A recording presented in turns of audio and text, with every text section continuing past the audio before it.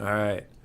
Let's see if our microphone's working, because Discord didn't think my microphone was real, but my streaming software did.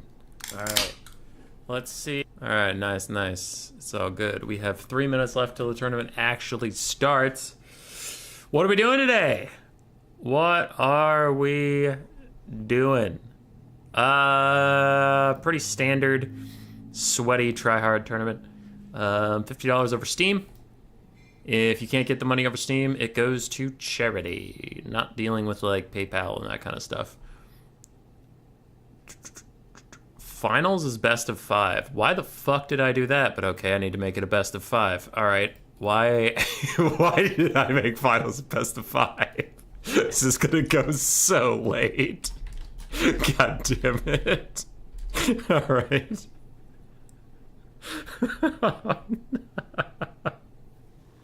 Whatever, it's a Friday. Who gives a shit? All right, I need another map I haven't used yet. Cliff of Beasts, The Lost Crater, and Prague. Shit. Okay, whatever. Yeah. Yeah. 2 minutes left for check-ins. We keep going back between 14 and 13 people checked in, so I don't really know what that's about. Best of 3's all the way to the finals, best of 5. I will be playing in it today. I will be playing my best. I will not be fucking around. Now, if I lose, then that's also fine, but I will do some, I'll do some tryharding around. Okay, yeah. You guys are talking about my mic, and Discord didn't like my mic for some reason, so then I got paranoid you guys don't hear me or something. So we're not 100% ready to go yet. Like I said, I started the stream early because I was worried that if the microphone was having problems.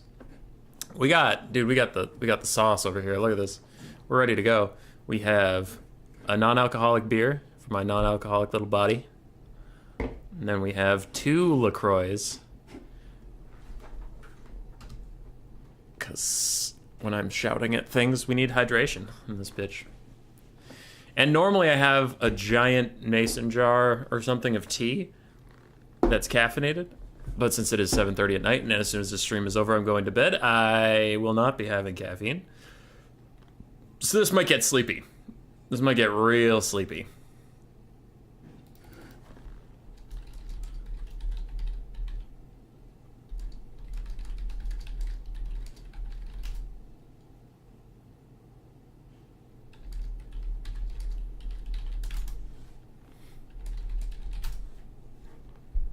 All right, someone has a question about the thing. 1 second.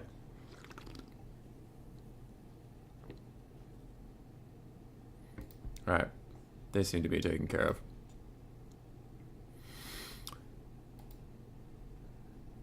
Sprite all day. Hey, Jeremy, how you doing?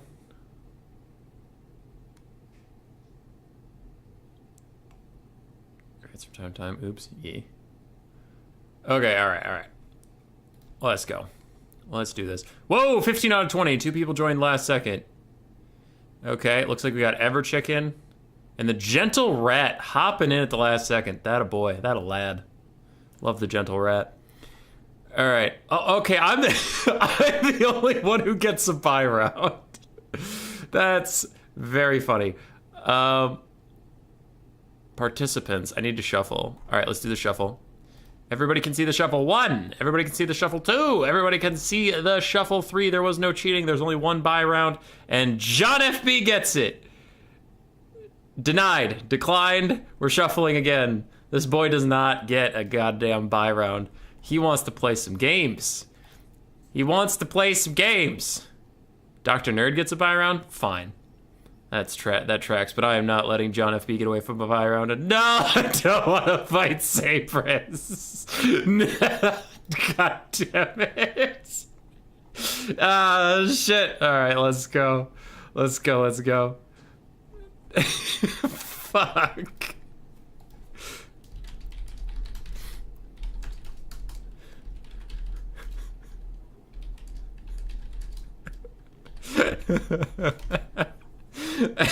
God damn it.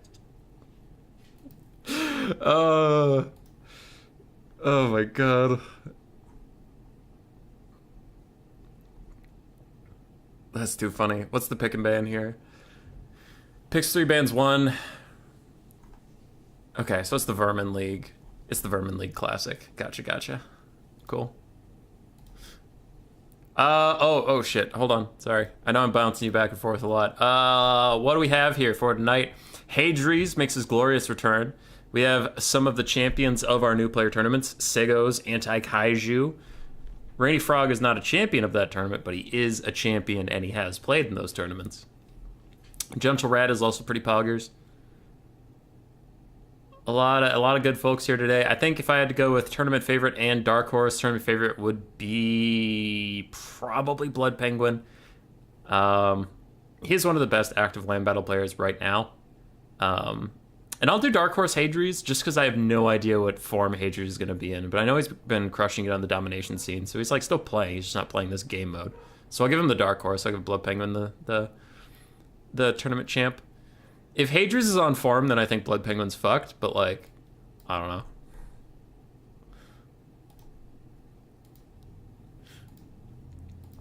Alright, Sabrus. I'm prepared to get my cheeks clapped by dwarves.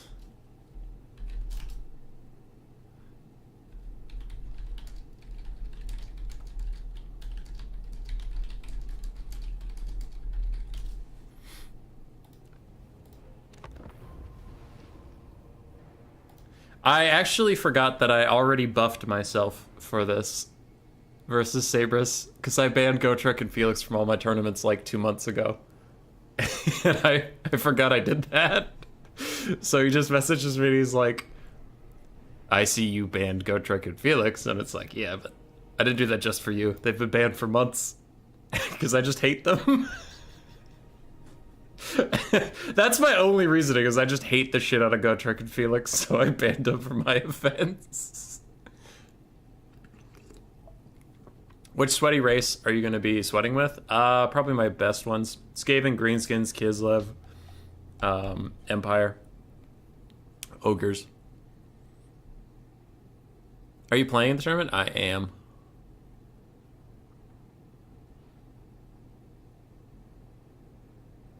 I gotta go from a buy into the best player. This is rigged.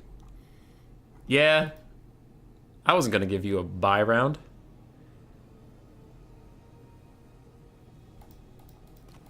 This tournament's specifically hosted for you. If you got a buy... Actually, it's funny. Most people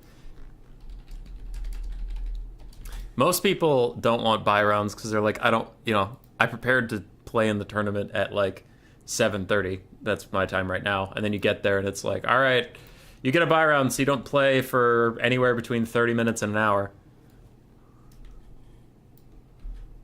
So, yeah.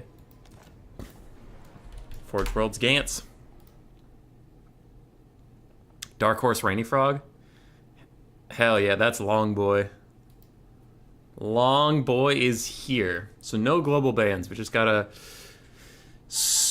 do this. Pleasure's Reach is what kind of map before I do my picks? It's medium sized with some hills and shit. Okay. I'll go Skaven just because I always do. Ogre Kingdoms and Greenskins. Ban.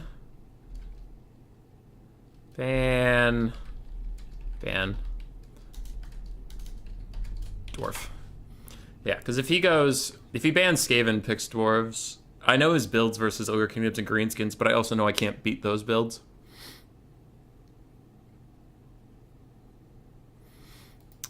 He has like these like super hardcore gyrocopter boxes I just can't do anything about as ogres or green beans.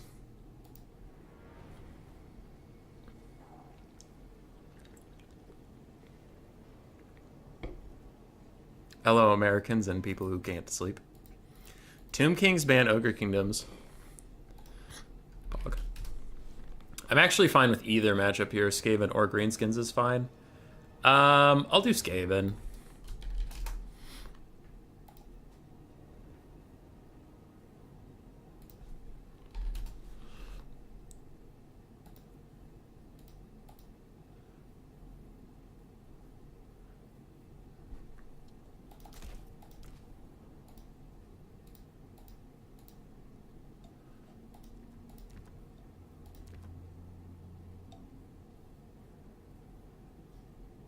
Okay.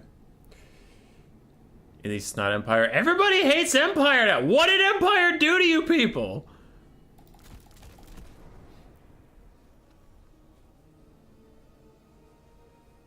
Sub 100 hours. I don't even know what's happening anymore.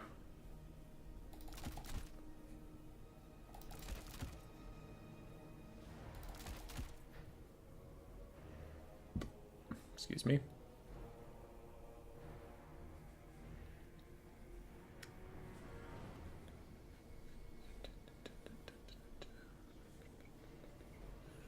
$25 from Strat Game. Let's go. NA Tourney Time. Thanks, Hubs. Anytime, Strat Game. I'm sorry you were not able to play today. But you're in our heart. You're in our spirit.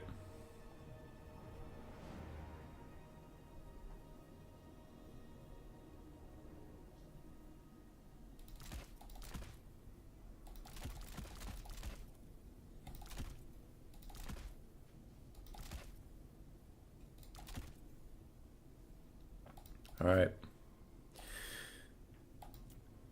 See if this is enough. What clan is this? Clan Mange? Yeah. You showing feet tonight? Ah! Ah! Fuck! There. You can go back, hit pause, and do whatever you need to do. Jesus is watching, but aside from that, you're on your own. All right, let's get these scores updated, huh? Human boy. Yes, yes. I have a very different Skaven versus Tomb Kings build on a bigger map without trees right in the fucking middle. I would take some Jezzails and stuff. But there are trees in this map, so I didn't bring the Jezzails and stuff.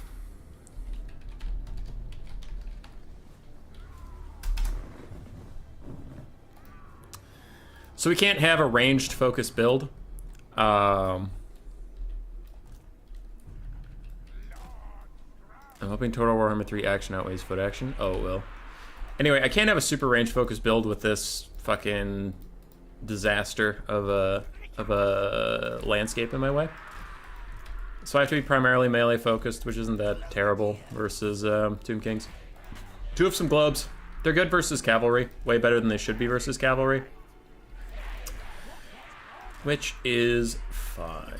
We also have Plague Monks to slap through the enemy front line and get out of their back line as quickly as possible. I have some Skaven Slaves to stand in front of globes, except for that center globe. That's just gonna do what it does. Do have two Eshin Triads to help deal with Ushabti, or Chariots, or Giant Cats, anything really, but just anti-large armor shredding halberds is fine. Do have 4 Rat Ogres, just generally pretty good. And the armor-piercing magic damage Wolf Rats, just, I'm mostly going for the armor-piercing. If I get them onto Ushabti, I want the armor-piercing damage. I will have Skrulk in the front. I want to get him into the trees and just sit there. Important question, which Hollywood actor could Human Boy beat in a brawl? All of them.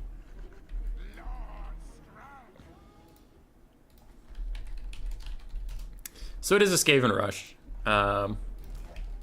As I mentioned before, I can't really sit back and shoot with this landscape, so we just gotta run at him and hope for the best. Alright, what do we got? Bone Giant, Carrion, Chosen of the Gods, and then a bunch of Ushabti and Skeleton Spearmen. Okay.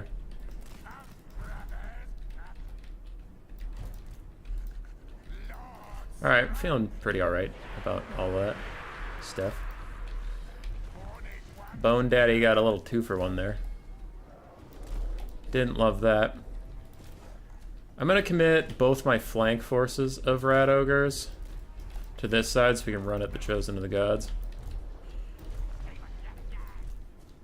Not you.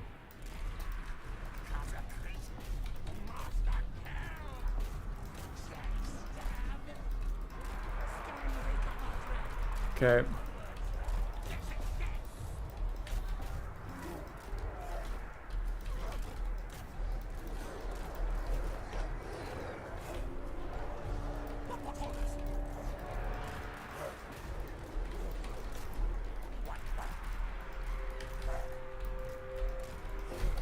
All of you go over there.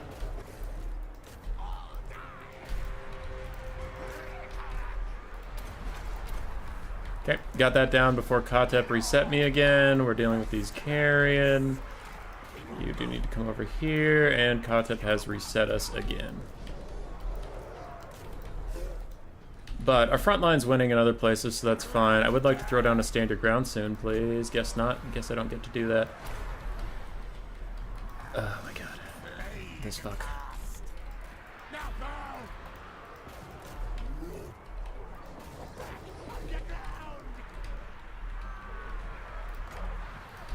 There we go. I'm just throwing out what I can when I can because he has a lot of debuffs that are really being annoying. Bone Giant's trying to stop us from killing this Ushabti. I cannot let that be the case. I didn't even notice there were skeleton horse archers behind us, but that's kind of the point, isn't it? I'm fine just letting them do their thing. Get another summon out.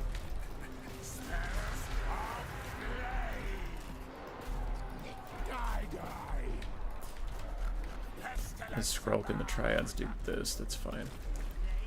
Okay, dogs are gonna try and bail my guys out of that carrion fight. We have officially killed the Chosen of the Gods. Bow Shopti, great bow.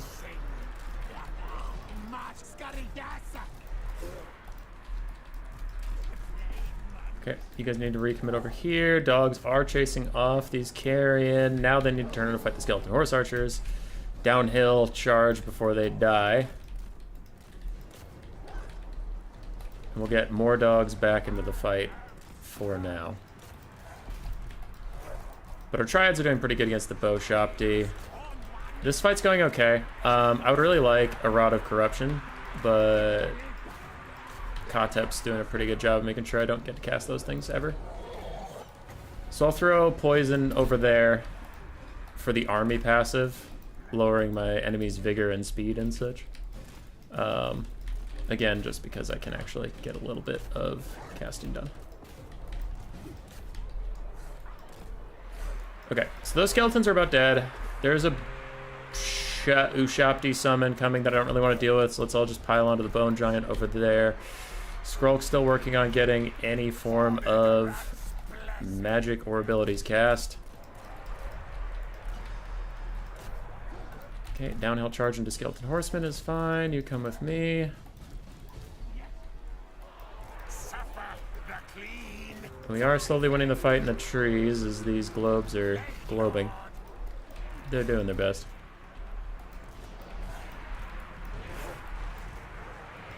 Okay, that is an Ushabti summon, so I just have to ignore it and try and withstand for a bit.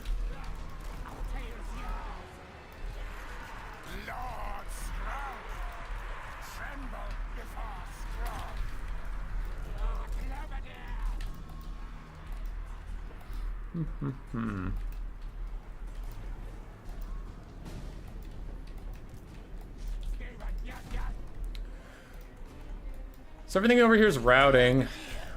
Our balance of power doesn't think we're doing okay. I think we're doing all right. How long is that Ushabti summon on the ground? Not much longer. Throw out a summon quick. Summon, fight summon. Everything that's not that summon, come with me. How much longer is that summon gonna last? Good God. Anyway. Up on the high ground, this Poison Globe did great. This Clan Rat's just gonna walk out there. Skrulk and the boys are gonna move out.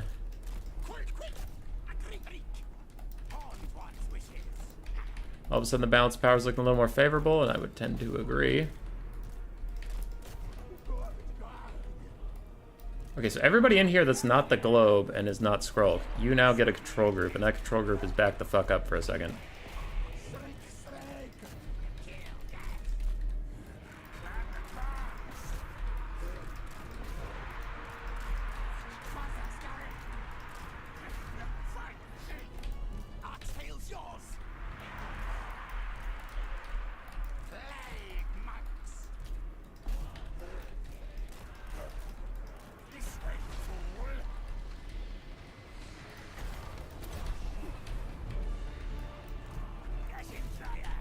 A lot of the balance of power is in that Bone Giant's massive ammunition stash.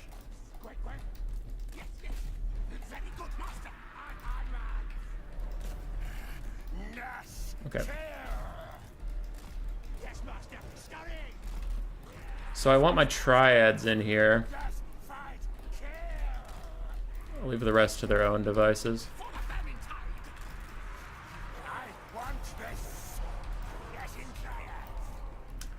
So with triads and Skrulk in the fight, now my Rat Ogres are way less likely to break. The triads will be doing good damage, but they'll also be reducing his armor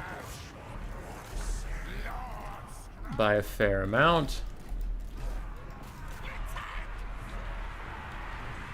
DJ Kotep is using some of his last Winds of Magic to harm me.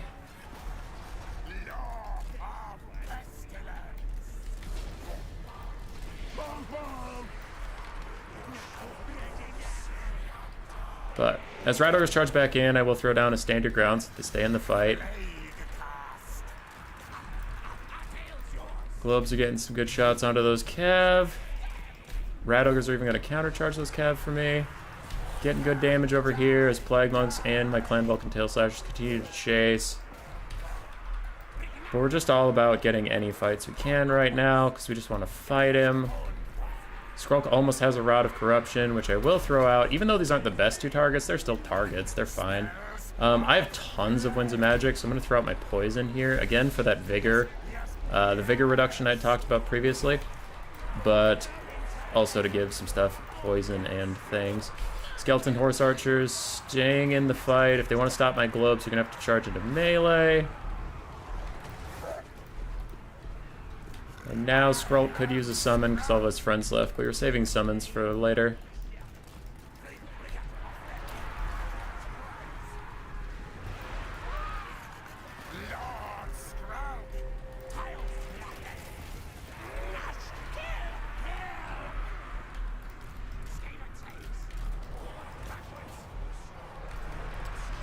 Trying to kill that giant.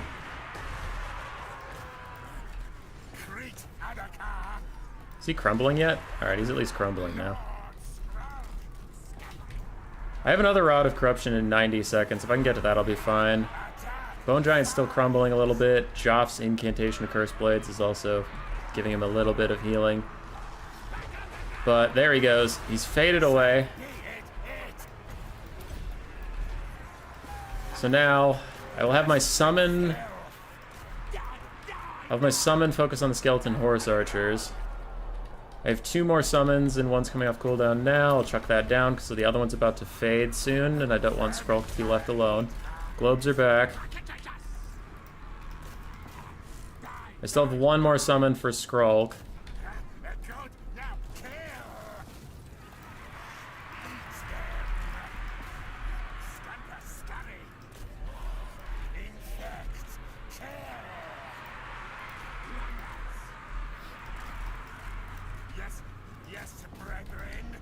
Alright, everything's running away right now. I don't know what's actually considered to be attacking at this moment. Looks like Kotep is. Nope. Okay, now he's chasing stuff, which is fine.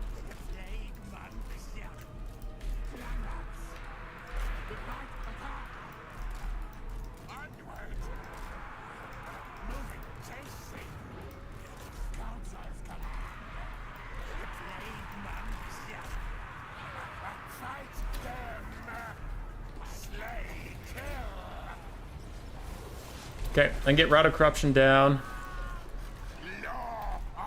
And that should finish off these Skeleton Horse Archers, which will force Kotep to fight me. When Kotep has to fight me, I have another Clan Rat. Alright, GG. Skrulk is the best combatant! Even though he didn't get that much damage, but he got some. Triads didn't get as much value as I would have hoped. Globes did okay. Plague Monks also didn't get as much value as I hoped. Dogs did fine. Everything did okay. Nothing did great. Kotep was annoying. Bone Giant, he got better value than I would have thought. I felt like he didn't get to do very much. Chosen of Gods also got really shut down. Ushapti and Skeleton Frontline did fine. Skeleton Horse Archers put in the work of the gods.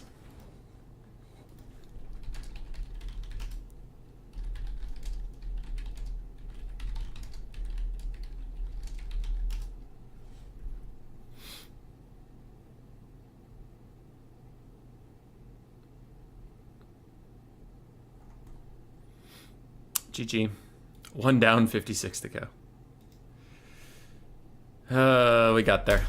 That was a toughie. When I saw his build, I was like, oh, we got this. This is probably going to be fine. And then the game ended up being super fucking close. All right. Mortis Wastes.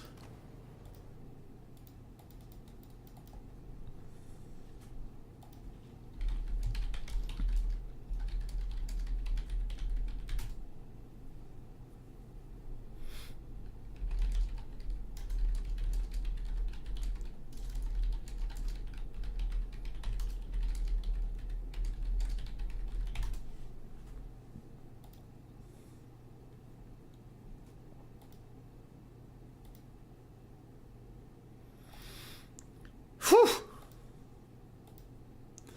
Bounce power was 50-50, just Kotep and all Skavens. Yeah, Sabrus did resign because he kind of knew it was over. I still had Plague Monks and the Clan Vulcan Tail Slashers, which are both super low, but even if they routed, I could summon a Clan Rat, and Skrulk's a better combatant than Kotep 1v1, so it just wasn't going to work.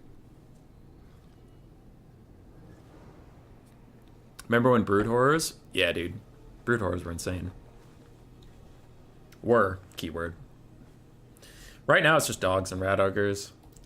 Everything past the Pit Fighters of Hell's Deep, and even honestly, the Pit Fighters of Hell's Deep probably aren't worth their cost. Anyway, anything past that is just not worth it. The only Brood Horrors that are any good are the Packmaster and Warlord variants.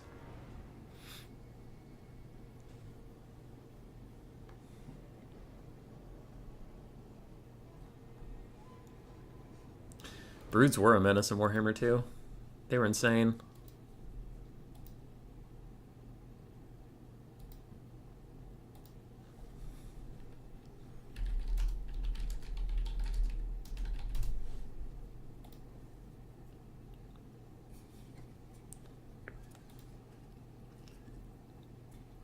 I just started looking at the bracket as if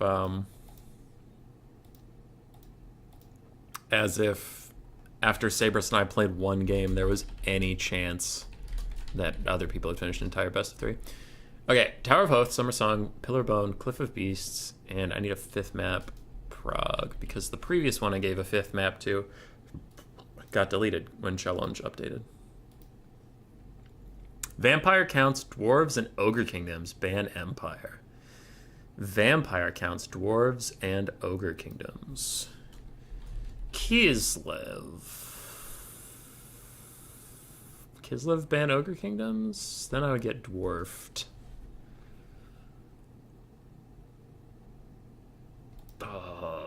Okay. Chaos Dwarves ban Durf. Chaos Dwarves ban Durf. Alright, he's going Ogre Kingdoms. Holy shit, he insta-locked. Alright, Blake's takes. You have a good night, man.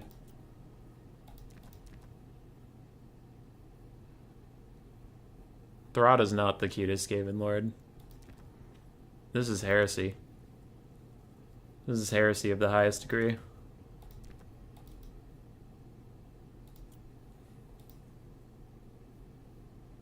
Oh, screen blocker? Yeah, that'd be smart.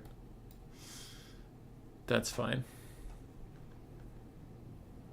Got ourselves a Firecaster. That's all you know for now.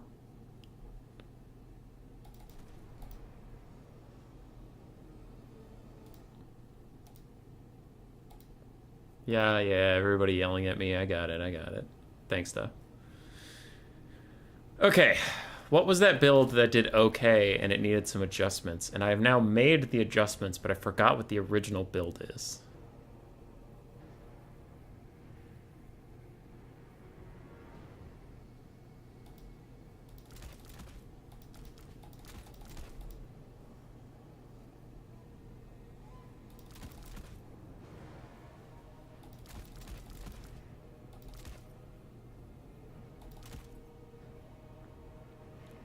Later, dude.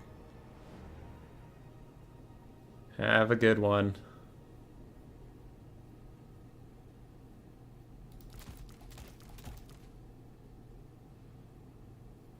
Okay, so if I do that.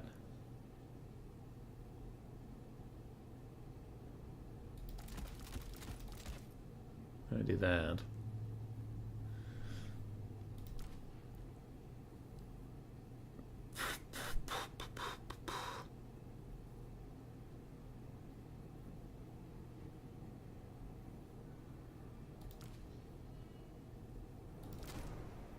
Everybody just give me a second.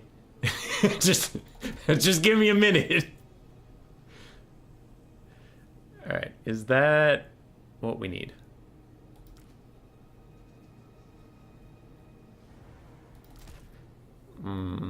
Cut that, get that. 2 of those. That looks better. All right, let's fucking go.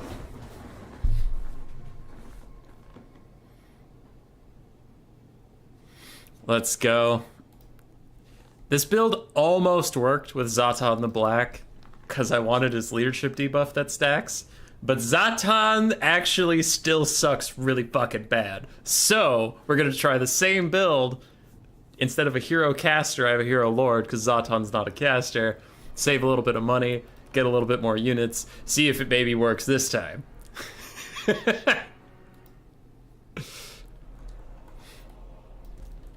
What up? What up, Tequila? Alright. We did make some modifications other than that.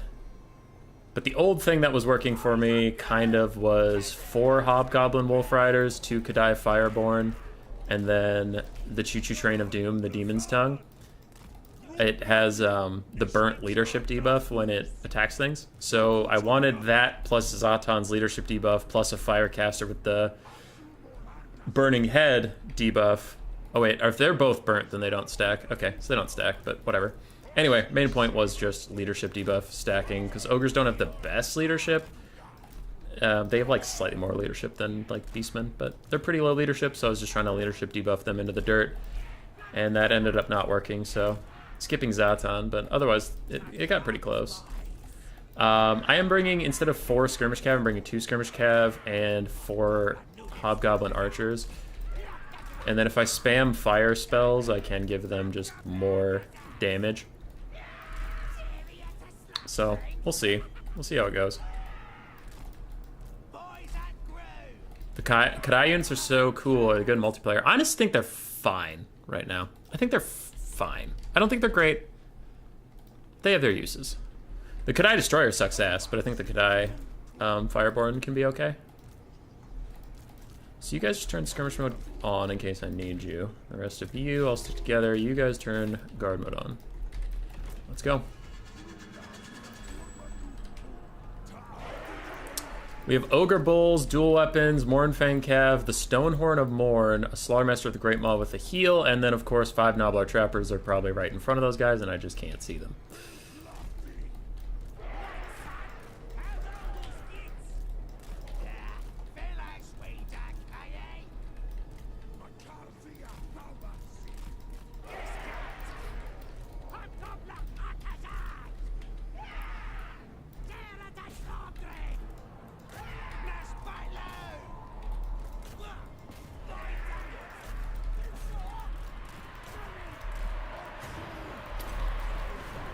I'm just checking out a Cascading Fire Cloak to get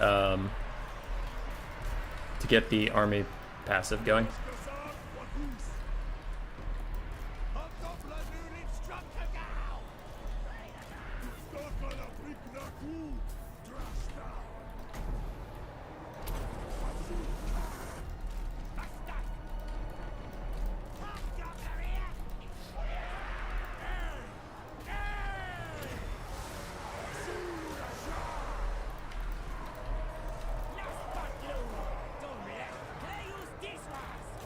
Okay, so we got some ogres routing. I'm gonna use my hobgoblins to run them down. Hobgoblin wolf riders will also be used to run them down if I get anybody to rout.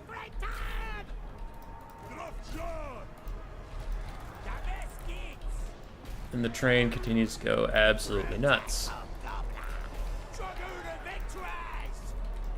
Okay.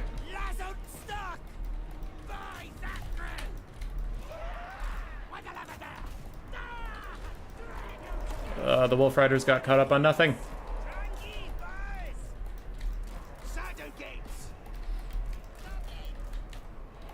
Need another fire cloak somewhere. Just somewhere. Just get the fire debuff going. I don't know what you keep getting stuck on, but fucking stop it.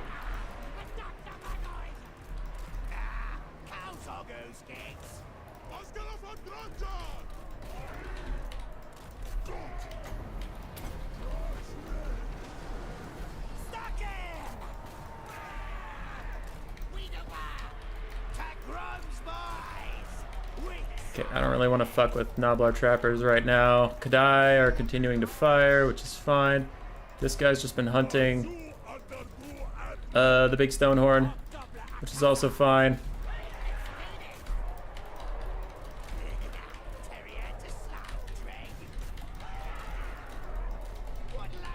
All right.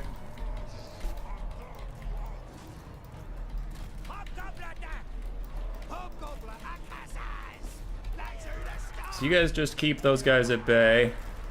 Kadai Fireborn and Chaos Dwarves can handle him. I just don't want that many reinforcements coming for me.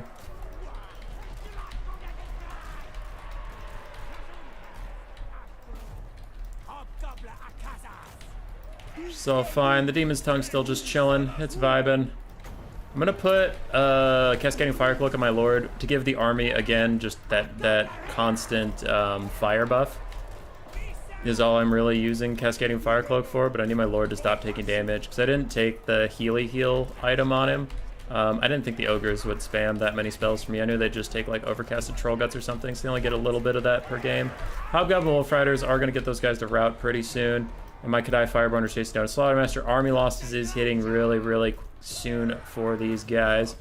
Steam Train, honestly, go snipe out that bitch. Steam Train can fuck him up. All my Skirmish Cav are chasing all of his guys off, and with the Steam Train hitting him in the face, that is going to be army losses here in just a second.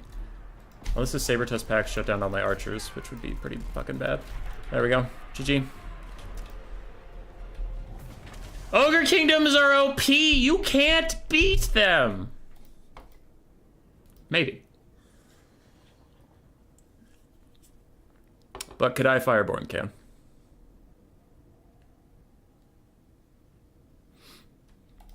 Pretty decent values. Blunders would be better, but for the cost, no. Also, line of sight issues.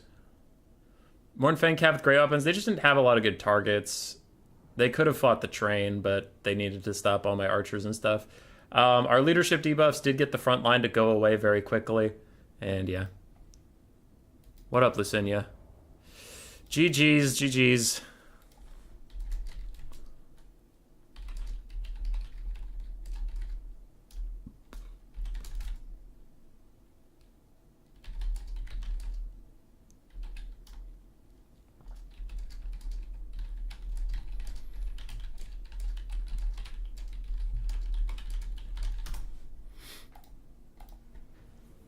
Yeah, so the Kadai Fireborn can just hold the front line. That's the main thing. Is they're nice mass. They hold for a while. They do good.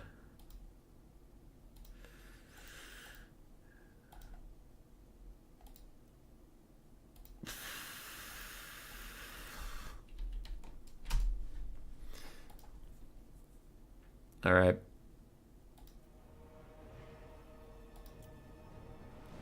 Hadries.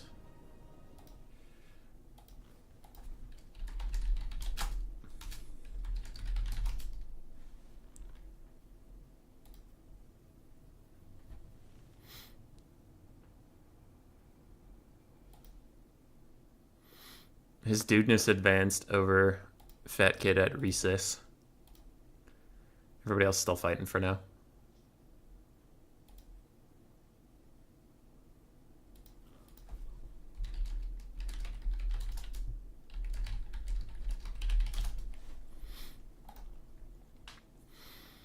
I do want to see how Hadries is doing.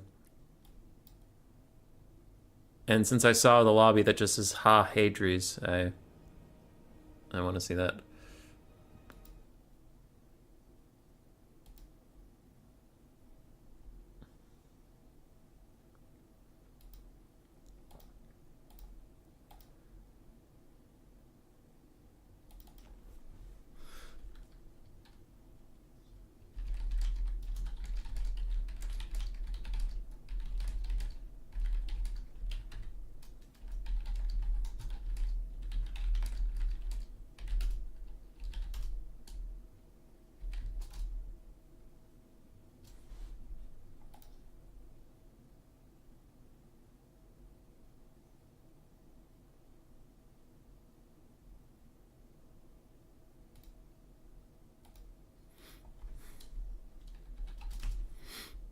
Okay. He has made a spot. Oh fuck, there's no password. Blockers up. Jesus. An anti-kaiju recent winner of a new player tournament is up 1-0 versus the goddamn GOAT.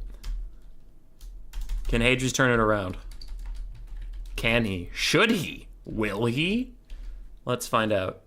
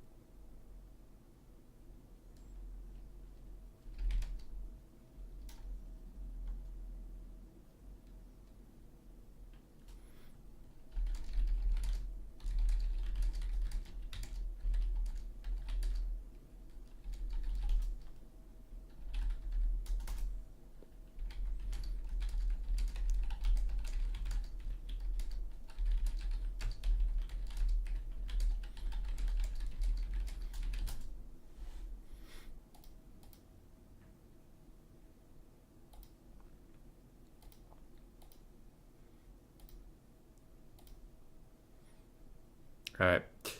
The Gentle Rat did progress over RTK's Big JP, so he'll be fighting his dudeness below. We are with Hadri's and Anti-Kaiju. And I was just talking to Sabrus about that I couldn't beat his fucking dwarves. I was talking to him. If we got to game 3, if he won game 2, I think he was going to win game 3, because then I couldn't stop him from picking dwarves, and he can, like, legitimately beat any faction I have on his dwarves. Ugh. Oh god, dwarves. So Human Boy, is your girlfriend at home? Is she outside digging up more rabbits? Hazel's her name. That's not my girlfriend, that's my dog. Grace is walking Hazel right now.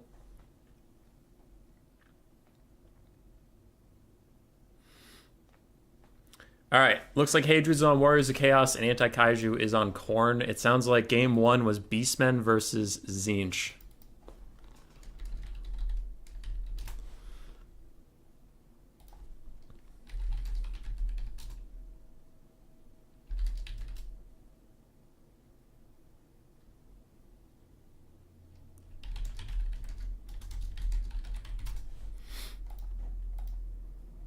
Anyway. Khorne is a ballsy pick in a sweaty tournament? Yeah. So it does look like it's Khorne versus Chaos. Sorry, I got distracted.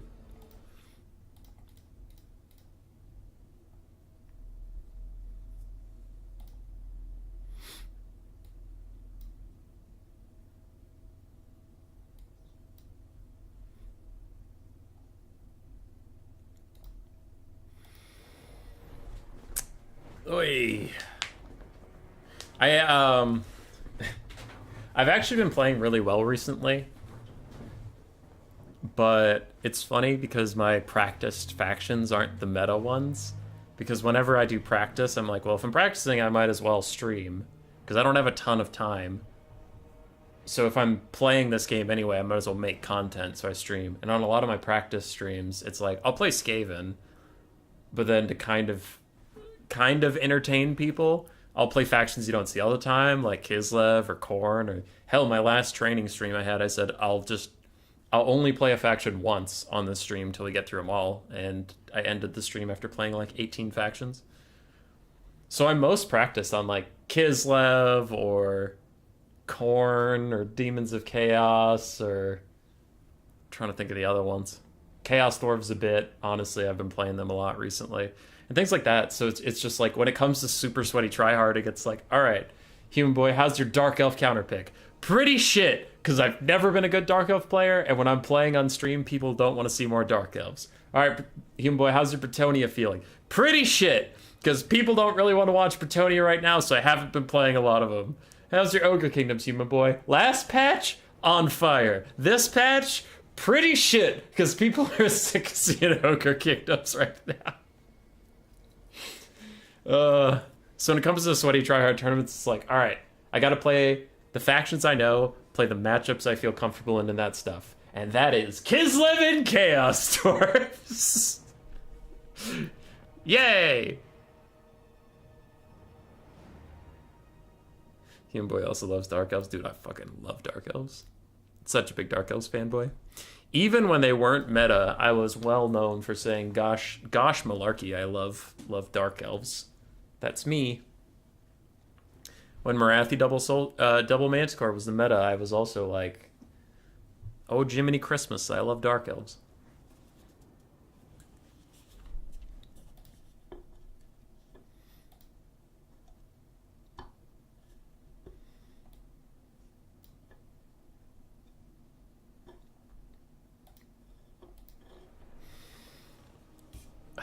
I am not a big Dark Elves fan.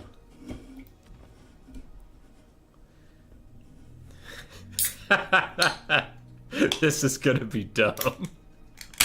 This is gonna be really dumb.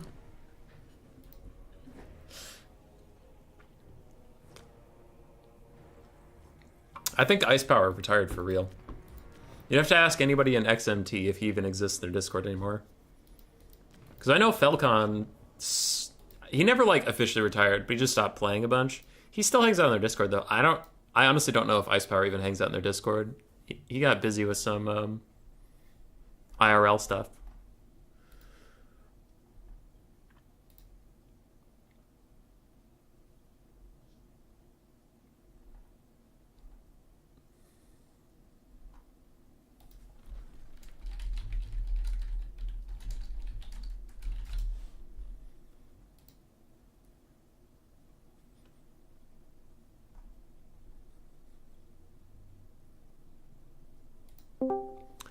Recess. God damn it.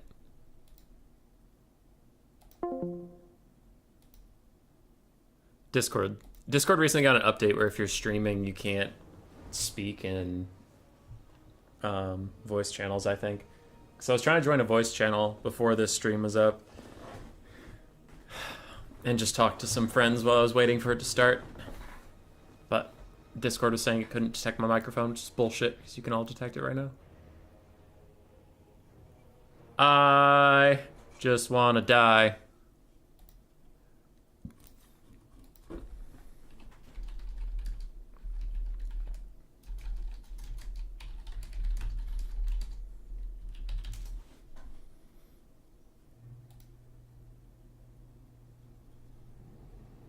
Called a girl? I don't think Ice Power... Well, okay, he might have a girlfriend, but I thought he was just doing job stuff.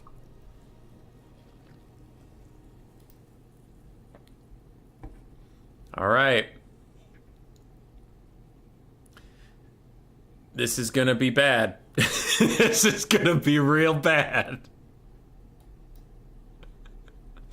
Oh, no.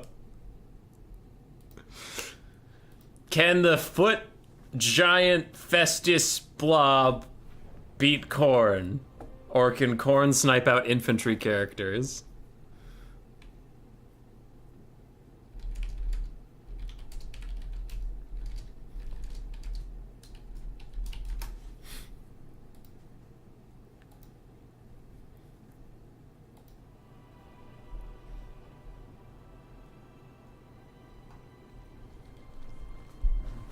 Festus is a weird character. Festus allows for some really weird blobs and all that stuff, but like, if the video game decides that Festus can be hit, Festus will die instantly or like terror out immediately, or just get caught out or something. But man, if Warhammer 3 decides, nah, today, this foot character, invincible, then you're gonna have a really fucking bad time. But I've had some games where I wasn't trying to blob, I was taking Festus for Fleshy Abundance for Dragon Ogres. I had like a brief period where I had this really fun build because Cool Umbrella slapped my shit with some Dragon Ogres, so I wanted to play with them. So I took Festus, the Skullcrusher ROR, the Knights of the Brazen Throne, the Dragon Ogre ROR, and then, you know, basic Chaos Frontline and stuff. But I would like heal the Dragon Ogres and the Skullcrushers, and it was very fun. But how I would lose most games is this little bitch would find somebody with any melee stats whatsoever, and they would like hit him twice and he would tear out, and then I just couldn't get him back. So we'll see if someone can actually hit him. For the rest of the build, the Chaos build, it's already almost set up. We have Chaos Warriors and Chaos Warriors with great weapons, 2 Chosen with great weapons, the Mirror Guard. We have the Severed Claw, Aspiring Champions, ROR, an Exalted Hero of Khorne. I honestly thought it was Herald Hammerstorm, but it is not. It's just an Exalted Hero with that item that gives everybody ITP and melee attack. 2 Giants and Festus with his heal and Stream of Corruption. Oh, whoever designed Warriors of Chaos and decided to give them just some of the best blobbing tools in the game. I hate you. On the other side for Khorne. Khorne did not bring 4 Marauder Horsemen with throwing axes, so they're already entering this one at a bit of a deficit. They have some Flesh Hounds of Khorne, looks like 4 of those bad boys, 2 Minotaurs with great weapons, and a bunch of Chaos Warriors with halberds and Marauders of Khorne, plus some Chaos Warriors of Khorne. We have Valkia as well. ITP on Festus is great. That is true. Yeah, he's not going to tear out from nothing. The Minos will have to be careful. They'll have to engage a little later when they can get onto the Giants specifically. We'll see. The Severed Claw was also not a very well-designed unit. A Tzeentch unit with high armor-piercing anti-large, low model count, so it's tough to punish with spells or ranged attacks, but an insane health pool for only having 16 models. It's just like nothing about this unit is designed to be a fun thing to deal with. That isn't Valkia? Oh, my bad. It's Demon Prince of Khorne. Yeah, you guys are right. I'm sorry. Honestly, I just was like, Flying Lord, it's Valkia. You're pretty sure it gives just him ITP?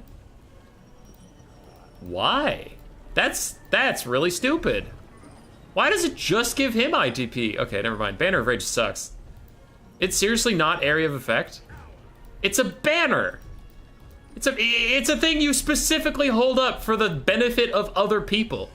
This is dumb. That is dumb. That's like calling something the Bracelet of Sharing, and then all it does is gives the character that is currently wielding it 100% word save and the rest of your army 1 HP.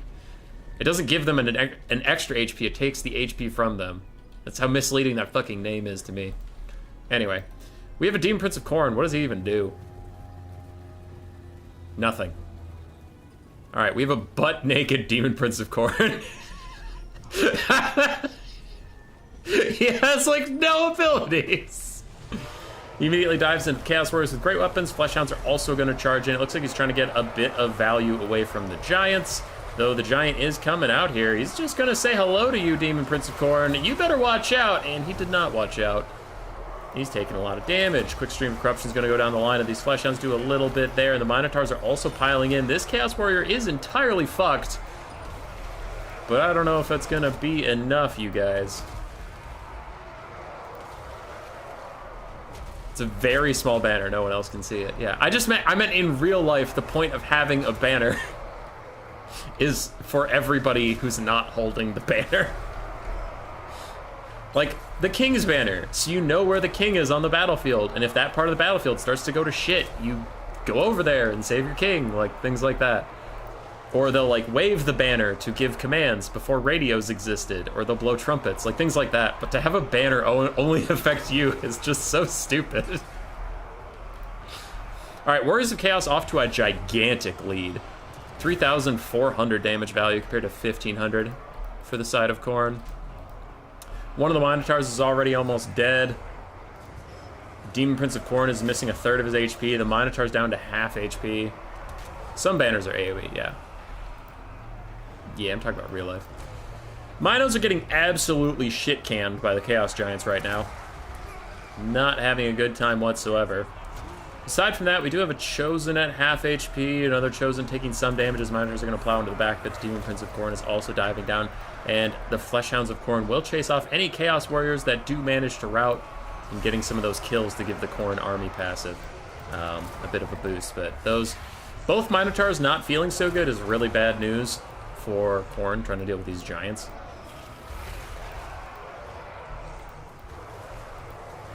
One of the Chaos Warriors is terror routing. Maybe that can turn into a natural route and a Marauder can chase them off or something. The rest of the Chaos Warriors can push forward. Fleshhounds diving into the back of this team is just not going super great for them, and they stopped chasing off stuff, so those Chaos Warriors will be allowed to rally. I guess they really wanted to get the rear charge in. While that's an admirable thing, it's not going to be enough. Healing Elixirs is out for Festus, so he's getting these Chosen a little bit of HP back. Warriors of Chaos just die at Nurgle now? Yeah. I will say, I do find it funny. I enjoy the Empire, besides War Wagons. Everything else but the Empire I like. And, like, chat recently just got a massive hate boner for Empire out of nowhere. And while I can understand that, I don't know why chat doesn't hate the Warriors of Chaos. I hate the Warriors of Chaos. I don't hate playing against them, because I normally play ranged heavy factions. But, like, whenever I see a game of Warriors of Chaos versus Khorne, or Warriors of Chaos versus Slaanesh, Warriors of Chaos versus Nurgle, I'm just like, this is gonna be a bad fucking time. And yet chat doesn't seem to hate the Warriors of Chaos. And I'm like, am I missing something? There have been good Empire games. I don't remember a good Warriors of Chaos game in, like, the last month.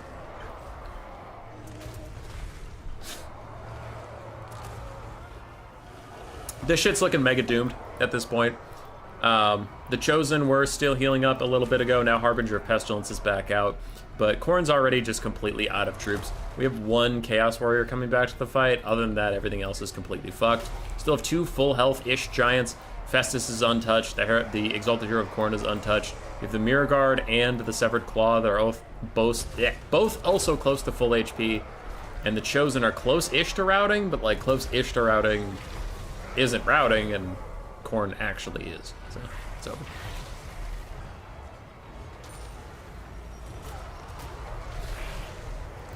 Demon Prince of Khorne trying to fight his way out, but the Giants will club him to death.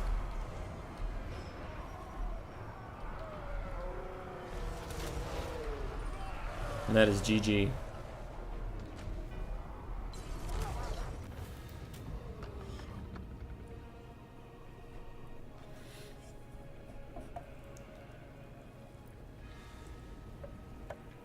That is GG. I think in this matchup you just pretty much need 4 Marauder Horsemen with throwing axes. But even that, I don't know if that would have turned the tide. Like, that Warriors of Chaos build is just so nasty for Khorne, who have very fundamental design philosophy issues.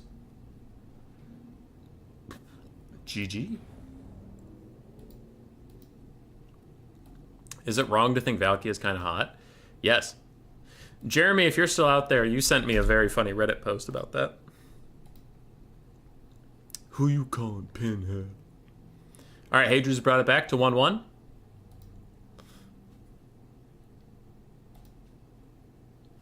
Blood Penguin has advanced. Quick look at the bracket. So we are here with Hadrius and Anti-Kaiju. Rainy Frog and Everchicken are still battling away. Cool Umbrella and Segos as well. Killing it. About what now? About Valkia being hot. It wasn't your post, but you sent me a Reddit post about that. That was funny.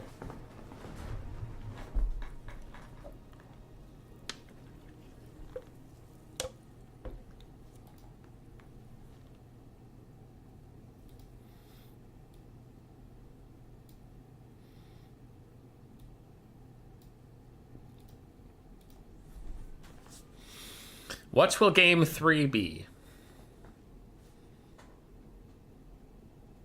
If Anti-Kaiju now picks Warriors of Chaos, and then Hadrius picks Khorne or Nurgle or Slaanesh, I am going to shoot somebody.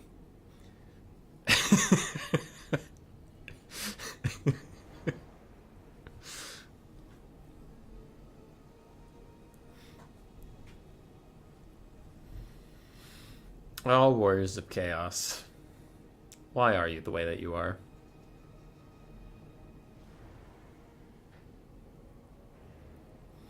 Village, the curse thing. I love Village. I think Village is decidedly okay. He's not great, but he's okay. Hadrius flips to Kislev. He would have first pick. He won game 2. So for game 3, he picks 1, bans 3. I wonder what he picked. And if he first picked Kislev in a game 3, I have questions.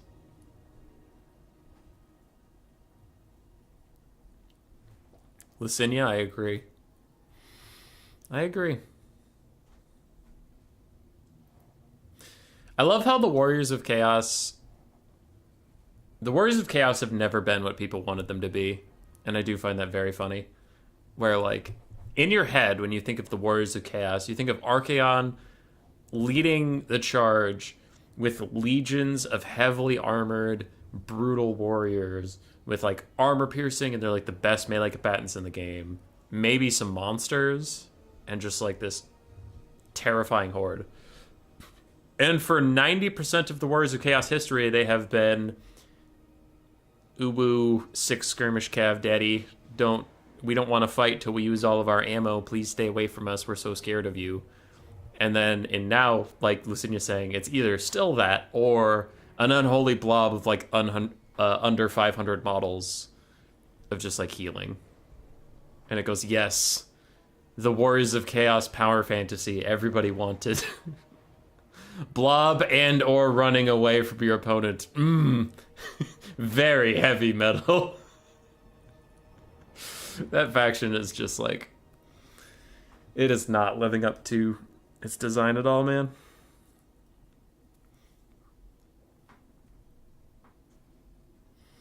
Village is such a cool lord. I had a lot of fun with him. Yeah, he's cool. I tried playing his campaign for a bit. This might sound really stupid, and I'm okay. I'm okay with being really stupid. I thought his campaign was too complicated.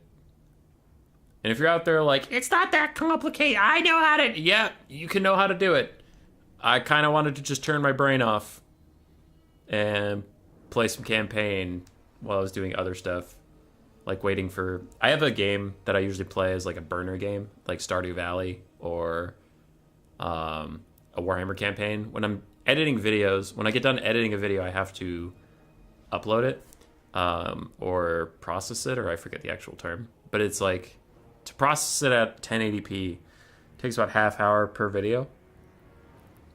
So it's like, I'll do a video, hit export, and then while it does its thing, 30 minutes is too much, but still like 20, honestly 20 minutes. And while it does that, I'll do a couple turns. So I just kind of want my brain to be off. And the Village campaign was so fucking weird.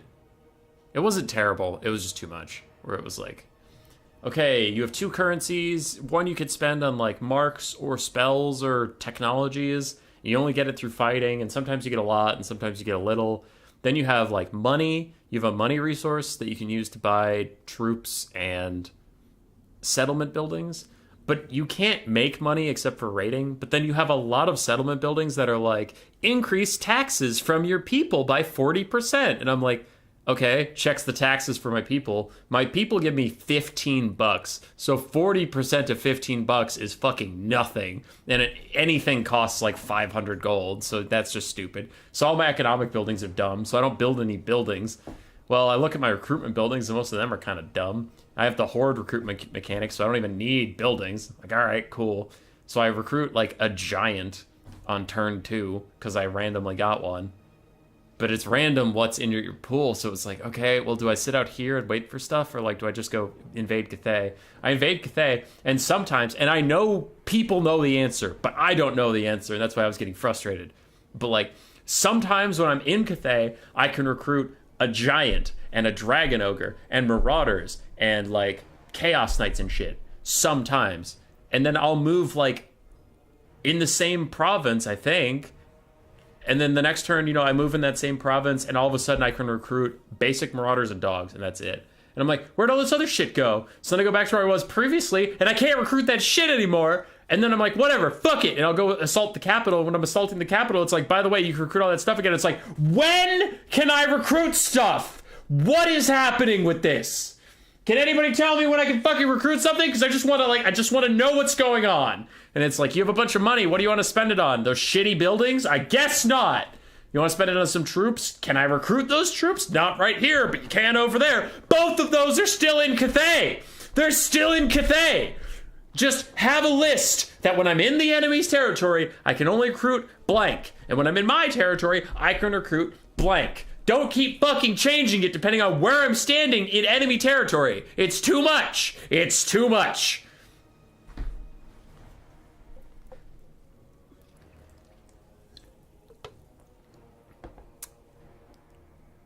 So yeah, Vanthus. Yeah, turn your brain off when you're playing a Lord of City of Siege. No, I'm an idiot. Like, once again, I cannot state enough. This was my experience with it. And I know that if you're paying attention, the extra complexity adds replay value or adds strategy. It adds things. But when I just want to turn my brain off, I'm like, what is happening here? I don't want to have to do homework to learn how my characters work. So then I started up a High Elf campaign. And now that's what I'm playing whenever I'm doing videos or whatever. And it's not like, haha, High Elf's easy. I meant their campaign mechanics are easy. If you want to recruit Illyrian Reavers, go to the territory that has the Illyrian Reaver building and recruit Illyrian Reavers. If you want to recruit dragons, go to the territory that has a dragon building and build dragons like that. Like, I'm not like, oh man, golly gee whiz, I sure hope this turn I can recruit Silverengard. It's like, no, it's basic empire building 101. I built the building, I can do it.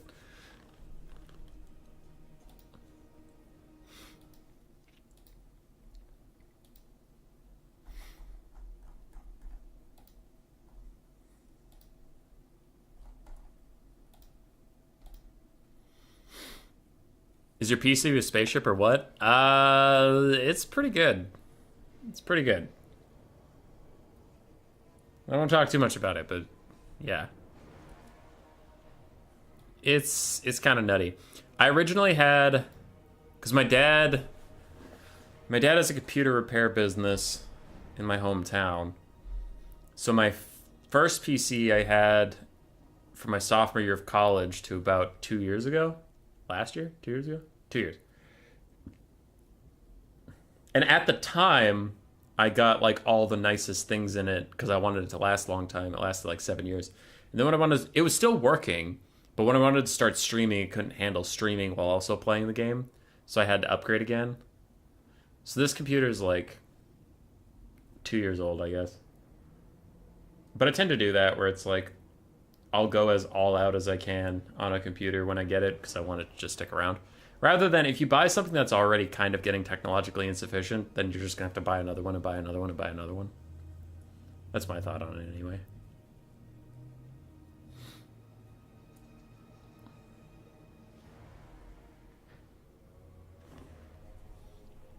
All right, Bretonnia Kislev is what we settled on.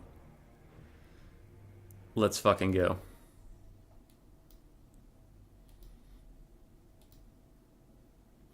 Dude, in my current High Elf campaign, I got the Sword of Cain's resting site, and I was like, nice. And then I built the building that could give you the Sword of Cain, and I was like, nice. And then nothing popped up, so I couldn't give Tyrion the Sword of Cain. And I was kind of sitting there confused, and then I look over, and a random Dark Elf Lord just has it.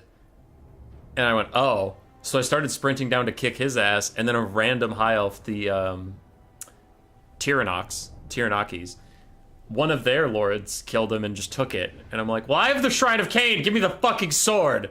And that random High Elf is like, no, I don't think I will. And they're like a military ally of mine, so I'm not going to betray them just for the Sword of Cain. So now I'm kind of like following them around and just waiting for them to naturally lose it, just like die somewhere. I don't know. Bretonnia Kislev. I don't know what Kislev will do here. Because I think, if memory serves, Warbear Riders lose to Grail Knights. But I suppose you can take 2 Warbear Riders. You can't take 2 Grail Knights.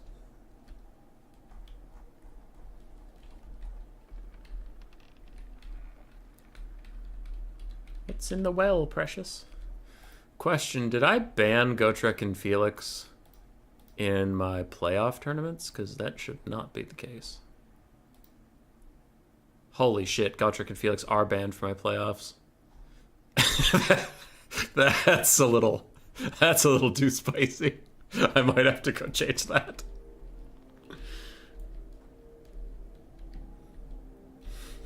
All right, for Hadries and Bretonnia, spearmen at arms across the front line with some peasant mobs to support them. Triple Trebuchet. We have 1 Grail Knight, 1 Royal Hippogriff Knight, and a Questing Knight. King Lewin is up in the sky with the Sword of Couronne, the Lion's Shield, plus his Ladies Champion. Also, he has Beloved Son of Bretonnia? Excuse me? Why? It only works if he's below half HP. Why? Why would you do that, Hadries? You madman. Absolute madman. Then we have a Grail Relique. And a Damsel of Life with Blows Below and Regrowth.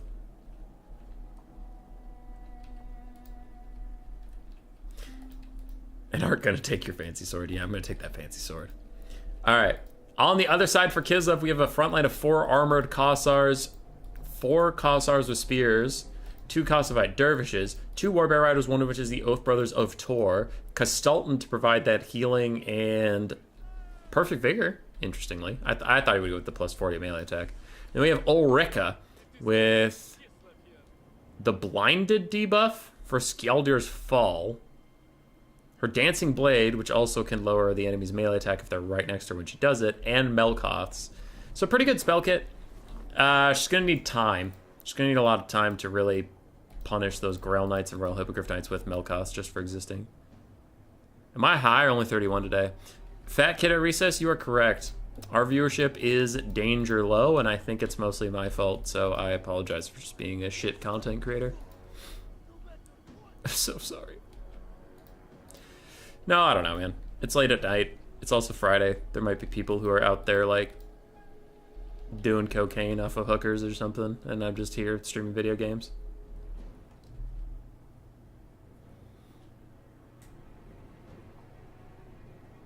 Get it on Alaria when you confederate? Weird. It's 2:41 a.m. for you.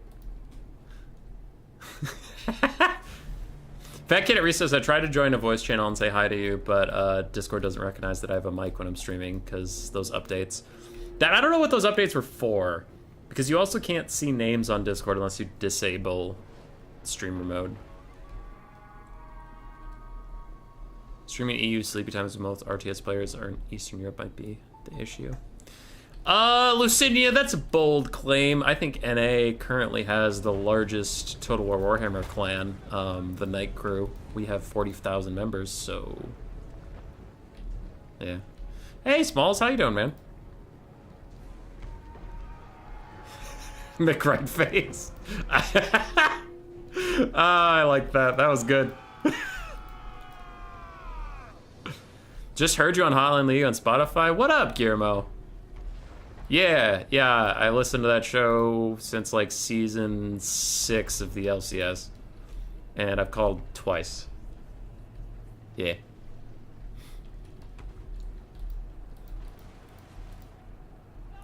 Yeah, I mostly do Warhammer stuff, but I watch a lot of League of Legends for fun. And then when I have a opinion I really want to get out there, I try to get on Hotline League. It's a good show. All right, not a lot to talk about in the early game, but we are getting close to the spicy part. So the trebuchets are firing in, though they are down in a bit of a ravines. They don't have really great firing angles. They haven't got a ton of damage down. I think this is going to be a problem for Hadries, because his Kossars are either going to get a downhill charge or his front line's going to have to move up and deal with them, which it looks like Hadries is letting his front line move up. But these archers are getting within range of the trebuchets, which is just value city for them. If they can fire on trebuchets, they'll take them out pretty quickly, and that's like 1,900 gold taken out for not a lot of commitment. Anti-Kaiju, though, his Kossovite dervishes are caught in the backfield by the Hippogriff Knights. They are doing literally 0 damage and just need to get out of here. Their Buyer Blood passive will pop, but they need to just run over and suicide charge onto these trebuchets, get a little bit of something going for themselves there. Oh, fuck, they got the bug. If you terror out before Buyer Blood pops, it just terror outs you infinitely. So they're going to run off the map terror outed because they can't un-terror out until Buyer Blood wears off. But, ooh, potentially big pick. Kastalton and his bears find the Damsel of Life. Now, they don't effectively surround her, unfortunately, so she will get away. And Grail Knights and Questing Knights and the Hippogriff Knights all piling onto Kastalton's bears. And let's see if he gets any range support whatsoever. He needs something over here, because the Oath Bearers will do fine. The other bears will do okay, but they're just kind of outclassed. This Grail Relic giving all these knights even more melee stats. Not like they need it anymore. Kosovo Dervish is trying to commit to the fight. And Kastalton's... Oh, fuck. That's terrible for Anti-Kaiju. Kastalton popped one of his heals, but he's not close enough to the other bears for it to affect them in any way. Lewin pops in with the Lion Shield and Sword of Corone, making these bears quite debuffed. And their Buyer Blood passives are even popping. The Oath Brothers of Tor are now using their ability to lower the stats of all those knights in that fight. And Kislev's doing really well wherever the cavalry isn't. They are swamping this front line, pushing back the trebuchets, doing all that good stuff. But the cavalry fight is usually what matters. And it is going real bad for Kislev here. They pushed off one questing knight, but man, those Grail Knights still very healthy. 2/3 HP, 2/3 HP on the Royal Hippogriff Knights. And Ulrika dives into the fight now. They are sniping out the Grail Relic, and that's fine. That's good. I don't know if it's going to win you the game fine and good, but it is fine and good. Armored Kossars firing their pistols down this hill, continuing to make those peasants rout and things like that, while we have archers and other pistols trying to support the cav fight. I am still fearful, my friends. Kosovo Dervish is going to get sniped out on that far side by Grail Knights and stuff, but the Oath Brothers of Tor are safe and sound for now. I don't think they should help Kastalton with Lewin. I think everybody should leave Lewin. You're going to have to invest in your infantry and just mass ranged to drag those Bretonnian Knights through the muck.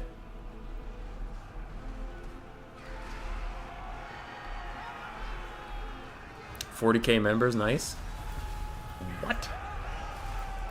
I don't know 40K members. What are you talking about? Alright, bye, Fat Kid. Everybody says it was nice seeing you. Grail Knights getting hit with the Melkos Mystifying Miasma while the Oath Brothers of Tor fight to the very last man versus Lewin and his Grail Knights. Ulrika is also standing here, throwing out some shots. It's not going great for Kislev at the moment, though the Royal Hippogriff Knights dive into some Armored Kossars. They will get shot the whole time. So we really do need volume of fire from Kislev to come in. We need these Armored Kossars and these Kossars with spears to just come over here and shoot at these guys. Hippogriff Knights have gotten beneath half HP. Grail Knights as well. Ulrika's still fighting. And Kislev's got a good chance in this game. Bounce, power, and damage value are both about even. And I would tend to agree.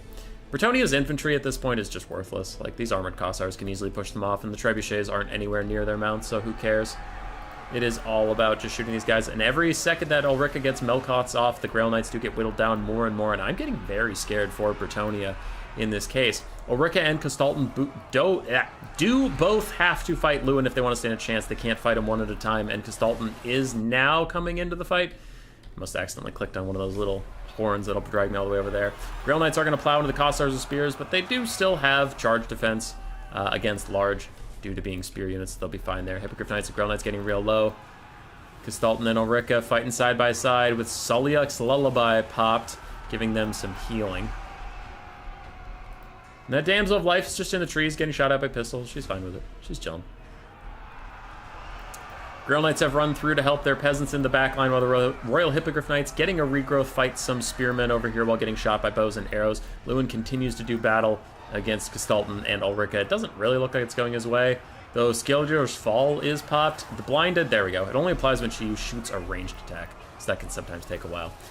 Perfect Figure Aura is coming in now to try and help them out. These Armored Kossars need to stop shooting their pistols and go into melee to peel off these peasants and give the bows some time to shoot at stuff. Lewin is taking a lot of damage, with Grail Knights are now charging into this fight. Another Melkoths is going to hit them as the Hippogriff Knights continue to fight up on the high ground. Now, without infantry support, this could get really bad, as you see Ulrika taking a ton of damage. Lion Shield is popped. Sword of Corone is also popped, giving Ulrika no stats.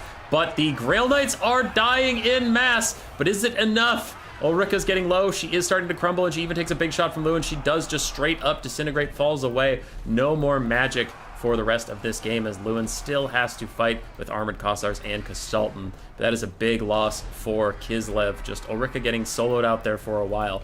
Now, Lewin is low, and that actually gives his beloved Son of Bretonia to all of the Bretonian units, giving them more melee stats and I think ITP and stuff. But he's taking some big chunks here. If he's not careful, he'll rout, and if he routs, then he loses his passive regeneration for the rest of the game, so he'll be subject to the wills of Winds of Magic like the rest of his army. Another Sulyak's Lullaby. The last heal is popped from Kastalton. It is going to help some of his Armored Kossars, but also keep himself healthy. But Bretonnia is starting to win the attrition fight. They're pushing off a lot of these things that still have ammo. While the Grail Knights are very low, they still have 19 models, meaning if there's any healing left in the roster for them, they can actually get up to another scary amount of health. And another Buyer Blood is popped while something's terror outing, so it will continue to terror out forever. What up, Zero? How you doing? Kislev does have a bunch of armored infantry, which is fine. They have one archer left with a lot of ammo that can kind of dictate some of the battle. Unfortunately for them, the longer this game goes on, the better it is for the enemy, as a regrowth is cast on those Grail Knights. Lewin is also healing up passively, and I think Kislev might be doomed. Losing Ulrika was just too much. Yeah, they fought isolated for too long. It was a good showing. It was a good fight. Kaiju had some issues with taking that first engagement with the bears and the dervishes really far away from infantry support. And then Kastalton popped his buffs when no one was near him, so the bears didn't get any of it. So a bit of a whoopsie there. A really good mid-game scrapback from anti-Kaiju. And then in the late game, just left Ulrika and Kastalton a little too exposed for those Grail Knights to charge in. Otherwise, things were going okay. But at this point, I do think it is a done deal. Balance power is slightly Bretonnian favored, and the damage value is very even, but it's just like every second that this goes on, it gets worse and worse for Kislev. Kislev has no more healing. They have very little ammo, so they're just waiting. And while they wait, Lewin's getting healthier. Grail Knights maybe get another regrowth or something. I have texts. Why do I have texts? Fuck off, texts. It's an email, probably, meaning I have an opponent. Don't tell me what to do.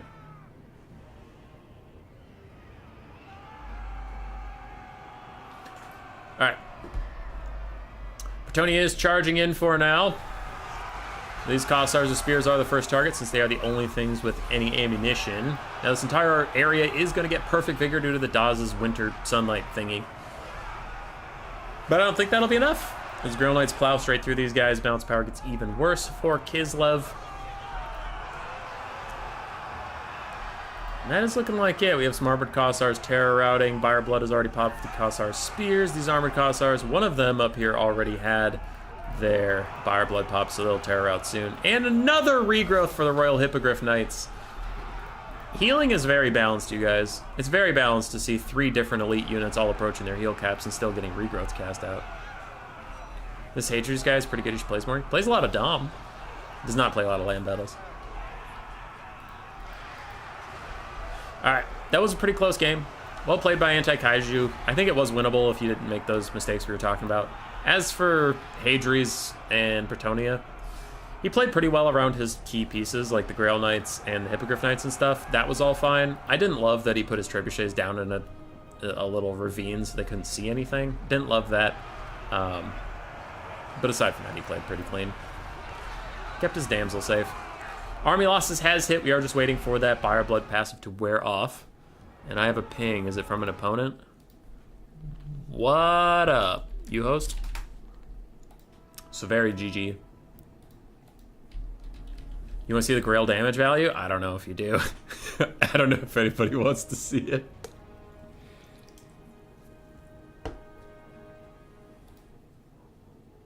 Hey, tournament tryhard is showing. It is a tryhard tournament. That is fair. 2,200 on the Hippogriff Knights. 3,600 on the Grail Knights. Only 600 for the Questings.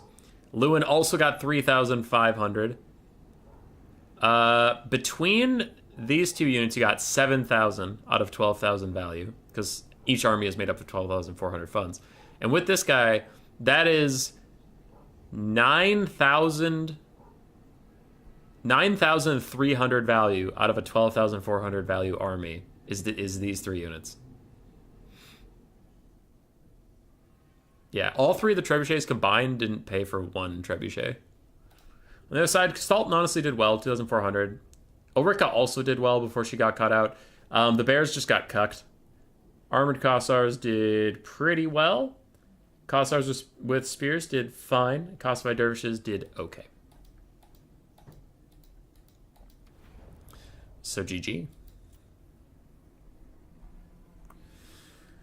All right, my next game is up, but while we do that, here is the tournament so far for you people. So we know Hadri's advances there to go fight Blood Penguin.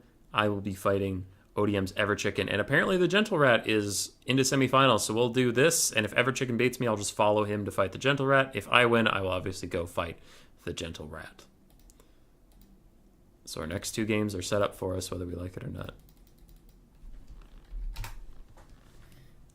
Okay. Ugh. Stretch. Let's do this. Boop. I'm gonna update the names because I know where they will be while he gets a lobby set up.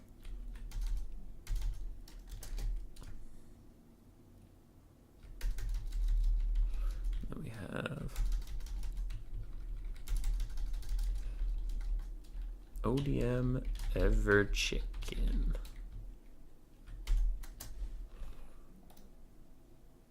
Cool.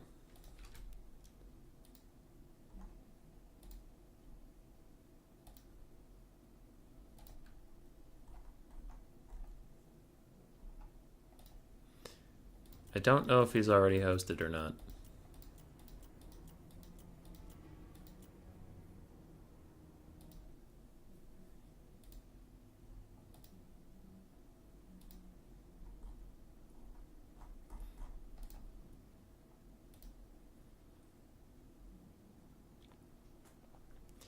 He provides less buffs and less healing. Do Felcon or Sooth play anymore? Felcon exists. I don't think Sooth plays at all. But Felcon, I have seen here and there. Come here, dirty rat. That's not nice. His lobby's name is there. Anti-Kaiju, you did good. You did your best. I have to pick first on Valley of Thieves. All right, everybody, you know the pick 3. Ogre Kingdoms, Bretonnia, and Dark Elves.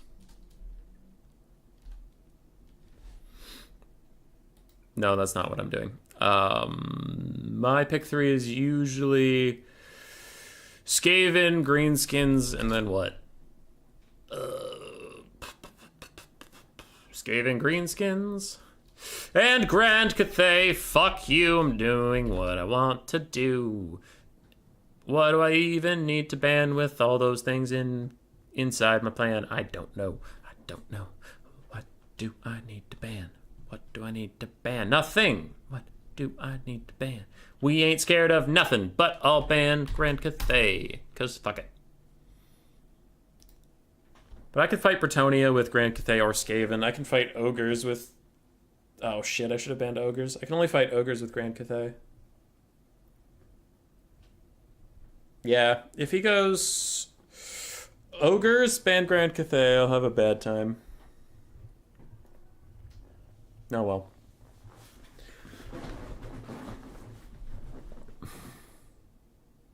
%100 should have banned Ogres. Grand Cathay without Gotrek and Felix. What kind of suicidal BS is this? I never play Grand Cathay with Gotrek and Felix. I hardly even box with Grand Cathay. Lucinia. I've played Grand Cathay on stream a couple times recently. I like him a lot, but I just pretty much play him as Empire.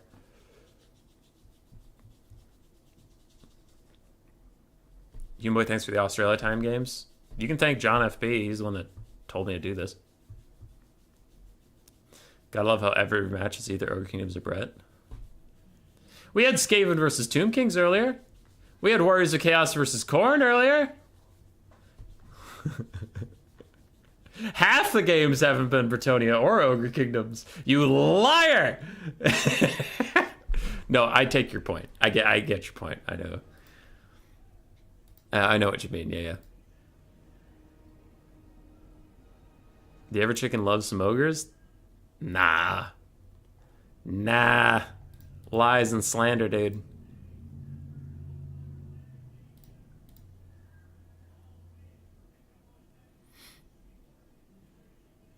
All of round 1 is done. Segos has prevailed over Cool Umbrella in what looks like a very hard-fought 3-game series. No Lizardmen yet? I used to play some Lizardmen. I haven't played them a lot recently. And when I do, I feel really bad on them. Like, I feel like I make a lot of mistakes. Yeah, Desire Drive, yeah, I got you. I was just being shitty. Alright. Skaven, Greenskins, Grand Cathay, ban Grand Cathay. Still waiting on my opponent's picks.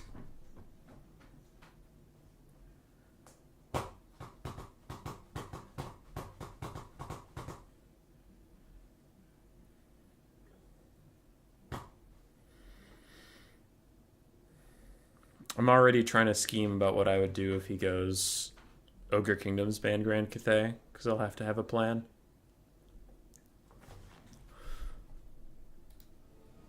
Zero, how's the overall balance? Really good. What I talked to... I talked to Hadries about this too when he wanted to join tonight's tournament. Ogre Kingdoms and Bretonnia are overbalanced. Wood Elves are too weak, and everything else is kind of in the middle where it's fine. Like, there are certain factions, like Khorne needs some buffs. Demons of Chaos could use some buffs. Empire, War Wagons could use some nerfs, like things like that. But I wouldn't say they're like broken. So I think like the big outstanding things are Wood Elves are too weak, and Ogre Kingdoms and Bretonnia are too strong, and everything else is kind of in that middle soup where it's fine, it's workable.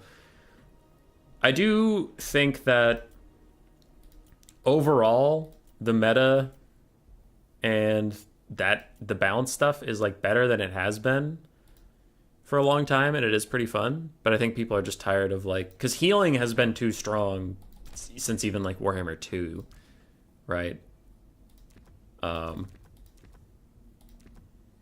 SEM blobs, nobody really likes that, but they've been around for most of Warhammer 3's life cycle. And while there's a lot of builds that don't have any of that, there are still some builds that do have that, so people just get sick of it. Like, I understand why people are sick of the things they're sick of.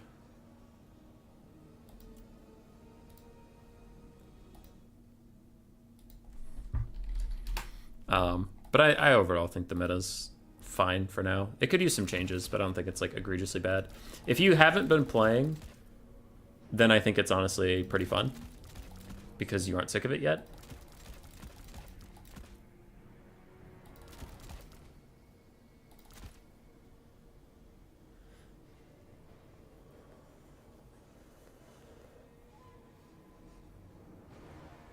Is this what I need? Or is this what I need? This looks like what I need.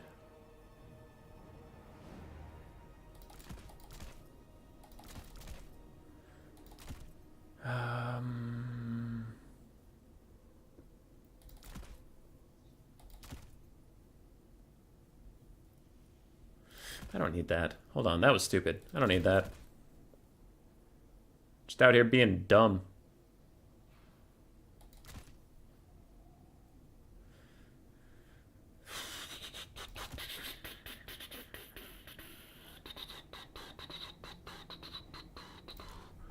I have 200 gold.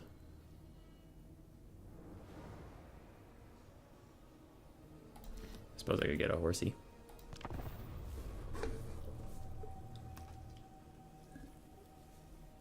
Why healing cap is the thing? Just make the healing weaker. Yeah, healing doesn't need to be weaker. Like, there's things about the meta to fix, for sure.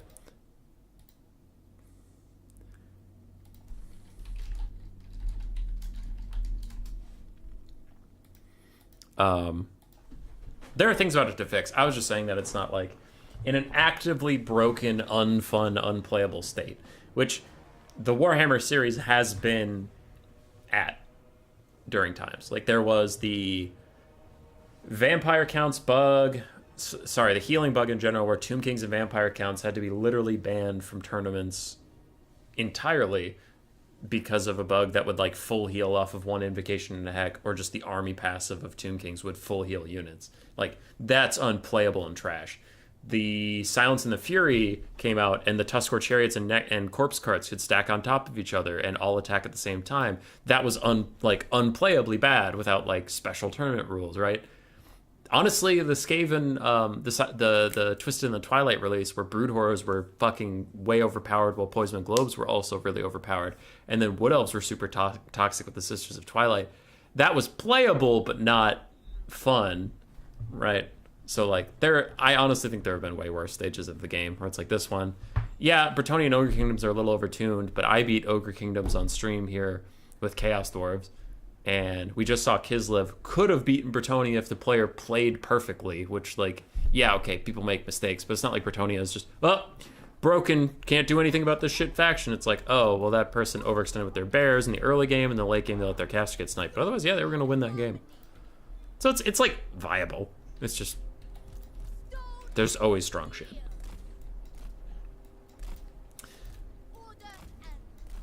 All right, I need to focus on the game though instead of talking to you people.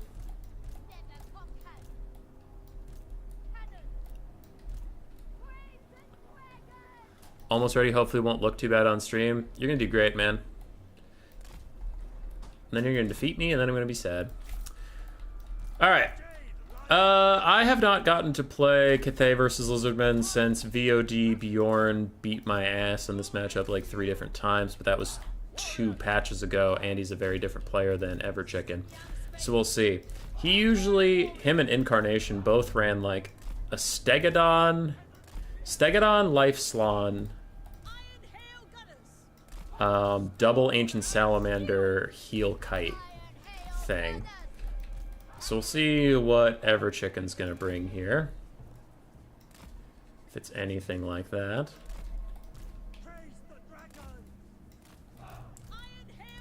Okay, so the archers actually need to be a little further back. And then we have 4 Jade Lancers to run down any skirmishing things or to stop their cavalry from getting to me, things like that. I do have a Yin Lord with the Slow and Talons of Night to deal with like Temple Guard or anything like that. 4 Iron Hail Gunners to shoot at Ripperdactyls or big dinosaurs. 2 cannons to force them to come into me unless they're kiting, and then we'll see how good his micro is about dodging the cannons all the time. Yeah, that's about it. Noble Trappers with Bones for Symmetry made that huge of a difference. Yeah, but they were already really good. It's just the buff on a unit that was already really good made them much worse, but also now everybody realized how good they were.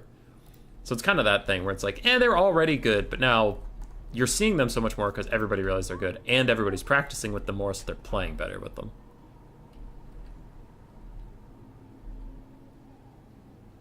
Last time I played Everchicken's Lizardmen, they had Kite. Well, shit.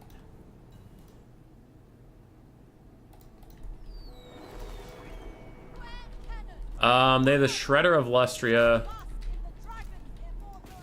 Okay, so here's what we're gonna do. We're gonna have cannons shoot at the Shredder and Mazdamundi.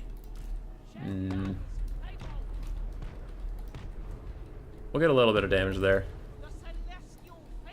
I would shoot at the Rev Crystal, but it's honestly short enough that I could see cannon bolts missing from time to time, and I don't really want that at all.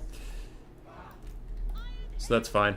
I don't see any Ripperdactyls, so I'm going to move my Peasant Spears a little bit away from the cannons. I still want to give them the Harmony buff and make them a little better at the shooty shoots.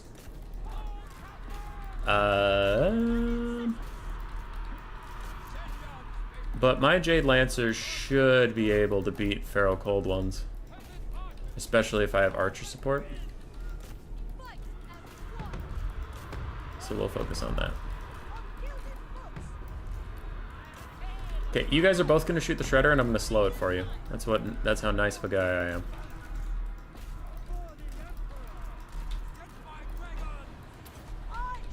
Shoot that bitch. Alright, Feral Cold Ones are charging in. Let's go get our Jade Lancers involved. We'll start moving up some of our people here. There's a banishment coming onto me. Not honestly a whole lot I can do about that, which is fine. You guys get involved over here. Iron Hail Gunners are dealing with that. This Iron Hail Gunner is going to turn back and deal with this. Well, this Iron Hail Gunner deals with that. Talons of Night. Where to even put you? Right there.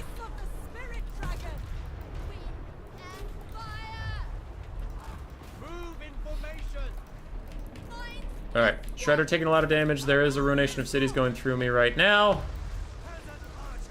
And it did come back to haunt me, you bitch. Okay. Mazdamundi is officially routing from my Yang Lord.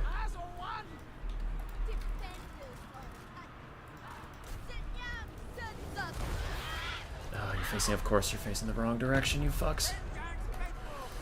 Whatever. Cannons should hopefully deal with it. Jade Lancers have dealt with all of these guys, so now you guys come in here. And you are Support. Army losses is almost hitting, honestly, which is fine. Army losses is already hitting? Are you serious? Oh god, look at the damage value. Oh fuck, look at the damage value. 8,000 to 2,000. My god. Holy shit. It didn't feel like it was going that well. It felt like it was going well, but it didn't feel like it was going that well. And then the damage value is 8,000 to 2,000. Cannons both paid for themselves. One almost twice over. Jade Lancers did fine. Iron Hail Gunners did fantastically in the short time they were alive. Jade Warriors did fine. Peasant Longspears did okay. Mazda Shredder didn't get a lot of value. Feral Coldlands got run down by Jade Lancers, and Skink Spam didn't get through the front line. Is 2 cannons optimal build for Lizardman? I think it is. I think it is.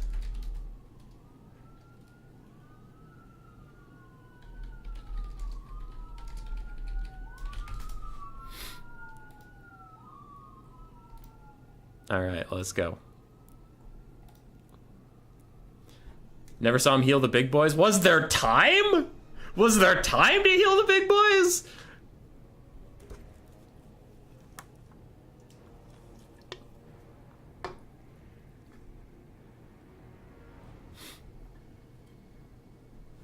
Poor Genocide Toad. I don't think there was time to heal anything.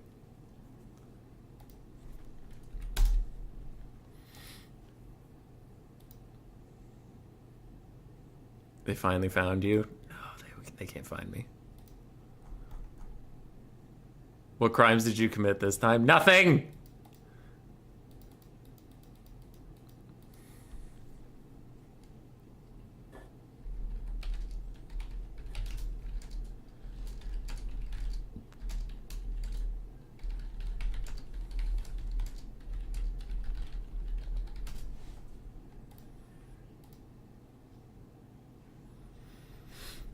Three Iron Hails focusing cannons, no time. Iron Hails are Bay. They are Bay. Can confirm. Okay. My lizard shall hear this crime when they wake up when he wakes up in the morning. He shall be displeased. I'm sorry. What kind of lizard do you have? Is it cute? Are Lizardmen competitive? Yes, they're very good. They're very, very good. They are just below... They're just below, like, the absolute bullshit tier. Where Ogre Kingdoms and Bretonnia are in that bullshit tier. Which, again, they can be beaten, but... you definitely have a leg up if you use those two. Anything below that is plenty playable. But... right beneath them, if you're going by like pure tier list, is probably like Empire, Dark Elves, Lizardmen, Grand Cathay, Skaven are all really good. I think Skaven are really good, but that's probably my bias. Bearded dragons are cute. My friends had a bearded dragon. Zeddy passed away last year? I think last year. That is more of how I tend to play Grand Cathay. By the way, I don't tend to hard box with them. I just have a stalwart front line of absolutely redonkulous Jade Warriors. And then Jade Lancers plus some range support can usually get you the mobile advantage. And cannons, the Grand Cathay cannons are what artillery used to be in Warhammer 2. They're very strong. They're so strong. They're like... I have played Warhammer 3 for so long with bad artillery that I've kind of forgotten what this unit type does.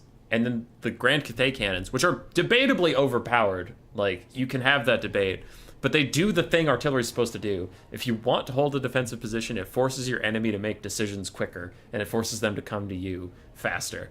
And, like, a lot of artillery in this game is so inaccurate, so expensive, and when it hits, it doesn't even do that much damage. Where, yeah, it forces your opponent to come to you, sure, but it doesn't punish him for taking his time about it. Grand Cathay cannons, they'll mess you up. They'll fuck you up if you're taking your time. If you're biased, you would say Skaven are bad. Oh, maybe. Yeah, Skaven had a rough go when the healing meta first came out. And honestly...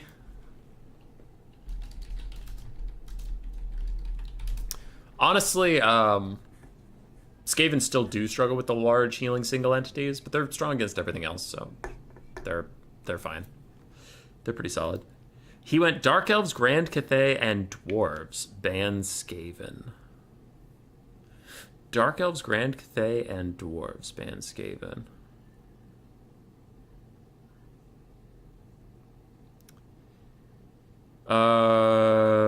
Okay. Oh, shit. Alpine Ridge.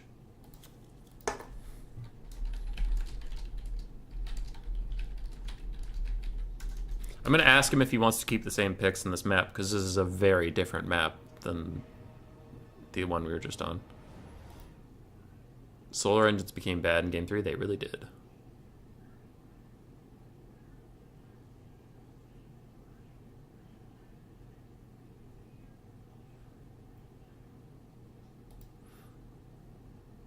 Alright. If he doesn't change his bans, what do I do? Dark Elves, Grand Cathay, and Dwarves. Ban Skaven. I need something that can fight two of those.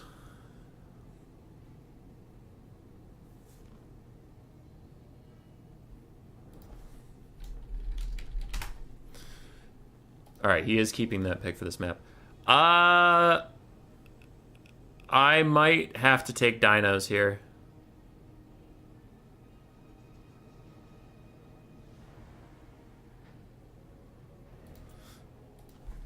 Lizardmen ban Dark Elves. Go full Eagle Claw and Tempest the Lord. On this map? Nah. Alright, we're doing lizards. We're doing lizards! God have mercy on our souls. I wonder what he picks. The dwarf matchup is still hard, but without Gotrek and Felix, it might be more doable. Because my issue is I always get down to just Gotrek, Felix, and Thoric with the lizards, and then I can't kill them. Krokgar and a T-Rex. Krokgar is terrible, and you know it. You know he's really fucking bad.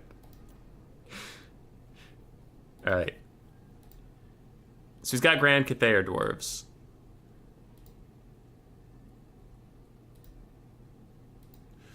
I know Lizardman and Dark Elves is actually pretty even these days, but the way you need to play it to make it even, I'm not particularly good at.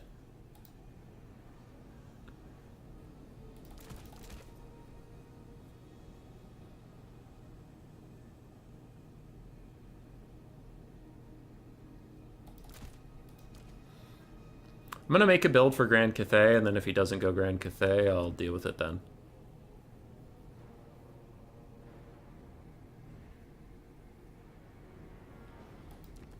Deliver all the pizzas.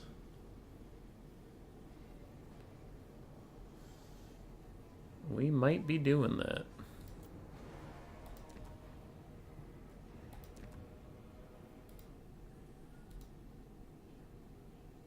Alright, he's going dwarves.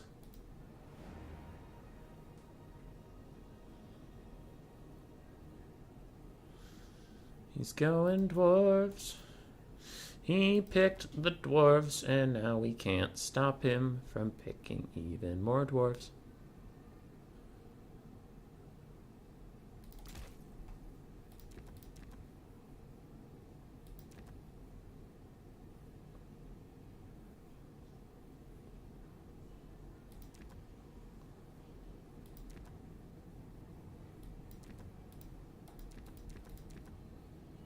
Okay. Kroxigor time? Oh, is it Kroxigor time?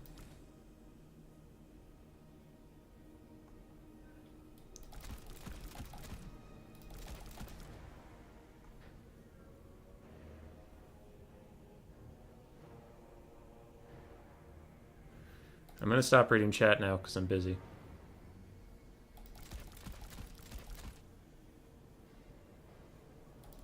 It's nothing against you, it's just that I don't care about any of you or your feelings.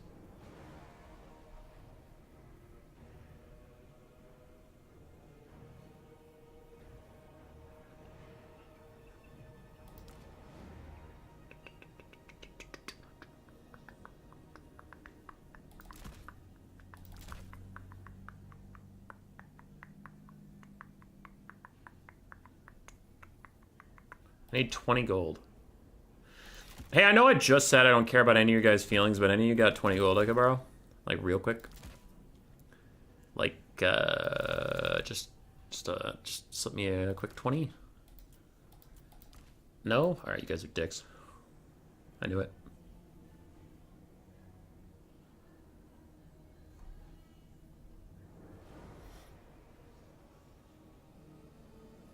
Does anyone still use Kroxigor Ancients? Not really. Not really.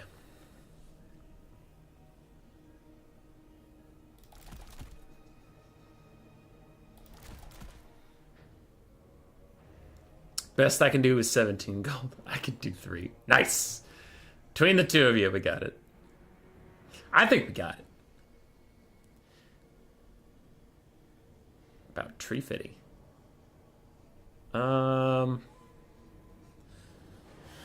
This seems like enough. Now I need 70 gold. Anybody have 70 gold? You just keep asking for more!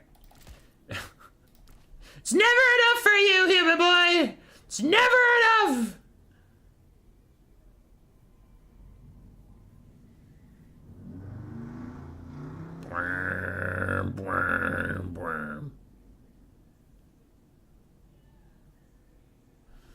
Fuck! I need more money! God damn it.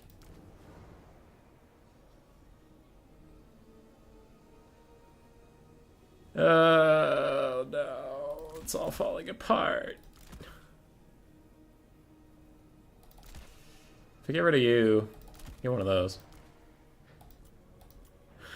Yes!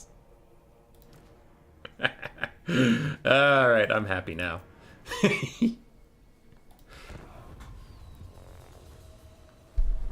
Alright. Can we beat the dwarves? Oh, probably not. Can we try? Fuck yeah.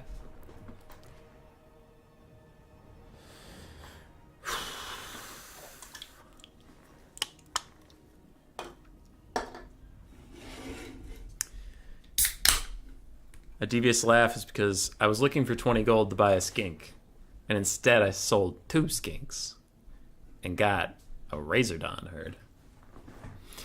We have Razordons!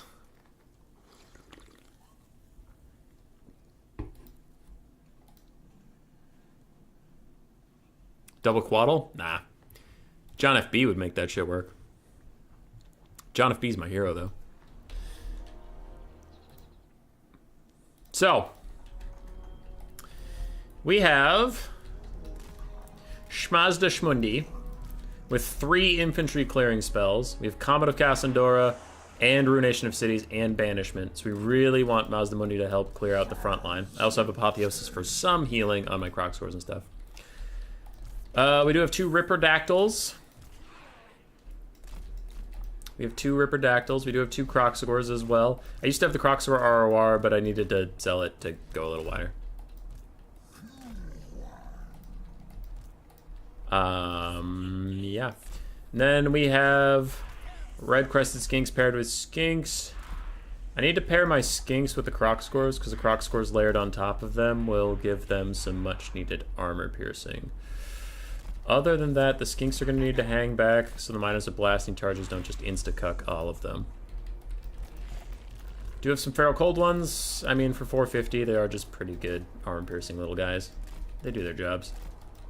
They do them pretty darn well. I do have 1 Razordon herd in case of late-game kiting needs. And we have a Bastiladon with a Rev Crystal to provide some disruption, but also more healing.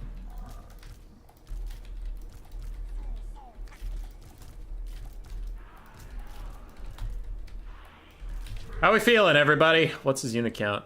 Higher than I'd want. Okay. Well, I guess I don't want it too low. I did bring a bunch of crowd control spells, so that's fine.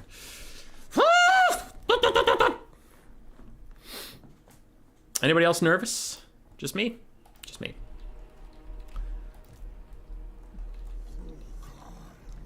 I'm hoping Mazda can just sit back and cast some of his crowd clearing spells.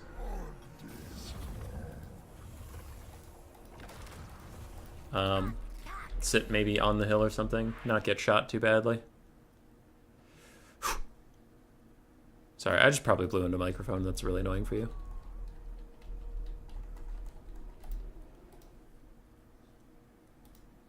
All right, he's ready. Let's go. Okay.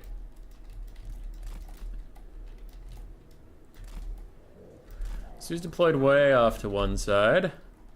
We do have some Trollhammer torpedoes, Thunderers, 2 Thunderers, 2 Trollhammer torpedoes, a fuck ton of Slayers, and a front line of Dwarf Warriors, no blasting charges. Ooh. Not even Zlak, truly based out. I didn't have the money. Zlak is 1,200 more gold.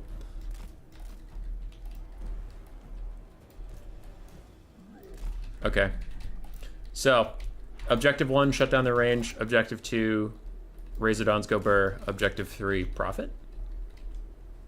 Notice how Prophet has a question mark. That'll be important later. Can mortars fire over the hill? Yes. Yes, they can. Alright, Razordon's gonna try and stay away from those Thunderers while the rest of our people get set up. And we are just building up Winds of Magic while we fart around like this.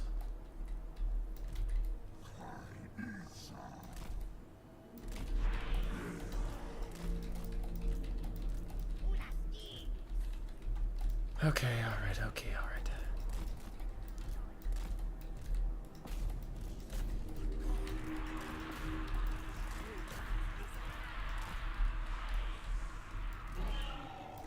Everybody else start moving up while I give out these specific orders.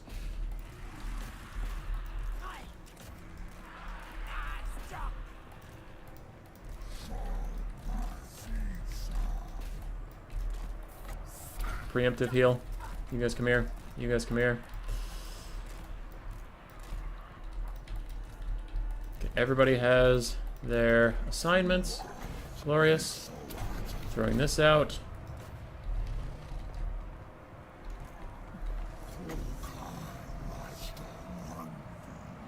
Okay, I'm not canceling the thing.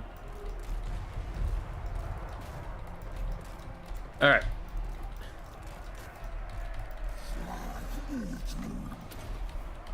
It's time to get a little bit crazy.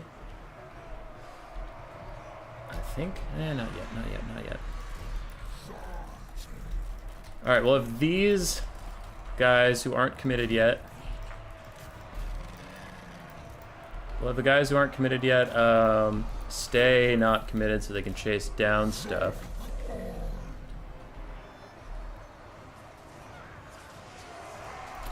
See a bunch of shit going on back there, so that's Ruination of Cities o'clock. You Razordons come with me. You offer that. Croc scores, help get on to this. You can help deal with that. There are Slayers here. That is fine. You guys just chase stuff that's already routing. Mazda's just in here, vibing, living his best life. I'm gonna throw something down there. My Red Crested Skinks pop too horrible to die. Yes, that is what I'm deciding to call it. You can't stop me.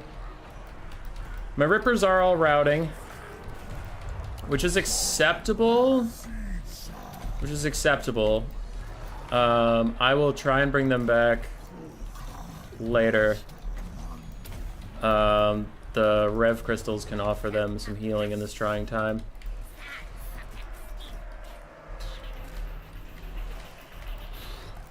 So there's a big blob fight back there, but I don't know what it's accomplishing. Yeah, I don't know what anything's doing here. TBH. It's Spreading the good word of Sotek.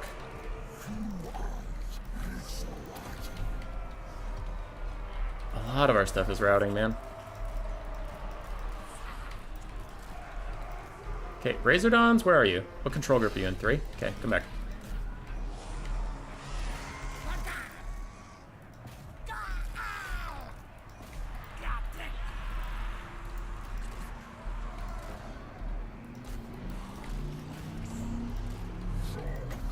Okay. Throw that out. Razordons are going to shoot at Thork for a little bit. There are Slayers here. There's always Slayers here.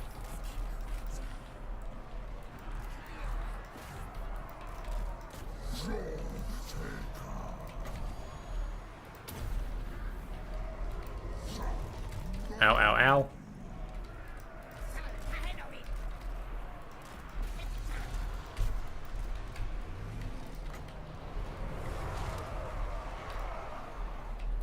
Alright, Razordons fall back for a second while I get my shit together. That's an awful lot of people chasing those same units.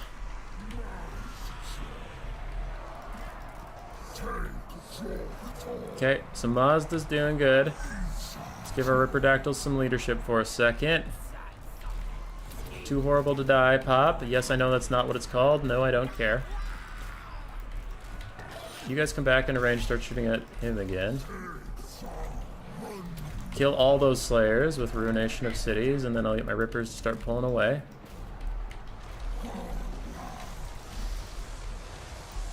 Oh my god, those Thunderers survived. Fuck you, Thunderers! I'm gonna give them that leadership buff so they don't abandon me in my time of need. You know who could stop rampaging is those cold ones, feral gold ones in the background. That'd be pretty sick. Not gonna lie, that'd be really cool. Alright.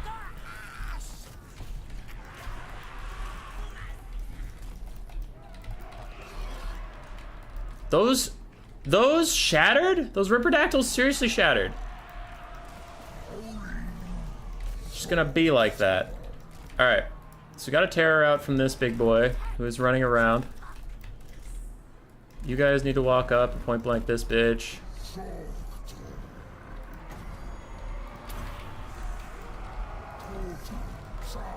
Mega heal. That fucking Thunderer is still here. Alright, I should have been healing these Crocswords a little bit. That's my mistake. I haven't healed them at all, and that is actually a problem. Okay, one of you stop rampaging. Jesus. Alright, Thork is getting booty blasted by my Razordons. This thing needs to charge some Slayers for a second.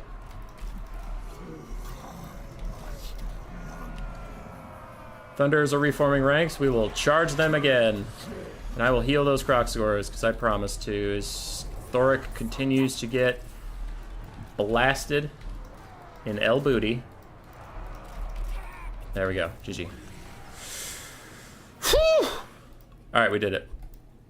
We did it with some whoopsies. I should have spread out my healing more. Like, I didn't heal my Crocswords at all. 2,000 on the Razordon. Red Crest Kings did fine. Feral Cold Ones did okay. Mazdamundi, 1,900. But we got them. The Mass Slayers got a little spooky there, but we had plenty of spells left for him and stuff. Shut down all of his range, which was good. His Slayers were getting good value, but I think we could have wore him down.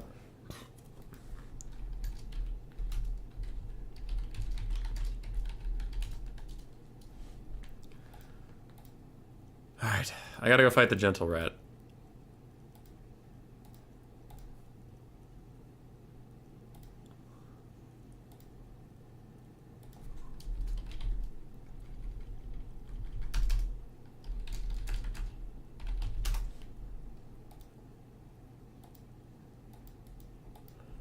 If you have some suggestions here, ask Sabrus Regnum. He's really good at Dowie.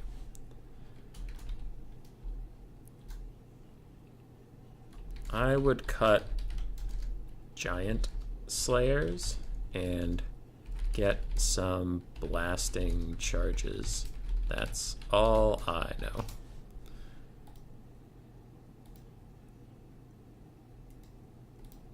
Alright. TY.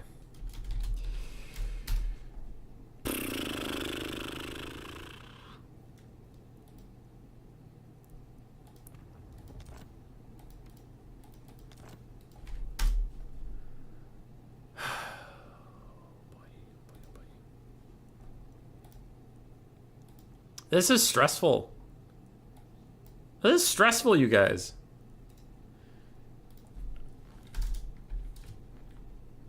I have to fight the Gentle Rat in semifinals. The Gentle Rat. If anybody cares about the bracket, you have seen it since it was last updated, but here you go. It's me and the Gentle Rat in semifinals. Hadries continues to battle Blood Penguin. On the other side, Segos and Dr. Nerd also go back and forth. Hadries and Blood Penguin, the two people are predicted to win the tournament, are fighting each other. So we're not wrong just yet. Gentle Rat is one handsome dude. He really is.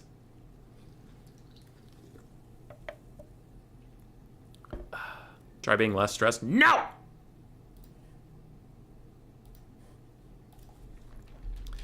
What's up? So map is Ash Plains. And I am pick first again. Okay. It's an open map. Skaven, Kislev, Empire. How would I adjust that pick 3? I'm not super confident in my Empire right now, honestly. So I might cut that. But what would I replace it with? Grand Cathay. Skaven, Kislev, Grand Cathay. Not Kislev. Fuck Kislev. All my homies hate Kislev. Skaven, Chaos Dwarves, Grand Cathay. Ban what? I'm okay fighting ogres with Chaos Dwarves. I'm okay fighting Grand Cathay with Skaven and Grand Cathay. I'm okay fighting Brett with Skaven and Grand Cathay. So I should just ban ogres because, yeah, I don't want to do that. Skaven, Chaos Dwarves, Grand Cathay. Nurgle? I am trying to win, not to lose.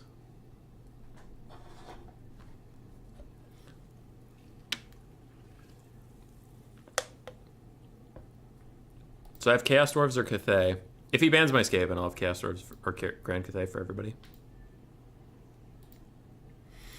I don't love that pick 3, but it's what I got. Bring Uncle Frunkle. What part of this is a try-hard tournament and I want to see how good I am at this video game? Do not understand. I will take your troll-ass shit on every other stream. But not this one.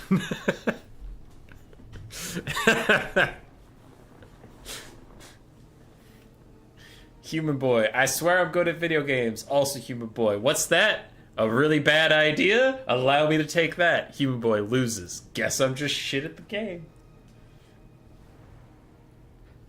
Nah, we sweating today. We sweating. We're hopefully still bringing some stuff that's entertaining. Like, I hope that Lizardman build brought you some joy. The Razordon's got like 2,000 value, so that's good. Our Skaven versus Tomb King's Rush, I hope that brought you joy. But I am going to try to win. Bring an engine to the gods.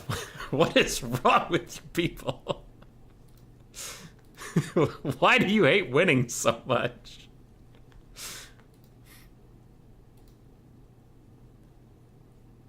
The crowd finally gone at 21:30. Yeah, I feel like whenever I go to my gym, it's super packed.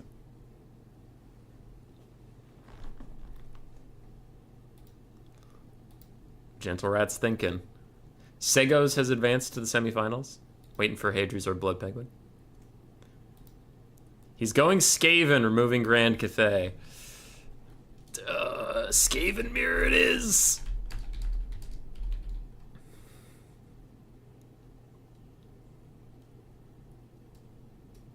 Skaven Mirror it is.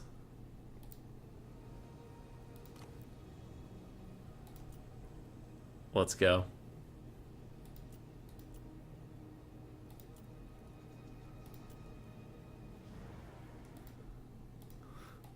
This is gonna be a lot of dead rats.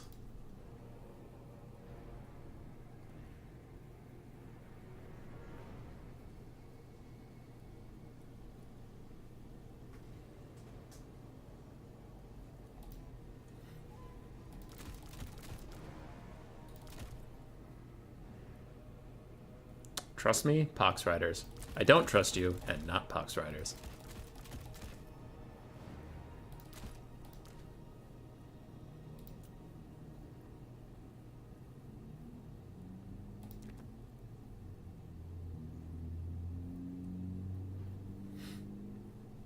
This is cool. Now Skaven can't lose. Facts. Just straight facts. This. Tretch on a Brood Horror. If I could take Tretch on a Brood Horror, I would.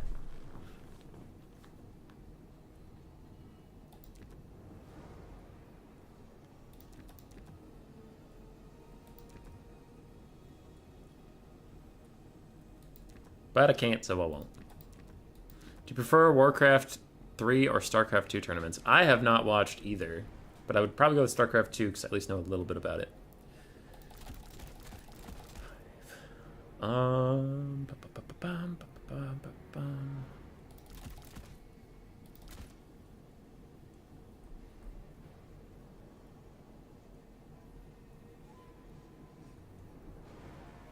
Thinking. Don't rush me. 2 of these, and then turn 2 of you into those. Honestly, you're so not worth it. I'm just gonna give Chevron to these.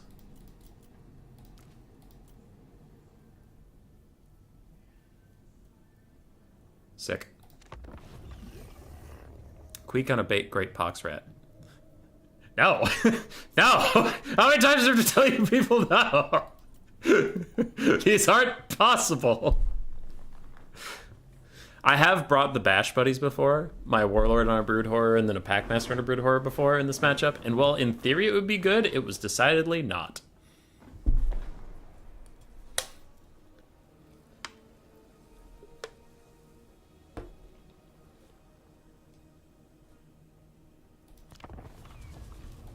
Actually, I wonder. How much would I have to sacrifice to get this? 1,000.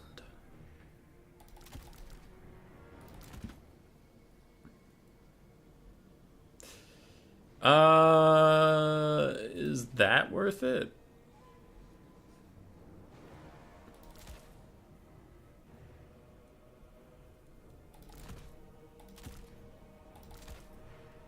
That might be worth it.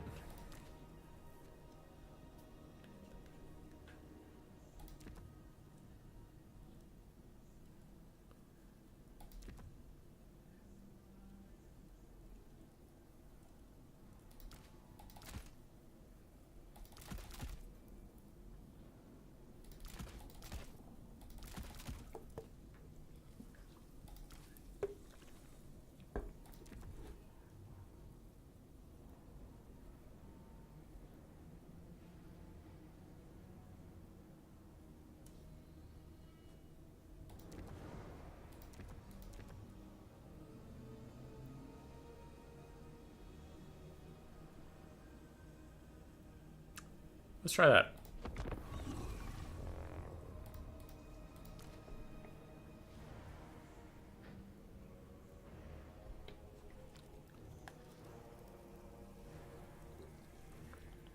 Thankwell on a Bone Ripper? Of course.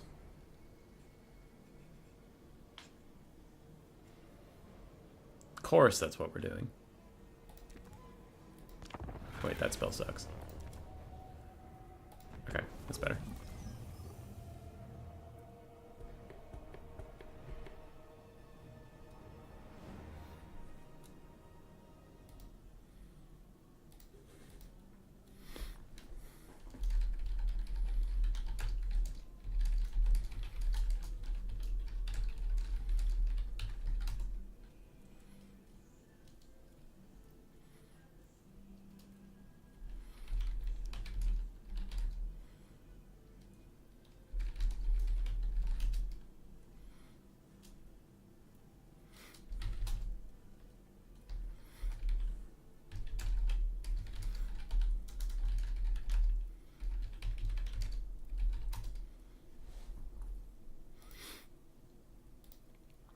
All right, he's thinking. Ratrick and Rat Felix. That would be a Packmaster and Gorich. A Packmaster on foot and Gorich would be Ratrick and Felix.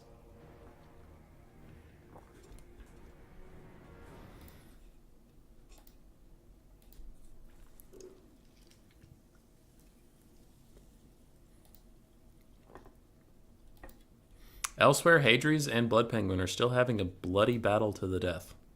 Hey, Black Knight. How you doing?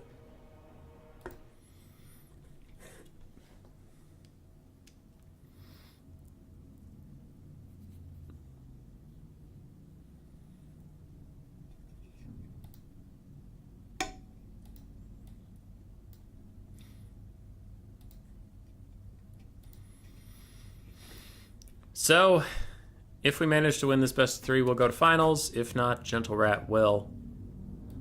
And then the other semifinal will be Segos versus somebody. Somebody! Oh yeah, Segos, you're still waiting on your opponent over there. I just realized you're in the chat and you were like, I'm getting sleepy. And I was like, just go to bed, but you have to play. Alright. Every time I have tried to outsmart myself, I have outsmarted myself and lost. So we're just going to go back to El Clasico. Ugh. 4 Giselles, some dogs and rat ogres to protect Giselles, a front line of Skaven slaves because the front line doesn't matter in this fight. Outshoot them, don't die, win game.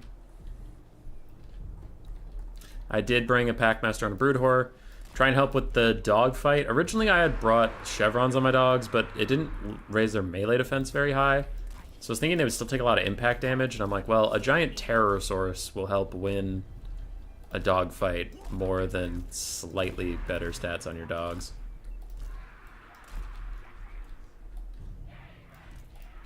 Goddamn, Segos. You're going hard. Alright. So we have triple rat ogres, triple dogs, to provide us with some cover. From other Molder monsters or from Clan Eshin components. Do have 2 globes just because. And yeah. Lucinia, why are you still up? Do have some spears, do have some Skaven slaves. Yar. Yar? Yar. Don't know why I'd even bother having one in the back. They're not going to do me any good. The holes in this front line are a little too big. It's not like he has Burning Head or anything to just go down the line. There we go. Better. Oh yeah, we have a Gracier on foot, because I just want him cheap, and I don't want him up on a really tall bell to get shot in the face by Warp Lightning Cannons or something. I want him on foot to be a little smaller profile. There's nothing to hide it behind, unfortunately, but whatever. He has both summons. We have Packmaster, all of you, you, and you. And then we have all the Giselles, and the rest. Alright, let's do it! Let's do it!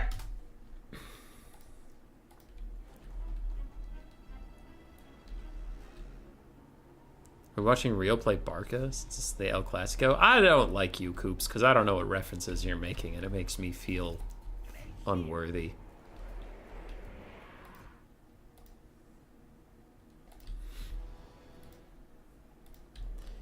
His troop count is similar to mine. He's about 100 less.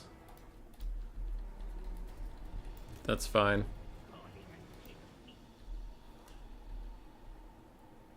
If it's like Death Runners behind me and stuff, I think Rat Ogres and Dogs should do pretty good damage to them.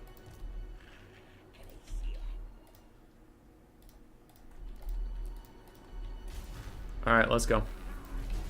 It's a Molder rush.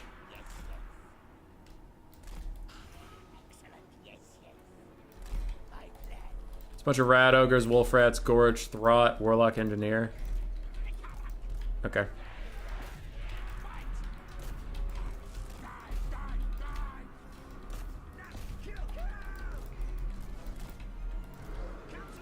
Sounds good.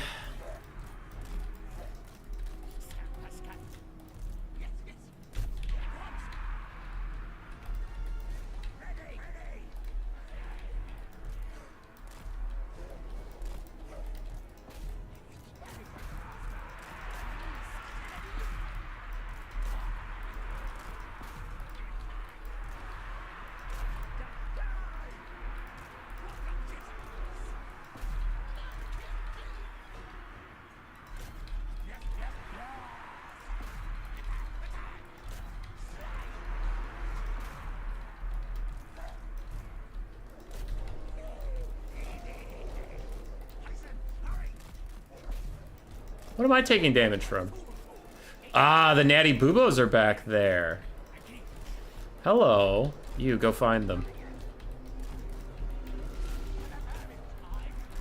There they are, little natty boobos sharpshooters being little natty boobos bitches.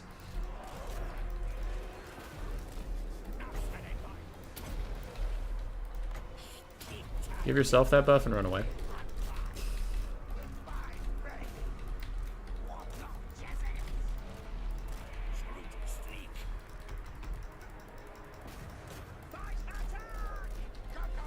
Yeah, this is not looking good because he went Molder Rush and I went shooting, and that is not good at all. I was hoping he would also go shooting.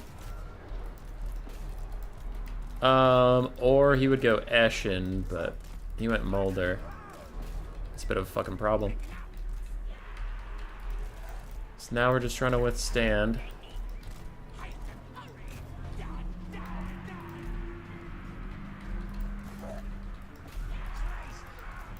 Dogs are finishing off the natty boobos. Gorch is sprinting straight through all my guys. We need to go separate ways. Have some dogs coming back, that's fun.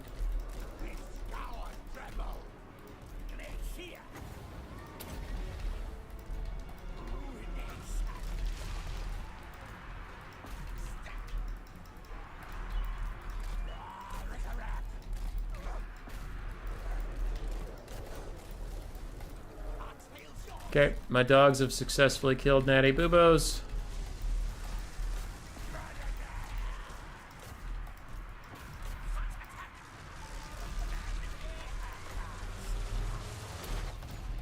And now Gorch is taking a fight with my Packmaster while he's being shot in the butt, which is nice for me. Alright, so we're trying to kill Throt and Gorch. We have done a lot of damage to Gorch. Rear charge from my dog should rout a lot of stuff off. We are doing decidedly okay.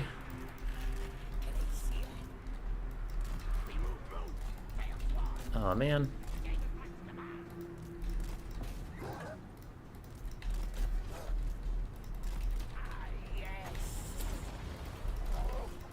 Dogs, go get him.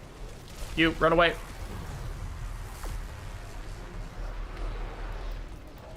No, my Gisele's routed, you fucks. Uh-oh.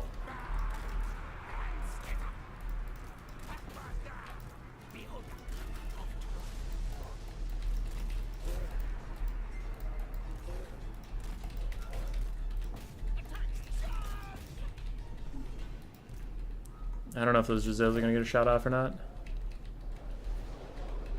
Doesn't look like it. Alright.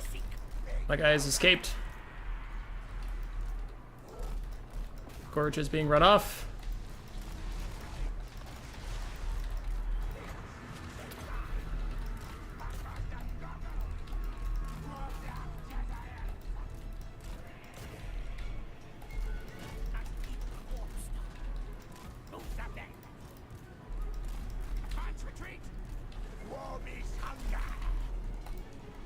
Okay, these dogs are back.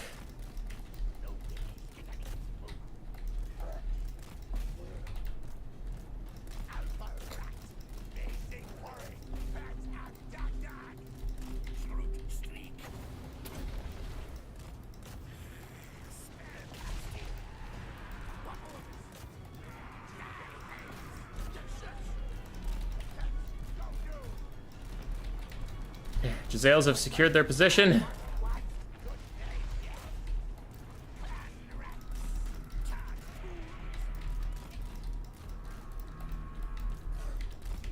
Oh, fuck.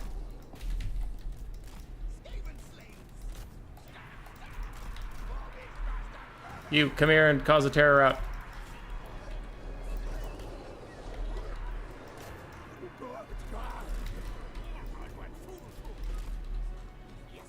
Giselle started fire. Holy shit. Dogs, keep me safe.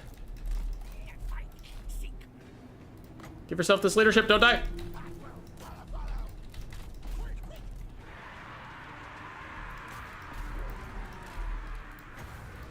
gonna lower everybody's vigor with this. I swear I had other guys running around chasing stuff. There they are.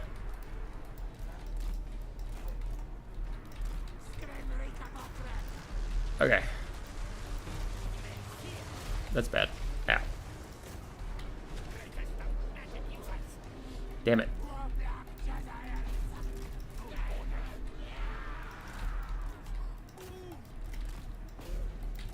Packmaster's back. Don't rout again.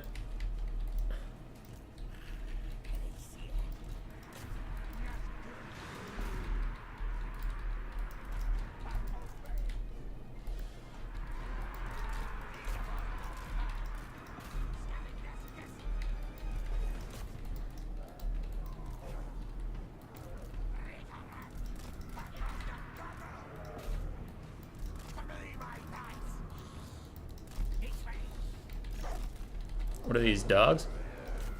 Could use the dogs on the low ground right about now.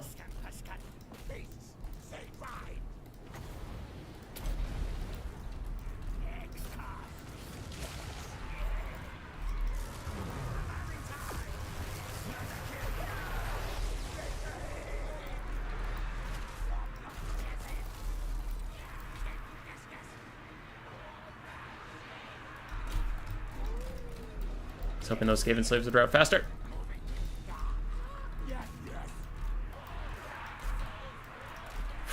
Alright, we've shattered those guys. Dogs can chase these guys. You could shoot Throt. You're going to stand nearby-ish for the leadership debuff. We've routed their Warlock Engineer. We have Skaven Slave Spears coming across the entire goddamn map to be a part of this party. We've almost routed Throt. You guys can't see through shit, but that's just what it is. Okay, dogs have chased off those things. Dogs, come get this guy. What are these? Skaven Slave Spears? That's fine. So Throt's taking a massive charge from Rat Ogres. And those Skaven Slaves aren't real. Okay. Not Skaven Slaves, those Clan Rats aren't real. Winds of Magic 17. I will get a Dreaded 13th. I don't know if it'll be before the end of this game, but I have enough Winds of Magic to make it so.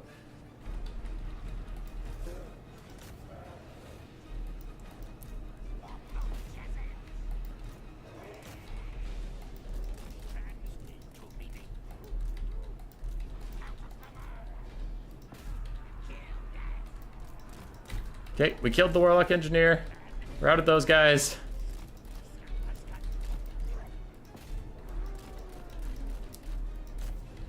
Throt's juking as best he can.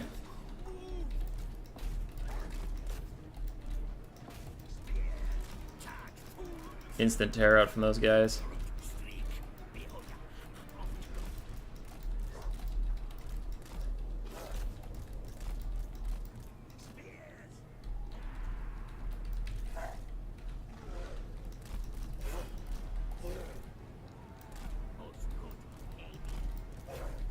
Trying to save up for that dreaded 13th. Rat Ogres, charge him just because you want to get a little bit of damage out before you die.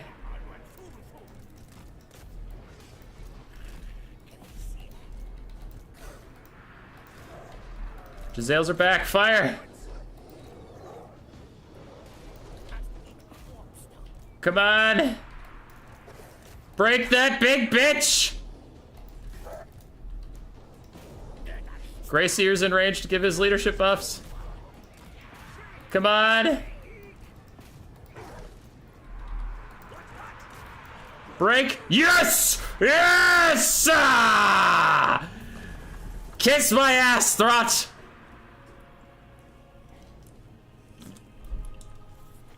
I did it! Ah. My neck hurts. Jesus Christ. Alright, Jezzails. The two that stayed online got around 2,000 value apiece-ish. The two that got shut down immediately died. Packmaster did fine. Rat Ogres did okay. Globes got shut down very, very quickly. Dogs, one of them got 2,000 value, and my Greyseer was around. Throt, 2,800, 930 on Gorich. 300 on the Nanny Boobos, 400 on the Warlock Engineer. Red Ogres did fine. Dogs did fine. Skaven Slaves are Skaven Slaves.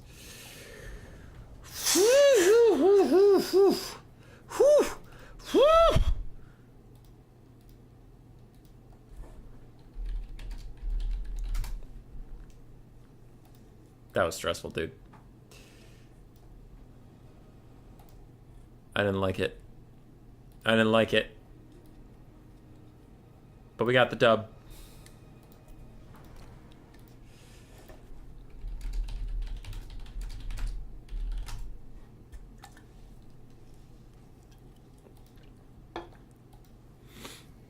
Excellent matchup, talented player. Gentle Rat did great. That was a lot. Okay. It's his pick 3 now. I don't have to do the pick 3 first for once. Oh god, it's Knight's Run. Okay. Don't pick a shooting faction here. Gotcha. Throt paid for himself? He did really well. Yeah. Throt did really well. Go Throt, go.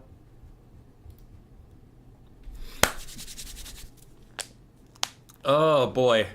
I thought Throt was gonna break like 3 different times, and he just like wouldn't. He was sticking in it. Oh, bring in the Hell Pit Abomination. Well, if I had known that was the build, I might have. Though honestly, I probably still wouldn't have. Gorich could have pounded its ass.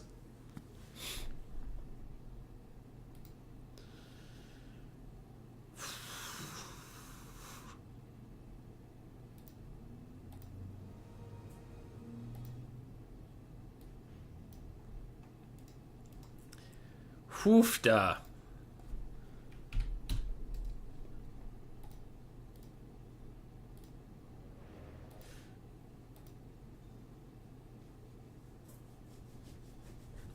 Hoofda.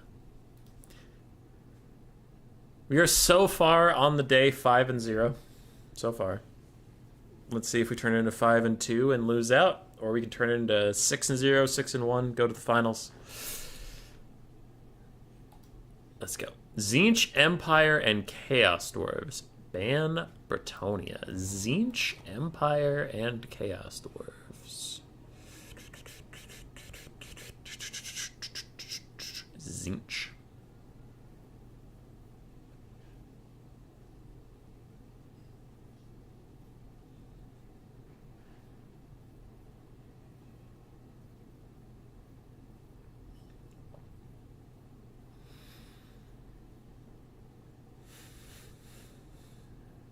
Tzeentch, Empire, Chaos Dwarves. Ban Brett.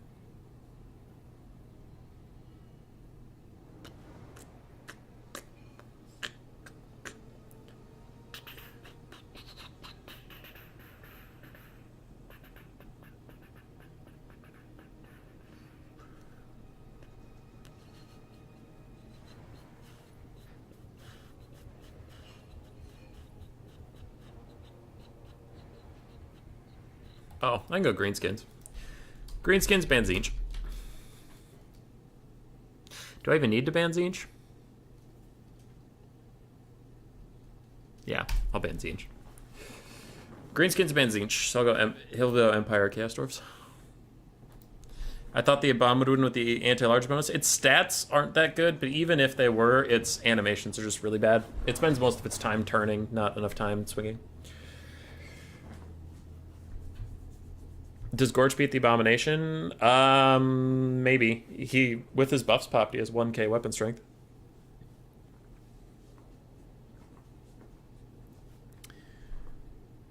Ban that Tzeentch. Alright, people are excited about it. Let's all calm down. He's going Chaos Dwarves versus Greenskins. Sounds... good.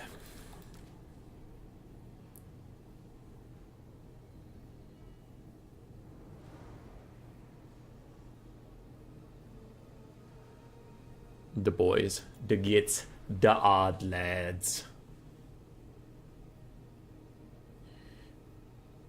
Gringos proper for ingots. I heard you like fighting. I heard you like gits. What I got for you today is Grimgors for ingots.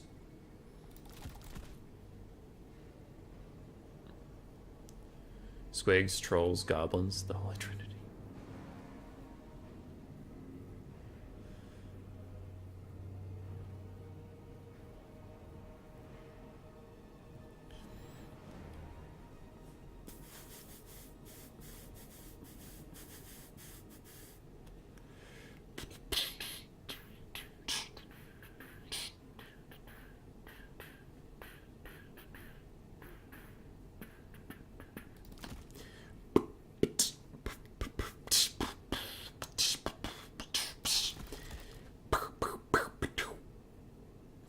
Too much? Too little?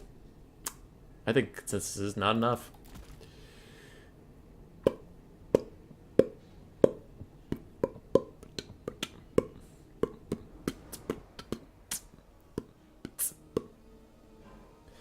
What do I need?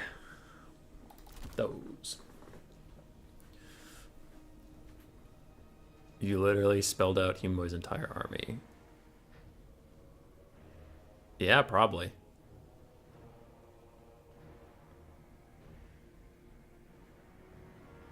Imagine Grimgor being the true Chad. He is the true Chad. He really is. But he's not my true Chad. He's not what I believe in.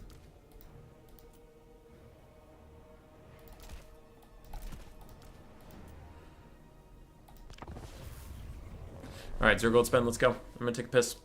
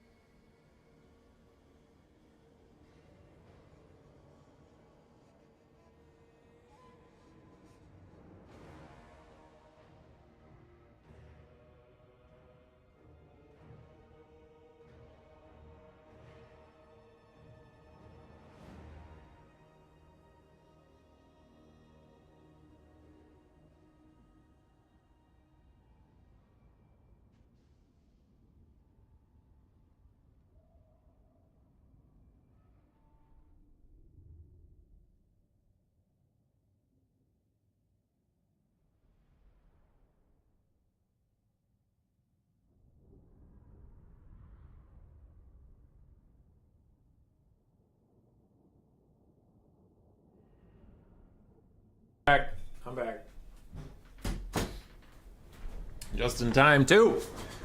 All right, let's go. Let's go. I have a bunch of messages. Why?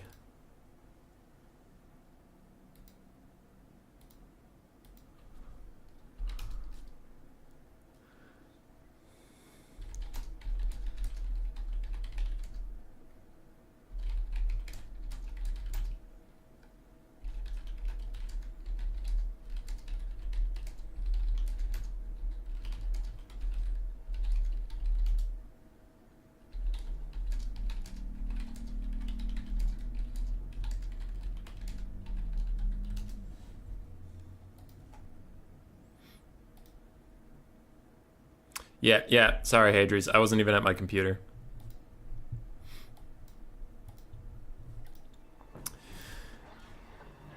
Okay. You guys are talking about a lot of stuff. I'm not going to get caught up. Sorry. Greenskins. It is a lot of my normal build, but I have added 3 archers and the swamp things to it. So that's fun. We do have Wurzag to give his army-wide buffs.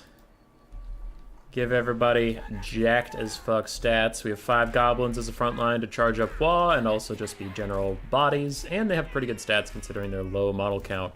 Not low model count, low price point. And then when I pair them with Squigs and they all get buffs from Wurzag, they get pretty spooky. I have the swamp things so that they don't terror out, but also for some armor piercing in case of armor piercing monstrous infantry in case of one of those big spooky trains, like a Skullcracker or something. If he takes the Arwar Iron Demon, they might just route from the burnt debuff anyway, but we'll deal with that when we have to deal with that. Do have 3 archers again, mostly for that Iron Demon.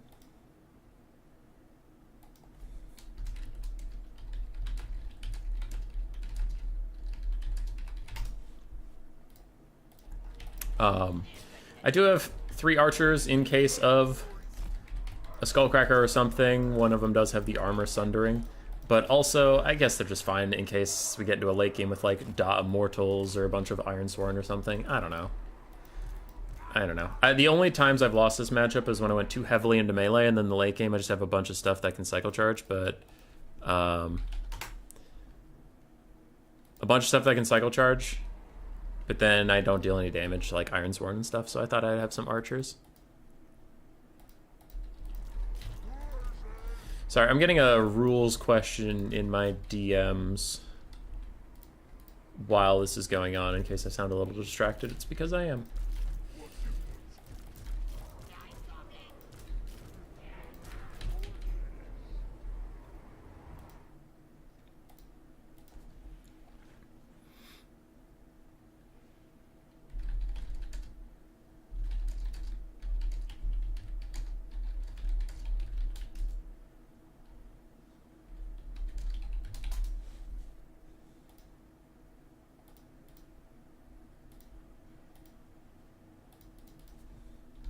Alright, the rules thing seems to have been handled. Bretonnia took 2 Grail Knights. Whoops.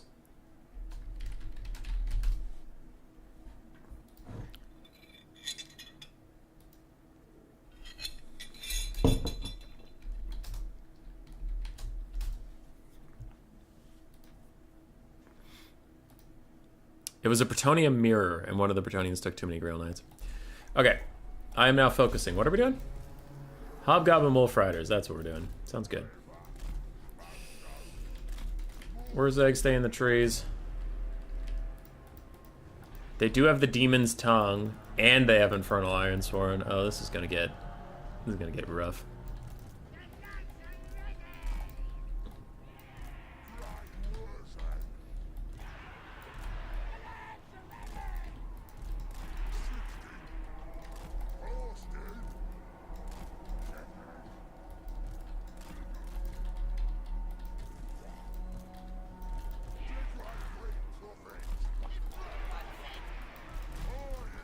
Aw, Spirit Leech onto me.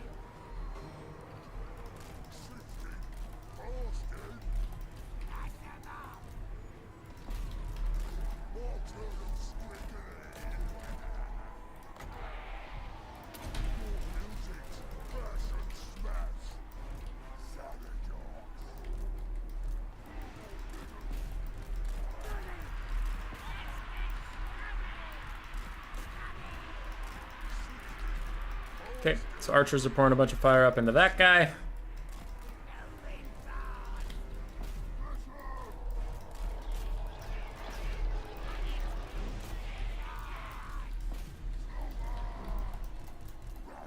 Cool. On seeing the builds, I'm not feeling super good about what we're doing here. Alright, so the Iron Demon is fucking off for a bit, which is fine.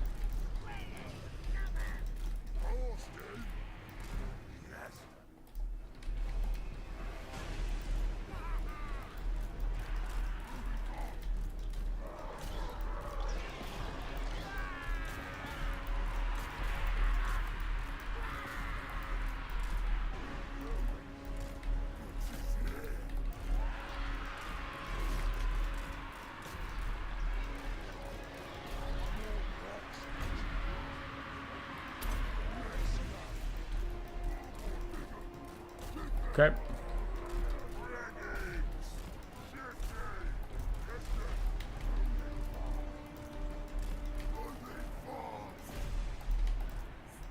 Don't know why my goblins are stopping, but stop stopping.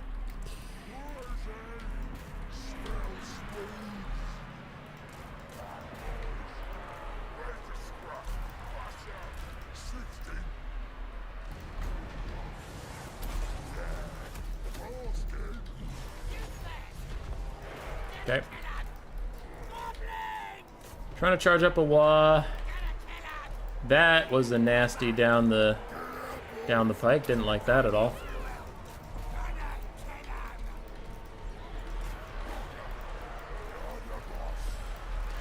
We're getting that side to collapse a bit. We're sniping out this demon bitch sorcerer.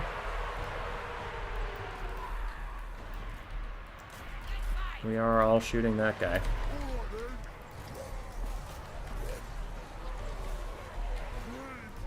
Okay, well, you're not going to be able to net him in time, so just give up.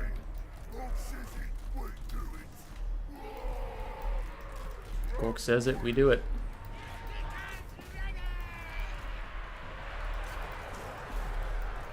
Getting some pretty good damage out. Do need all my archers to keep on that guy.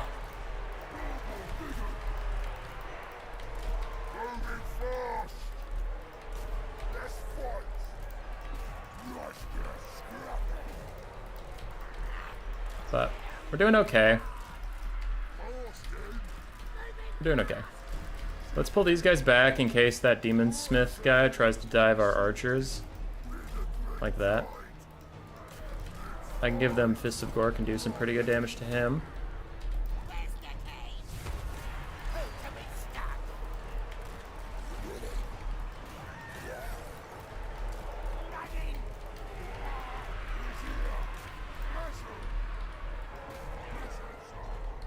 Okay, so we have sniped out that guy.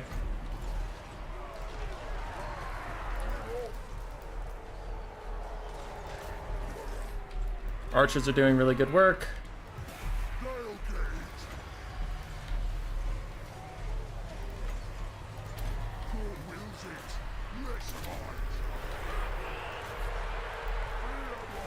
Okay, so we netted that in place. Hoping that our archers can finish it off. It only has like 700 more HP, and it's getting a heal from somewhere, even though I thought we stopped this guy from casting that heal, but whatever. We are surrounding these guys right now, which is going pretty well. Gonna throw a spinning loon down the line of these infernal Ironsworn guys. And I do need some of my lads to come back here and help me out with this. My Boar Boy Biggins, try and finish off this demon thing.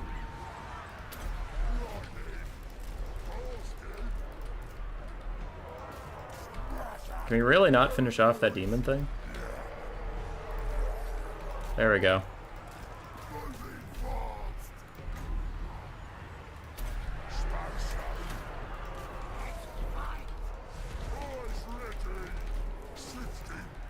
Okay, if we can snipe this guy, we'll maybe be okay. 2-1 on another spin. Down the line. Let's get this guy. We have Boar Boy Biggins in the backfield. Trying to fight these goblins. Keep swinging at the Sorcerer Prophet of Death. Keep swinging at him. Do not give up. Do not give up. We must kill him. I have Squigs infinitely rampaging, which is always mega sick.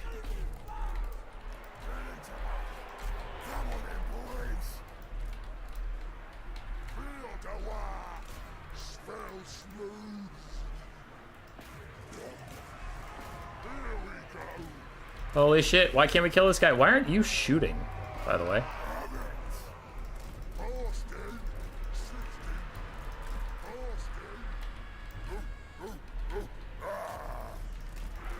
Why aren't these fucking Savage Orcs shooting? Fire! Also, why are my Squigs still infinitely rampaging? That is mega sick. We love that. I'm gonna use this to try and clear out this blob that is surrounding me right now. If that fucking guy comes back because these Savage Orcs can't figure out how to fire a fucking bow and arrow, I am gonna be so pissed.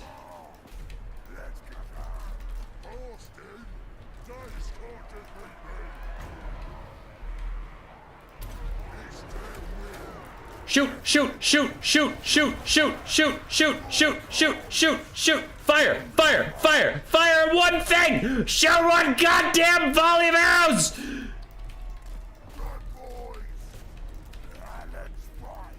Ah, and of course he gets to heal. Of course he gets to heal. Because you dumb fucks wouldn't fire at him when he was stuck on the ground.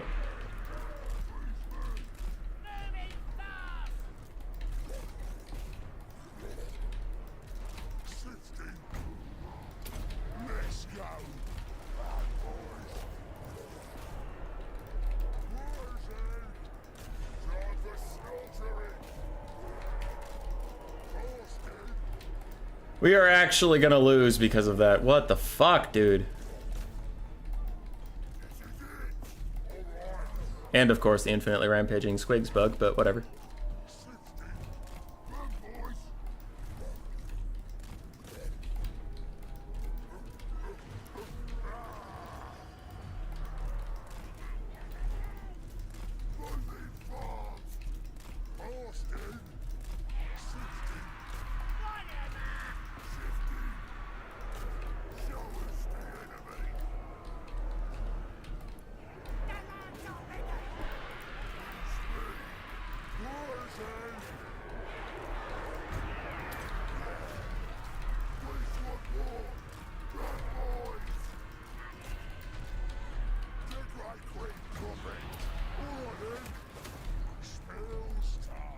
Can anybody on this roster fire?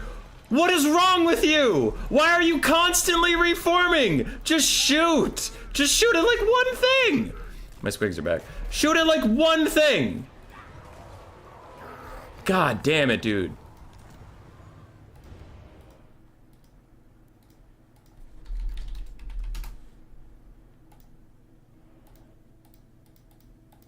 God damn it, what the fuck?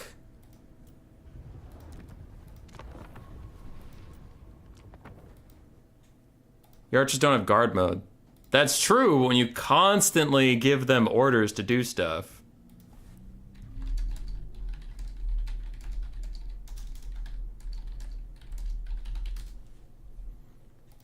No, just saying, sure, but like they would not fire. They just ended up walking at him. When he was sitting there, pinned down forever, they were just walking at him. How the fuck didn't we kill that fucking guy? That was such horseshit. That was complete and utter fucking nonsense. Yeah, this. I need a much faster than fast forward speed.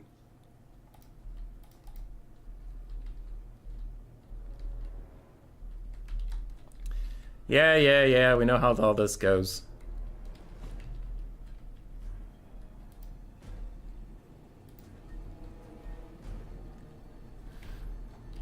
Then we get in here, we start doing some stuff. I wanted to charge the Skullcracker, but then my Savage Orc Borbot Biggins just get stuck on the front line. That's my fault. I acknowledge that.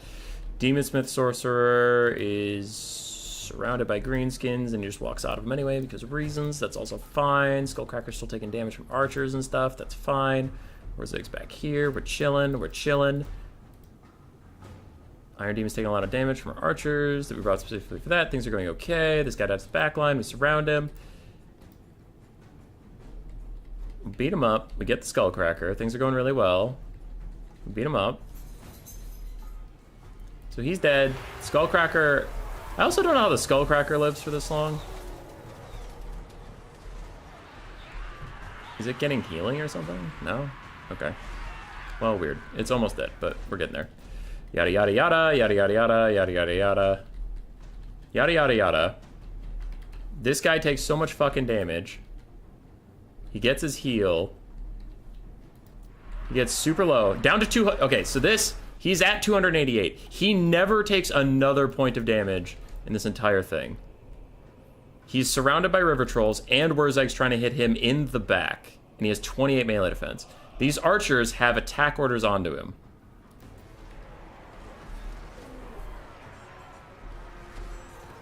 And they just keep walking forward slightly. They aren't firing. And now there's a giant tree in the way. I give them new orders. They're getting attacked in the back by some hobgoblins, but they're still not firing. Now they need to run forward to find him again. He still hasn't taken a single attack from the river trolls or Wurzag, by the way. And then they still need to run forward to shoot at him. Just shoot at him.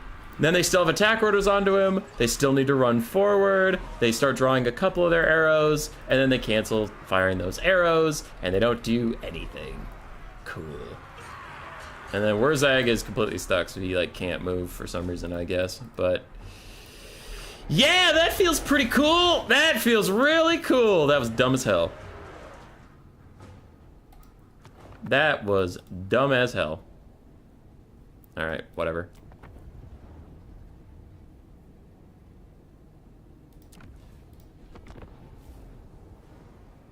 Rats, join, 1, 2, 3. All right, do you do his picks and bans? He's going Zeech.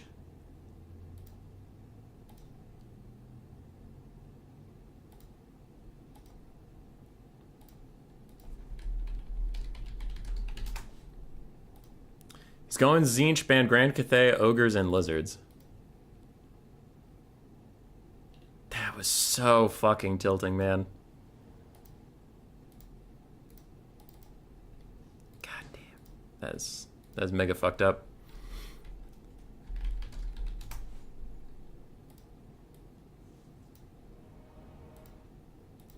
Okay, Zeech banned Grand Cathay, Ogres, and Lizards. Zeech, huh?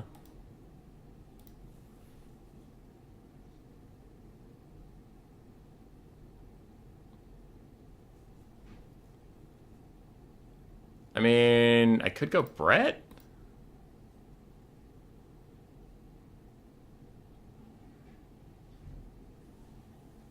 I could go Brett.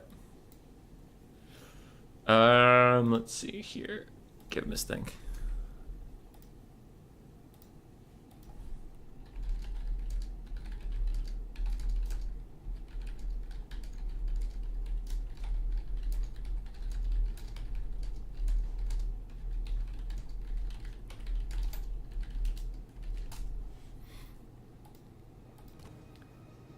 Is Brett even good into Zeech? Oh.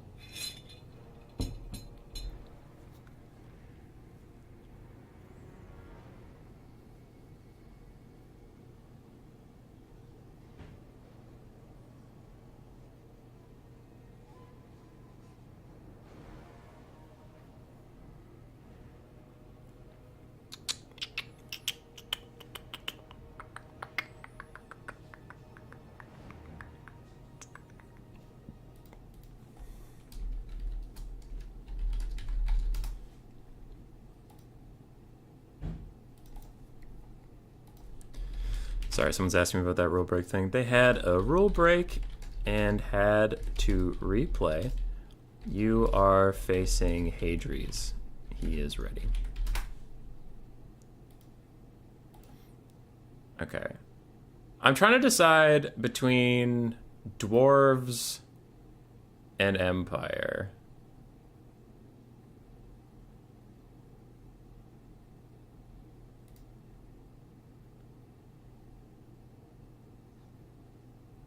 Alariel, Tempest him. I've tried High Elves and Tzeentch, didn't feel that good. When you win the money, will splurge it all on your wedding? Obviously. Obviously. Let's do dwarves.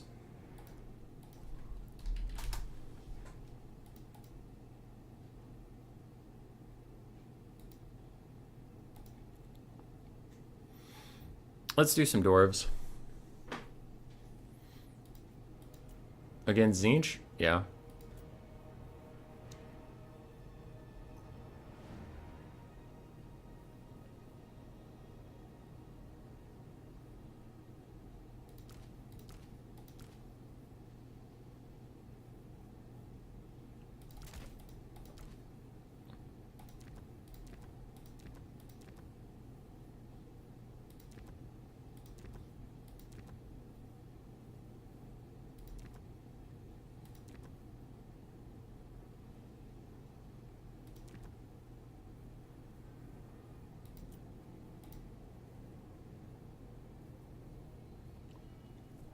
Okay. Got that.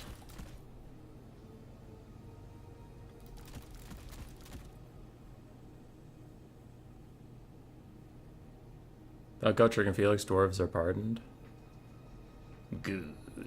Good. This is very good.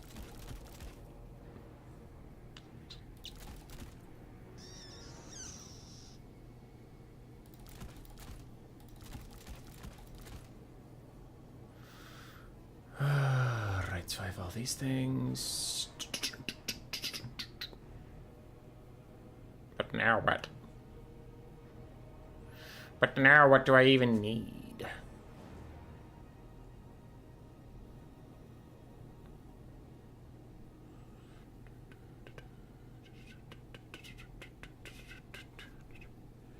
How does Tzeentch usually deal with armored infantry? Flamers are kind of meh, right? Yeah. Flamers are kind of meh.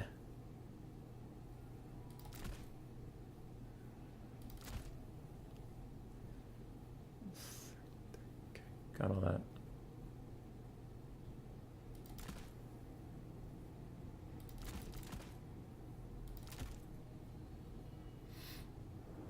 Mm-hmm.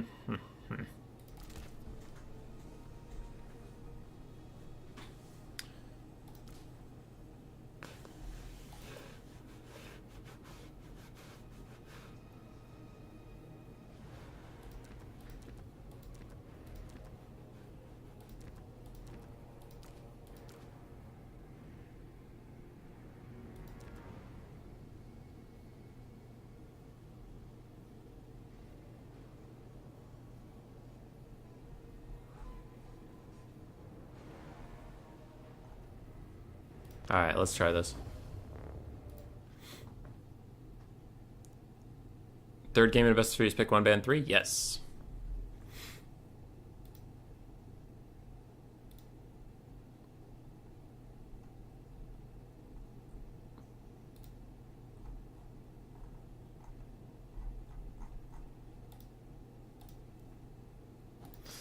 That's the fun part. Tzeentch doesn't deal with armored infantry. That's pretty funny.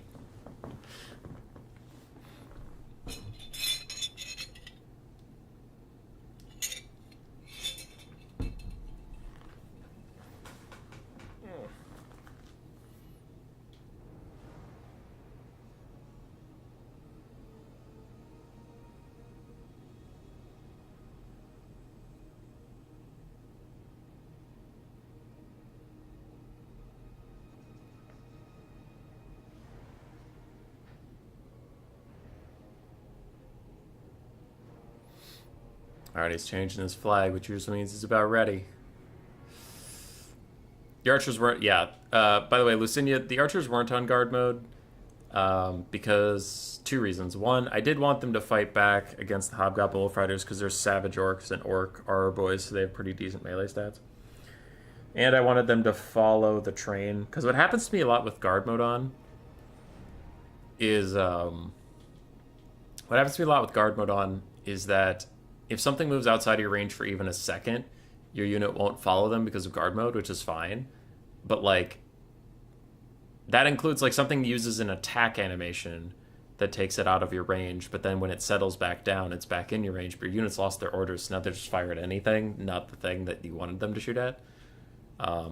So, yeah, I do sometimes turn guard mode off. Also, what was annoying me is even with guard mode off, they still had attack orders on that guy, and then when he finally took off, they started to pull back their bows. They just, like, legitimately, the whole unit thought it couldn't see him, which was bullshit, because they definitely could. There was a big tree in the way of some of them, but not all of them. And since some of them couldn't see, the whole unit was like, yes, we have to run up now.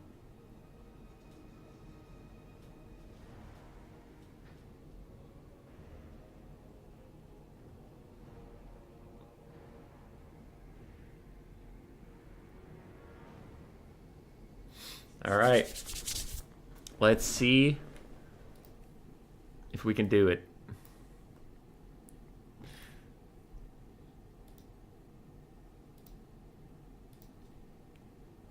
So salty I lost that last game, man.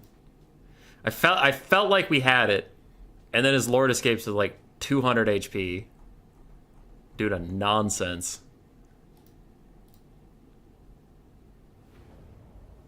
Yeah, Vanthus for sure. Alright, alright. Our troop counts are very similar. That's honestly concerning. That's a little concerning. I wonder if he just has man spam or something. Okay. So we're not super stoked that he has the same troop count as us. We do have a cannon to go boom boom boom.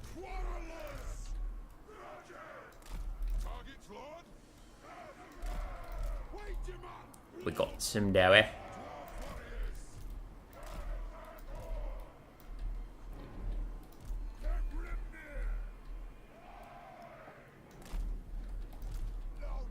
Longbeards.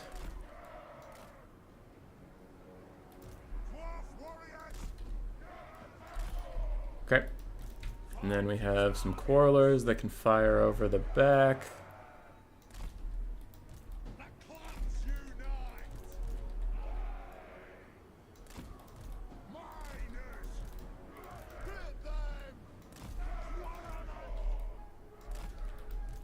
We have one Slayer to run around and do Slayer things. That's it. How's the Human Boy Total Warhammer 3 ASMR? It's not... there was a bit of screaming. I don't know if that's ASMR anymore. There's a bit of screaming.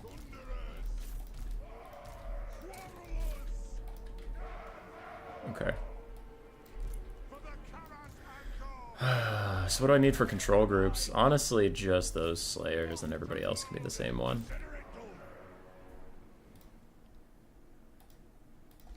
Ready, ready. Good luck, have fun. You screaming at Saboteurs. Yeah. I do have one cannon just to force them to get over here. We'll see if it's very effective. Oh, Jeremy's still here. Thought you went to bed, old man.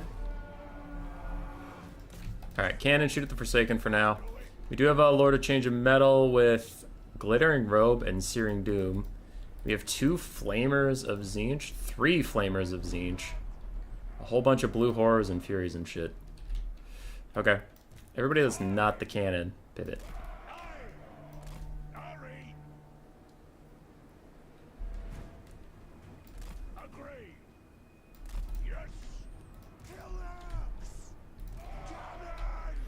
Okay.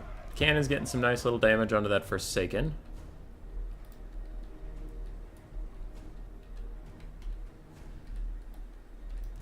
Screaming is like 40% of why I'm here.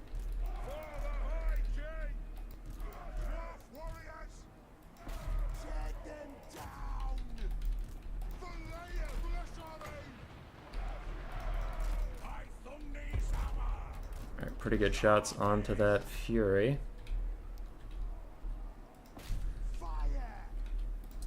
Cannon, now switch your aim onto that guy. Quarrelers, start shooting at the blue horse. Thunderers can deal with these guys. Thunderers, shoot at that. I'm gonna see if I can slow him. I'm watching for a Searing Doom that I need to dodge or something.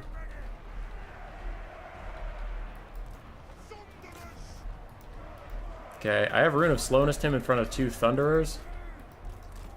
So we're just gonna see how that goes.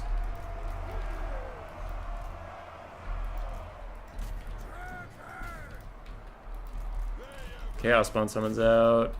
Furies have landed on my Slayers.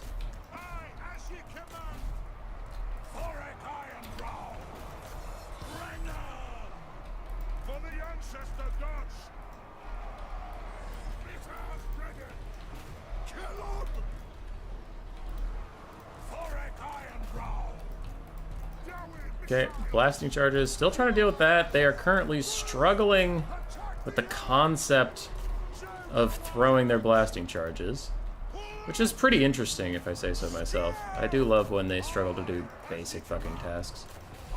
Thoric, come in here and say hello. You're all doing your very damnedest. Alright, so those miners did not manage to kill the Furies, which is annoying for me, but okay.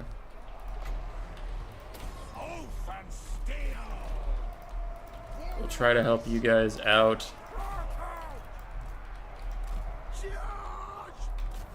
That's not real, so ignore it.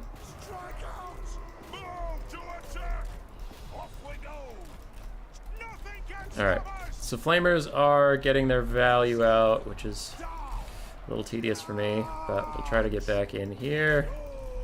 Thunder is trying to get away from those Forsaken. Dwarf Warriors are winning versus these guys for now, though we could use some help versus those guys. You need to dodge back a little bit. Blasting charges are doing blasting charge things. These Thunderers need to fall back a little bit. Thoric is continuing to try. That's all we can really ask of him. I mean, come on.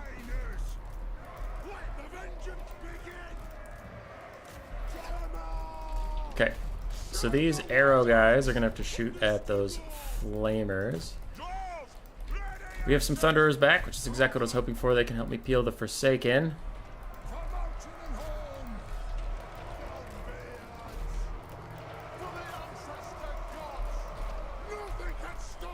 Alright, we are shooting at all these people who are running away. You need to spread out a little bit more like this.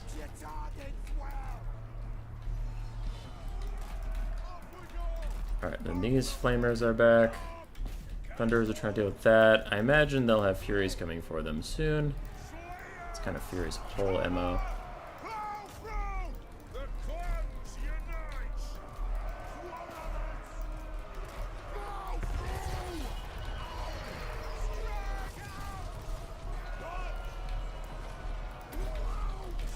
Okay, so it's looking like we're winning.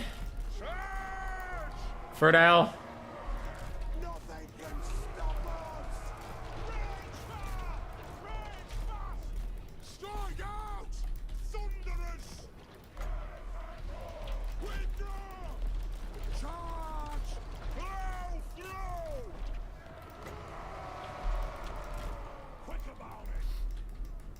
Oh wow, this Thunder is routed anyway, huh? Okay.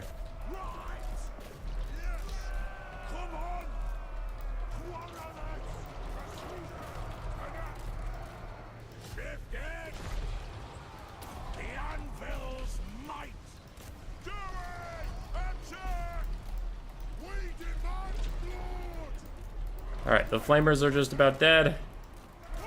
Goodbye, Flamers. Army losses. We did it! Okay, that was stressful.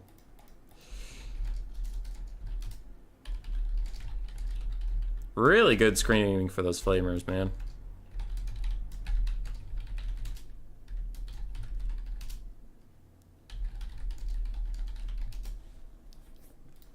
If Flamers had more ammunition than Zero, that would have been Great. Dude, he did everything to protect these flamers, and they barely paid for themselves after using all of their ammo. That is so sad. That's so sad. Flamers, why are you so sad? It was a super fun series. It was a super fun series. I got mega tilted on game 2, but yeah. Yeah, it was good. That was Pog.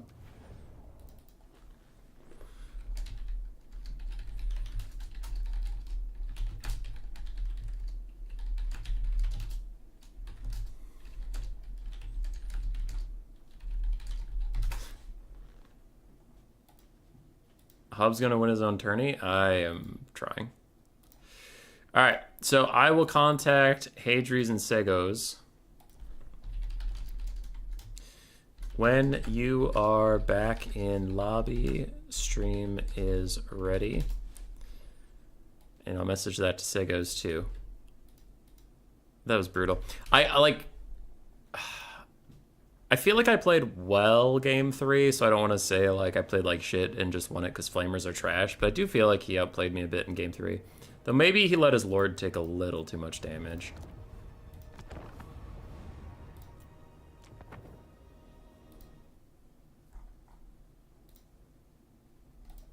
I let his harpy, his fury, whatever. I let his fury get back to my cannon, which was a fuck up.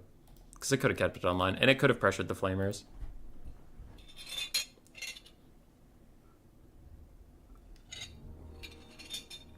You should have lost? Yeah. I agree, but the flamers just didn't get anything done.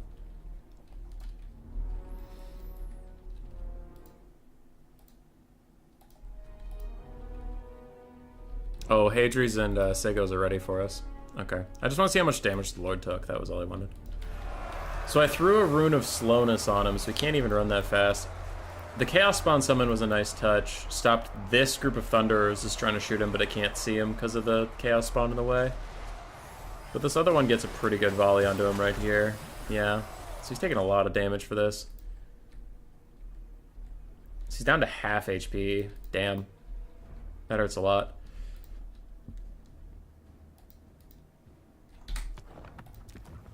So that put him pretty far behind. Also, that's one of the reasons I took Thora, because Tzeentch wants to spam spells, so if he does that near me, he'll take a bunch of free damage.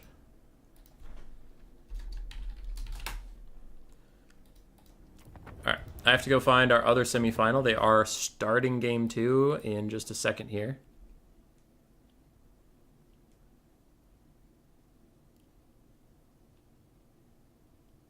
I don't know what thing it is. Segos was one of our winners of a new player tournament. He's also been tearing up Vermin League.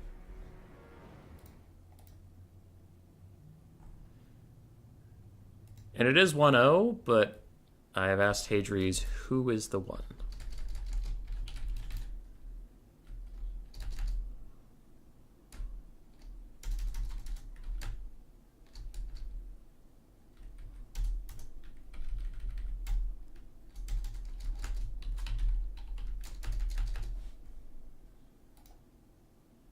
Okay, so Hadries is up 1-0.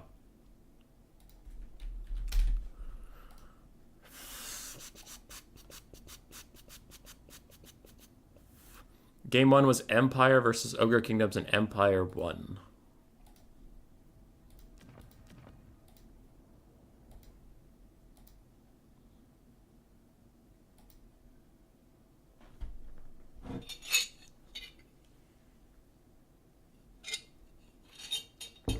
Oh yeah, finals is best of 5 too. Derek Sudbury with the $50. Hey, I've got your smackaroonies right here. Hey, thanks so much, man. That is such a generous donation. Normally only Strat Games throwing that much money at us, and it's usually for me to strip. Which I always say no to. Officially. Off the record? Thanks for the donation, man. Super generous of you. I never know what to say. I think I'll go with Blibbity Boip, which is an appropriate response. Only rats win. I'll just make an account with just pictures of rats. Cute ass rats.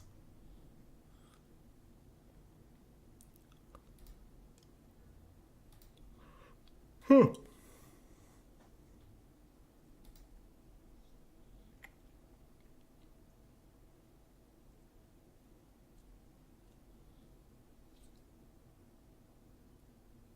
All naked mole rats. I mean, they are technically naked.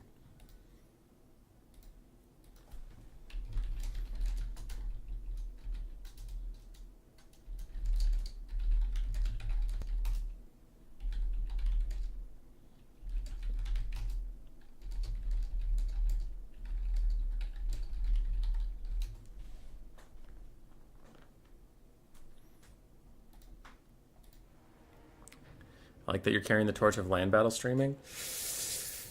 We are, man.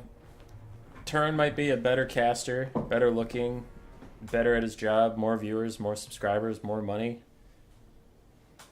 better hair, better facial hair, better style, better art, better working of the YouTube metric. But I do stream more often than he does. So, it kind of evens out. Kind of evens out.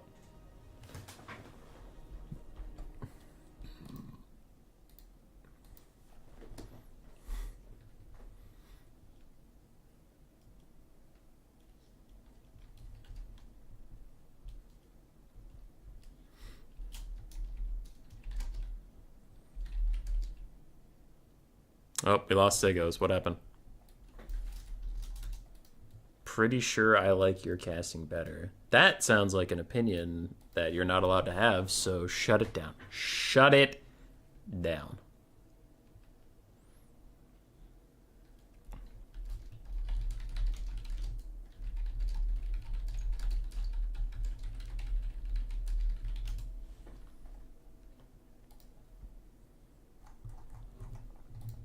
Also, Human Boy is louder. That is true that will change very soon because Grace is going to bed sometime here, and then I'll have to do the whisper casts. Alright, Grimgor is going in to fight Kairos Fate Weaver. Alright, Grimgor is getting his ass kicked. Alright, Grimgor is running away. He terror routed. And Grimgor is off the map. Alright, all the greenskins are routing now. Siege wins. And for game 2.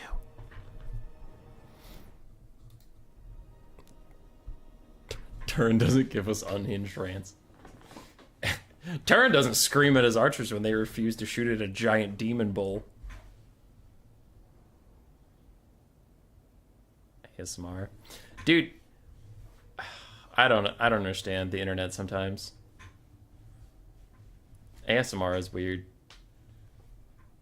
Like, there are actually people that want you to, like, lick microphones and stuff, and I'm like, what? Maybe it's just because I don't like that sound. Maybe if there's other people that aren't creeped out by it, and they're like, yeah, that's my shit.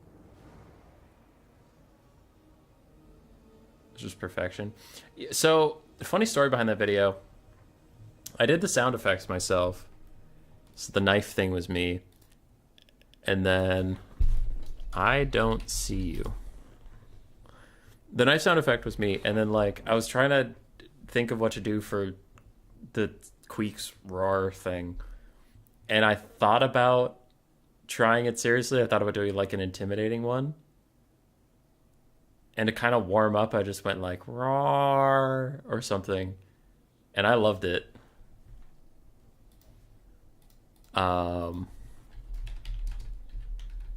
We lost Segos, so I'm dealing with that.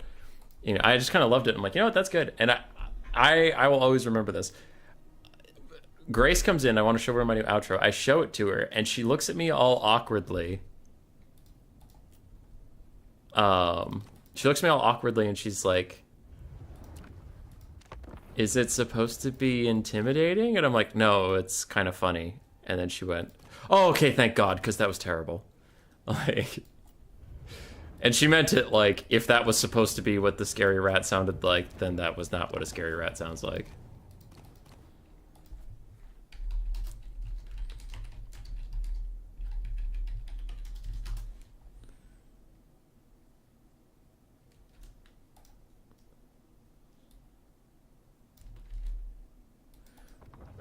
Looks like I was the problem briefly.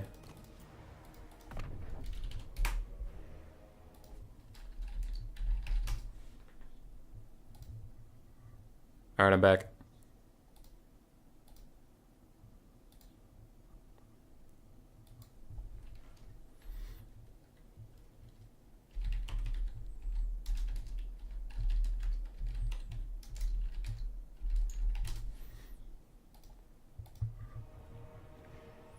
Really enjoy turn. Whoa. Chat popped off. It looks like we have Lizardmen versus Dark Elves. Lizardmen are ready. Dark Elves gonna get ready soon. That's still so messed up. Okay. I really enjoy Turn Plus channel. At the end of the day, I'd love to have Total War content creators incentivized more as kind of unique multiplayer gaming world. But I think land battles are a little more interesting to watch. I think that as well. Some people like domination, but I have a hard time getting into it. Gameplay wise and watching, it's just not for me. Just fine.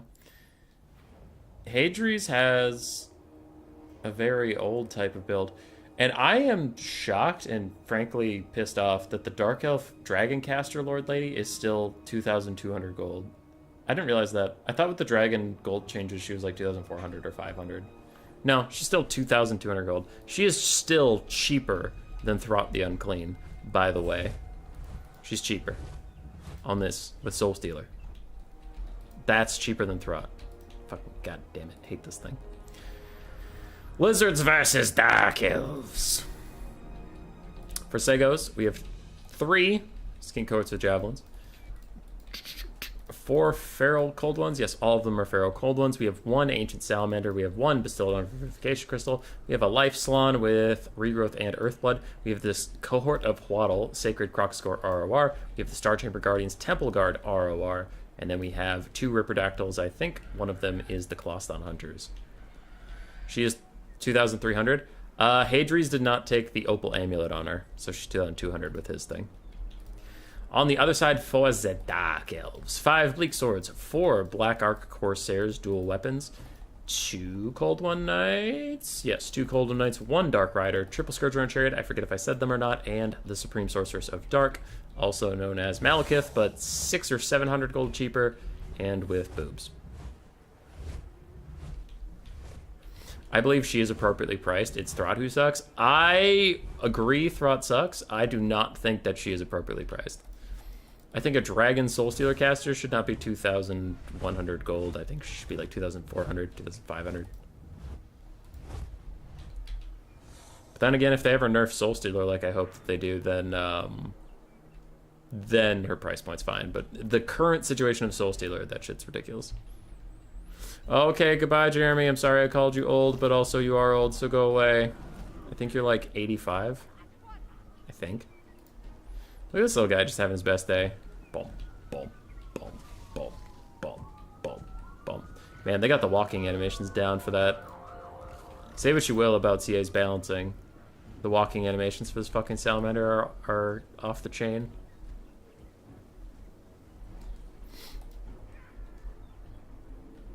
Lizardmen will advance.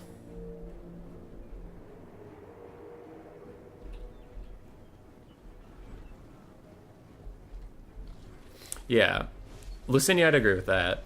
I was just going under the assumption that we're talking about with Soul Stealer in its current state. But yes, if Soul Stealer gets nerfed, then her price point is fine. It's one or the other. If you do both, if you nerf Soul Stealer and raise her price point, then she'll be completely useless. Alright, skin cohorts with javelins trying to fire at the Scourger on chariots, though they are going to dodge as that volley comes in, and it was pretty inaccurate onto those little chariots. And Lizards, this Ancient Salamander, he's going to fire at the Scourger Runner, but does he even do that much damage? Well, if he misses, no. And again, they're super low to the ground, so they're very hard to hit for Lizardmen. Life Salon taking some Scourge Runner bolts as a Revivification Crystal charge is used onto the Ancient Salamander, who misses yet again on a sitting still Scourge Runner chariot that was sitting right in front of him. And Javelin's still trying to get a bit of value back. Ripperdactyls will get activated. Hadri's goes for a side breath attack, but a good dodge here from Segos. The Clawstone Hunters are moving up. Jav Skinks are throwing once again into Scourge Runner Chariots, and this time they get a bit of a better volley. And they got the flammable debuff, so that thing must have hit them, but it didn't look like it did any damage, so.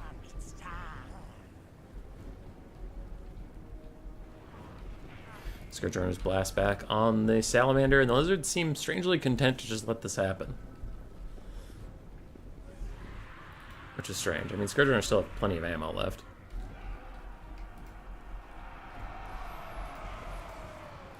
Skinks running into melee. Now they are starting to back off, and the Salamander finally gets to shoot at some infantry, which is he's a little better at, though. Honestly, he did piss poor damage on that one. He's now going to fall back.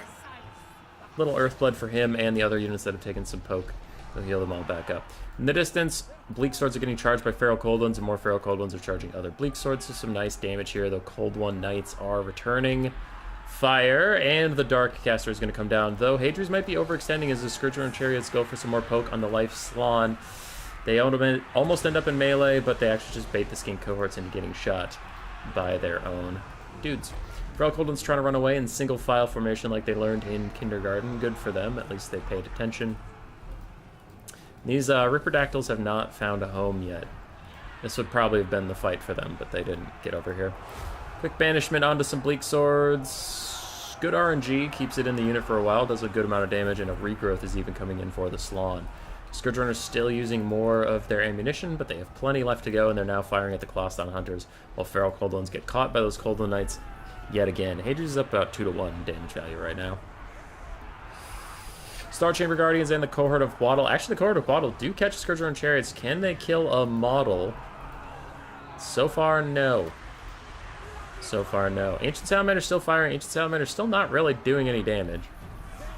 He's got a lot of good shots out there that just don't amount to much. Blood Statue, despite I don't believe it has been used yet. Hopefully the Slann gets a little more on top of that. He throws out his Shield of the Old Ones to help out this big fight. And Cold One, ooh. Cold One Knights charging into Star Chamber Guardians and the Cohort of Waddle is going to be a bad time. And Soul Stealer is getting damage mitigated right now. Maybe a counter Earthblood could heal up all these guys. And a ballsy landing from her. Now, I know she can heal up an awful lot, but still landing in front of the Cohort of Waddle and Star Chamber Guardians is going to be a lot of damage coming your way, I believe. And the Clawstone Hunters are on her. Hadri's has to be very careful right now. Lizardmen are up on the balance of power. They're a little down on the damage value, but I guess their big asset pieces are doing just fine. Clawstone Hunters having a bad go of it. Same with the Cohort of Waddle. They're really not enjoying this fight that they are stuck in, and these Scourge Runners are continuing to fire in on them, while the Ancient Salamander gets into melee with these guys. Still down. How many charges have you used, my friend? He's already used 2. Okay, good. So he is keeping up on using it, because he will need that. Hadri's is going to opt out. His Dragon Lord just walking through the Ripperdactyls and Croxagores like they're not even there, and an Earthblood will heal all of them up, while the Ancient Salamander tries to get back to its area. Lizardmen are going further ahead on the balance of power, which I guess is the case. I guess I'll trust it. The fight's a little too chaotic for me to easily assess what's going on right now, but it feels like the Dark Elves are holding their own, so I do find that surprising. Blood Statue of Spite onto the Bleak Swords probably should have been cast onto these Cold One Knights, but to each their own, I suppose. Ancient Salamander gets charged by them, but the Clawstone Hunters are nearby to help out. A Revivification Crystal is trying to heal them up, though Soul Stealer will try and knock them right back down, healing up this Dark Elf Lord in the process. Clawstone Hunters doing their best to whittle down these Cold One Knights. The other Cold One Knights are also very low, and if you get rid of them, that does take out a lot of the agency that the Dark Elves have in this game, because then it'll be just infantry and Scourge Runner Chariots versus like Star Chamber Guardians and shit. Overcasted Earthblood trying to save this area fight, and a big banishment is going to really punish the Dark Elves here, unless its RNG takes it away, which it does, kinda. So it did a little bit of damage, but not as much as the Lizards would have liked. It is now going to turn on some Skinks, though it is nuking down these Dark Riders. Okay, banishment. You came back in the later half for us here. Ancient Salamander is routing, though it has a ton of HP because it got a lot of healing while its leadership was faltering. Hopefully for the Lizards it can rally. Breath Attack here onto the Cohort of Waddle does some nice damage, but the last of the Cold Ones are fading away. And how are our regular Ripperdactyls? Not feeling too hot. So both Ripperdactyls have suffered a lot, though this one's already heal capped. Ancient Salamander has returned. Balance of power continues to creep forward for the Lizardmen as the Dark Elves get an even higher damage value lead. It just doesn't matter versus all that healing Can't stop the healing, can't stop the feeling. Verification Crystal is some trouble. This is a nice play from Hadri's trying to snipe it out, but the Colossus Hunters are going to land on him. Without any support, he will take a lot of damage. The Verification Crystal chucked out some healing for someone somewhere. I wonder if the Slann has healing for it. Doesn't look like it. And another Soul Stealer is going to hit the Bastildon and the Colossus Hunters. That'll do a lot of damage to these key units. But is it even enough? What can kill the Star Chamber Guardians at this point? And the Ancient Salamander is still firing in, trying to punish this little blob of units that is forming. And despite all these Soul Stealers, your healing cap is not in sight for the Supreme Sorceress of Dark, so we're not excited about that. But the Bastildon has been rallied. He can hang out with the sacred cohort of Waddle, and they'll keep him safe. And then he can use some of those healing charges on these Ripperdactyls over here. There is a regrowth from the Slann coming on the Bastildon, but Hadri's is noticing that this Slann is dangerously overextended without any support. Ancient Salamander manages to rout off the Dark Riders with the help of some Javelins, and we are very, very quickly getting down to just a Dark Elf caster versus a lot, and she cannot handle the Temple Guard plus the Cohort of Waddle. Temple Guard are actually going to be quite spooky in this late game. Last stand for the Dark Elves, but it's not going to be enough. She is not Malekith. Malekith is actually a better melee combatant than she is. She is just cheaper than him and stuff, and she's fine, but she can't handle all this as the Cohort of Waddle are going to charge in. Looks like the Lizards will be... Yeah, they're going to be winning this one. We're even getting into army losses territory, honestly.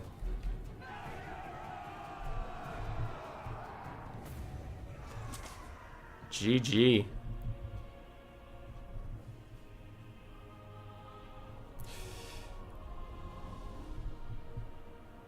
The Lizard's Q, goddammit.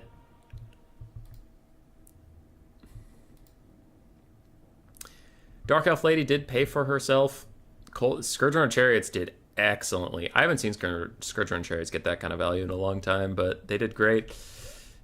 Unfortunately, it is not the Skirmish Chariot meta. It is the heal as much as humanly possible meta. And heal they did. That was a lot of HP coming out from the thick-toed boys. Scourge Runners just didn't have the ammo or stopping power to get through it. Though they did do really good work. Alright, so for tonight, this is this is game 3 of the semifinal best of 3. Then we have a finals best of 5 between me and whoever wins this one. And then that'll be it for the stream. So you have between 4 and 6 games left. It's 11 o'clock here, so we're getting kind of late. I'm going to take a piss. You have to go to the bathroom again, didn't you just go? I've drank a lot of things during this stream.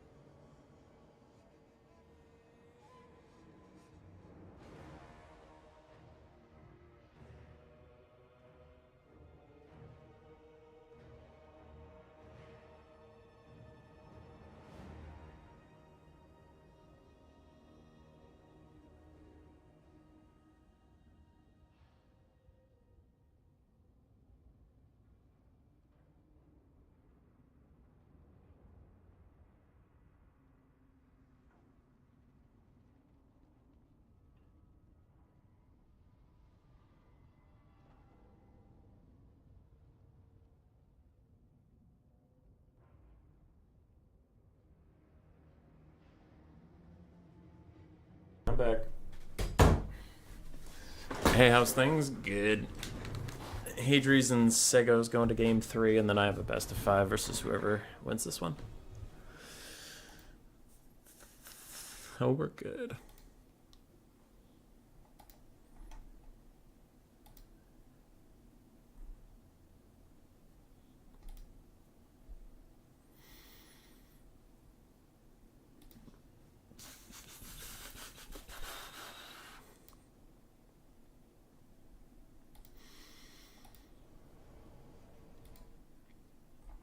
If I win, I would save $50, which would be nice. Not necessary, but nice. Both are still sitting on Dark Elves Lizardmen, so I imagine they're figuring out their pick 1, ban 3. It'd be Sego's his first pick, so Hadrius gets counter pick. Which is dank.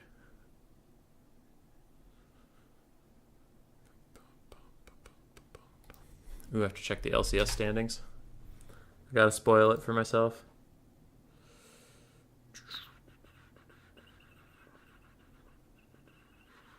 Oof. It's looking rough.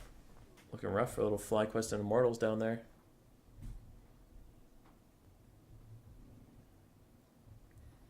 If anybody here watches League of Legends, LCS and LEC and stuff, I don't understand Energy.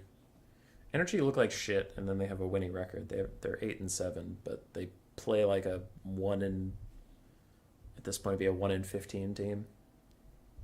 They play terrible. It feels to me like Energy is the worst team in our league, and yet somehow they're in 5th.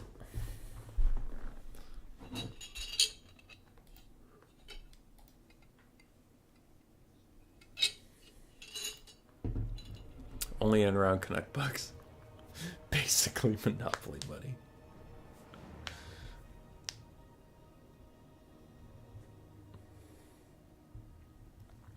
Hadri's has flipped over to Ogre Kingdoms, and Sego's is on High Elves.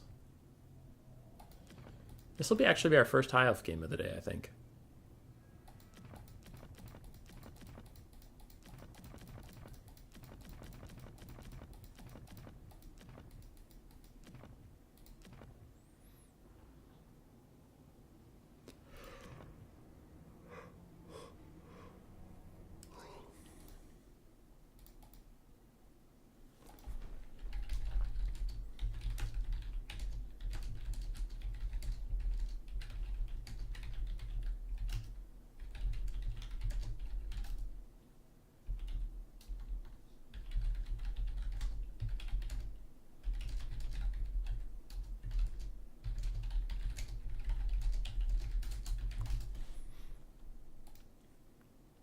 I keep getting told that Ogre Kings versus High Elves, Ogre King are favored, but High Elves always beat me. I don't think it's Ogre Kingdom favored. I think it's about even. There are things High Elves can do. Yeah, I don't know. A staunch line of Spears always seems to be pretty good. Like, Noblar Trappers are a little insane, but still, if you get some Silver and Guard and stuff, you can do some pretty good work. I don't know. I'm a really bad High Elf player, though.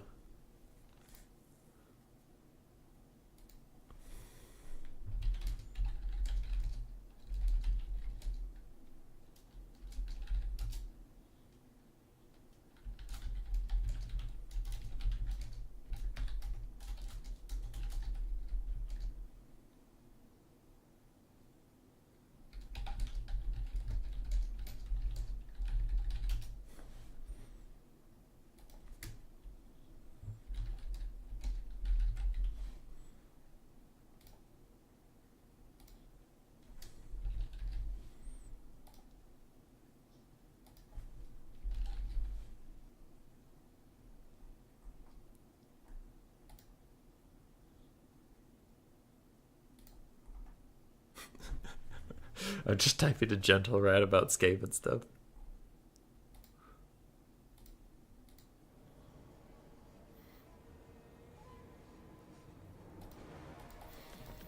Alright. It is looking like this is the official matchup. It is Ogre Kingdoms versus High Elves. The Ogre Kingdoms are getting set up behind the blocker. They have about 1,500 gold to spend. And the High Elves are sitting at about 650 left to spend. So we'll be getting into game soon.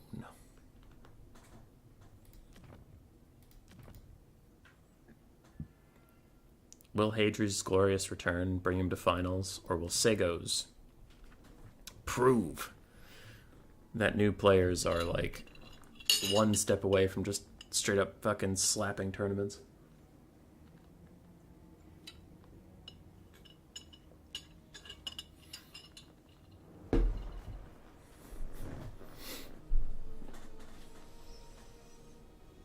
High Elves look ready. Ogres are under 1,000 gold left to spend. High Elves readied up.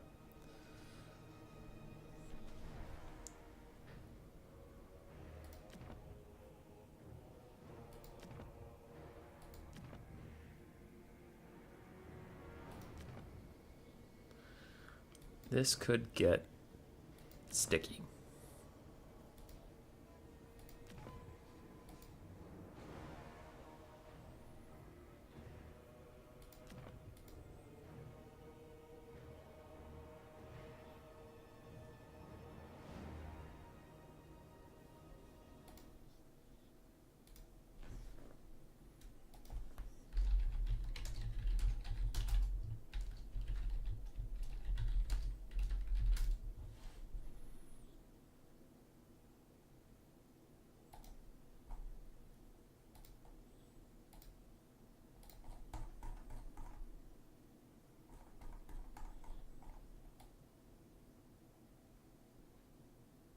Hang on.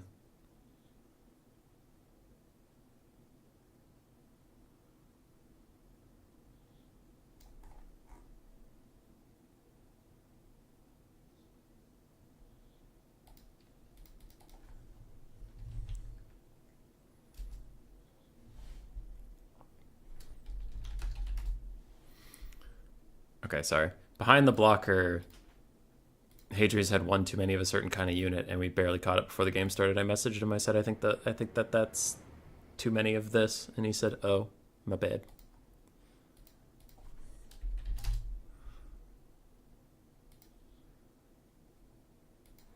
Okay, we're good to go. Sorry for the delay, friends.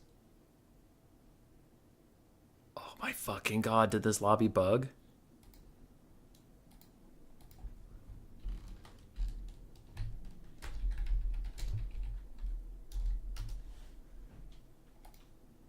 The lobby bugged.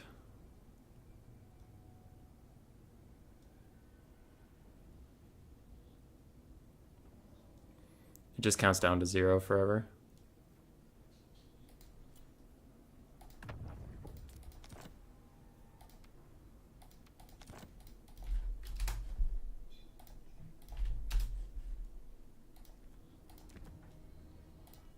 Alright, Gorgazon is the map.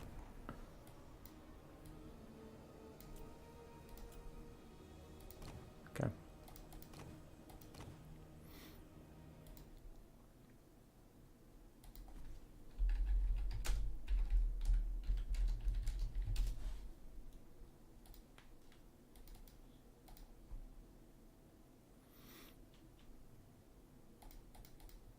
Okay. So we had to make a new lobby. There was a bug where it happens sometimes. I don't know what causes it, but like the timer will just count down 5, 4, 3, 2, 1, 0, and then it'll just sit at 0 and you'll never enter the game. So players are just gonna load up the same builds and we'll get right back into the game. Sorry about that.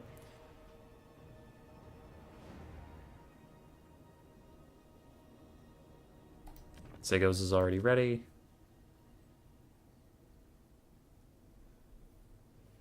Hadri's is gonna be ready, and here we go. Sorry about that minor delay.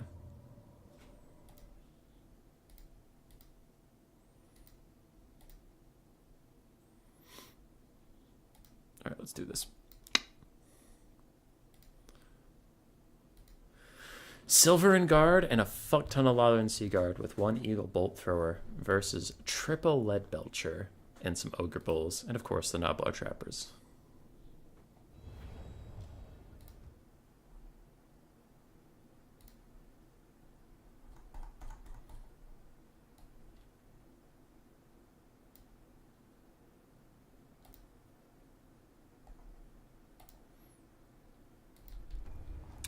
You should feel ashamed, Hummus, delaying the games for fun. I do love delaying the games for fun, man.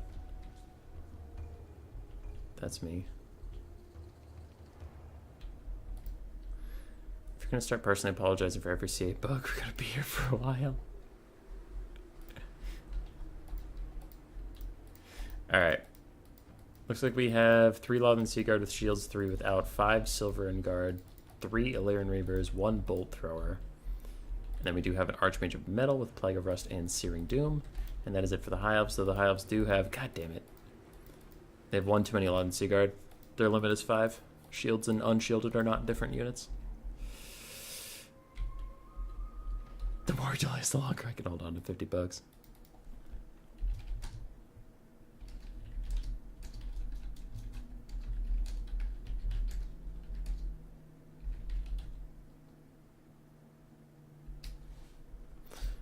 Okay. On the other side for Hadries, we have triple Lead Belchers, the Sky Striders, 5 Gnoblar Trappers, 2 basic Gnoblars, 4 Ogre Bulls, a Saber Chest Pack, an Iron Gut, and a Slaughtermaster of the Great Maul.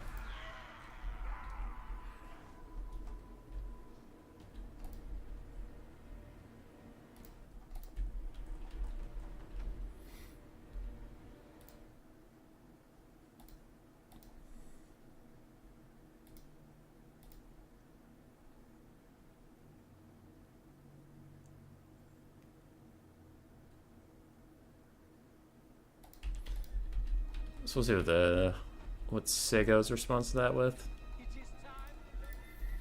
If he doesn't notice my message before his opponent are ready.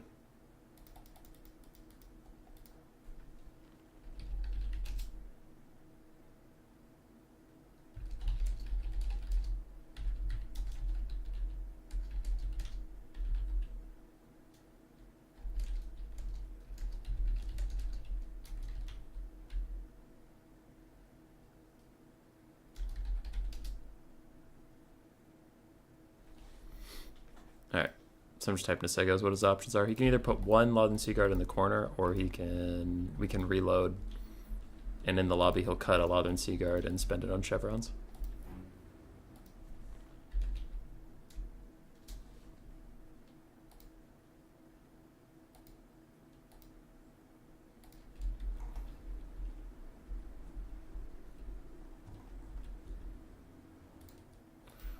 This stream's really done a number on my sleep tonight. 5:20 a.m.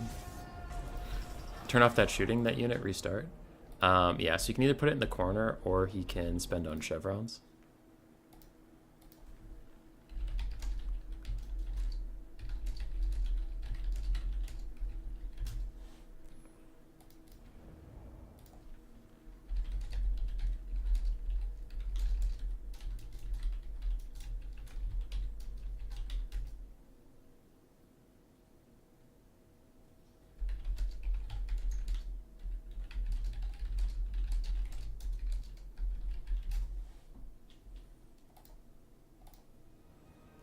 Delaying the game, you haven't made up rules.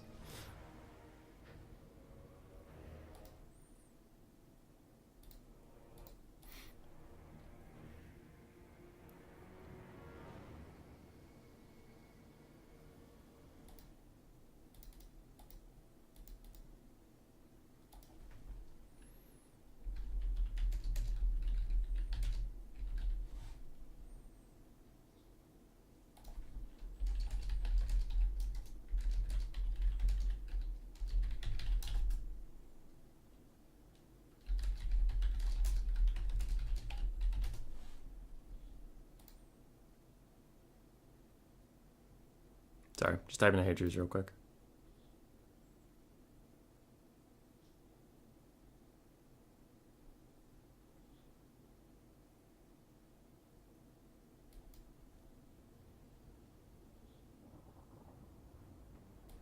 He's breaking rules accidentally, yeah. 5, 4, 3, 2, 1. Okay, I'm just gonna ready up.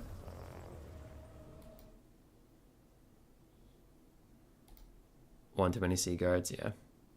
Getting back into it. He did end up buying an Archer. So it's the same type of unit. He bought an Archer and then spent on chevrons, but he didn't change too much of the build. asked Hadrius if it was okay, but he didn't seem to see my message, and that both players were waiting on me for quite a while, and I was like, fuck it. Okay, let's just go.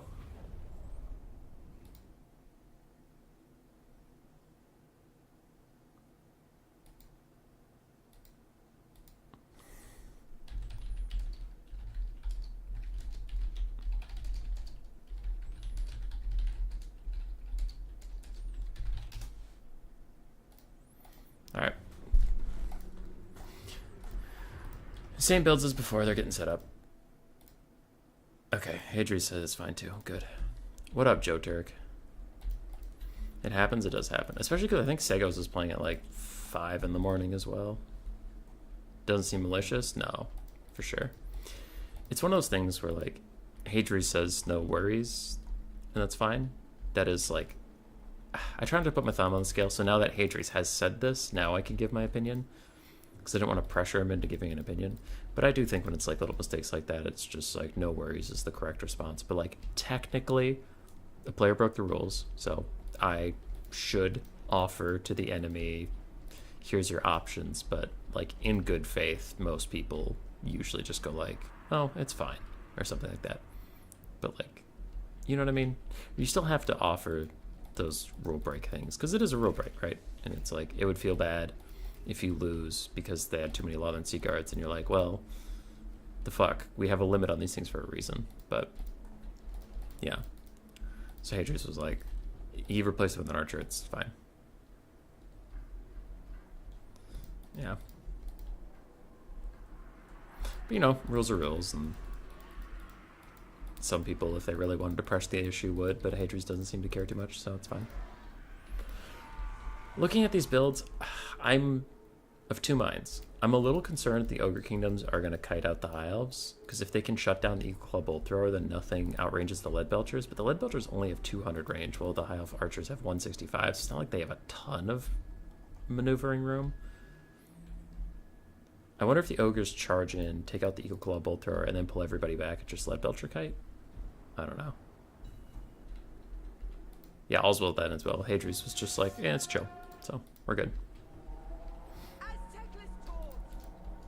Alright, Bolt Throwers are probably going to target the Lead Belchers as they should. They should probably be on single shot, not multi-shot, since multi-shot's in general not that great, but especially not against like Ogres, as each volley looks like takes out a model.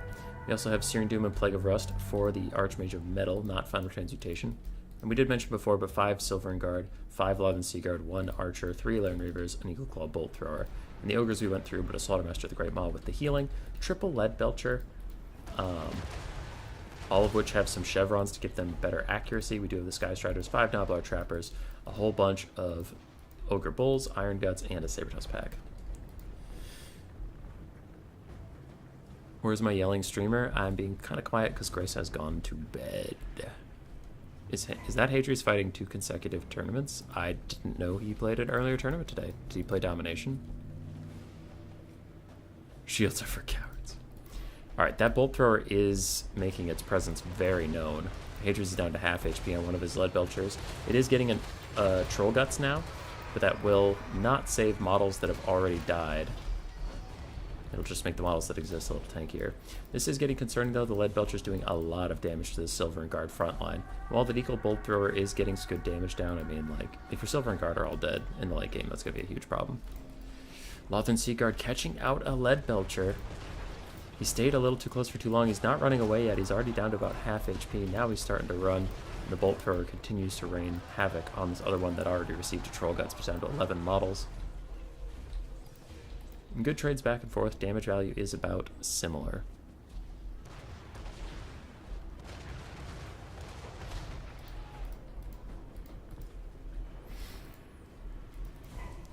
Lead Belcher's trying to kite back a little bit. Lothern Sea Guard getting some return fire. But that, I mean, as long as that Bolt Thrower is uncontested, it's just chilling. It's only used like a third of its ammunition. Now the High Elves are just sprinting away from the Lead Belchers. Run! But man, this Silvern Guard front line is taking a lot of a beating.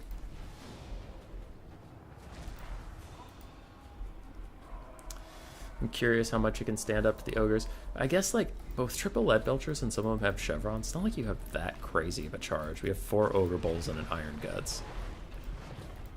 Lair and Reavers start to try and take some of the heat. And these lead belchers are still pretty low. What's that bolt thrower shooting at now? It's switched onto the more damaged one. Okay. Kills off a model there in that volley. What did you just overcast? Overcasted a Plague of Rust on the Sky Strider so that these archers can harass it on the way out, but Hadri's notices that right away and he's just going to back off. It's a pretty good play from both players there. Sabertooth packs are going to catch Illyrian Reavers. How? They have 95s. They're faster than an Illyrian Reaver? What the fuck? That's honestly crazy. I wonder if these archers need to turn and fire at like the Noblars or the Sabertooth packs or something. Bolt Thrower takes this Lead Belcher crew down to 8 models. Other one's at 11, gets hit with a bit of a Searing Doom. The Hives are being very aggressive with their Winds of Magic. Throwing Searing Dooms down into Lead Belchers is not what I would consider a worthwhile investment. I mean, you want more Plague of Rust for those Sky Striders later, or you want Searing Dooms for the Nobbler Trappers. Hadri's is kiting around, but I feel like the High Elves are getting the better end of this trade. I guess damage value-wise, the Ogres are still up a bit, but like, Lead Belcher's doing great. This is a whoopsie from Segos. Illyrian Reavers charges straight to Nobbler Trappers. Nobbler Trappers are just better in melee, and then you have Sabertooth support nearby. That's just a whoopsie. That Lead Belcher is down to 7 models. Other 2 Lead Belchers are trying to come back into range, and they're now going to fire into Lothern Seaguard. Illyrian Reavers do rout. Nobbler Trappers are trying to pin cushion that Archmage of Metal, but it looks like they're mostly missing. Some good dodging there from Segos. That Lead Belcher's healing cabs within sight. That's the kind of game we're playing right now. Sky Strider is walking danger close to a lot of archers. And they have 120 armor and some missile resist. 20%, but still. I don't know. That could be a little risky.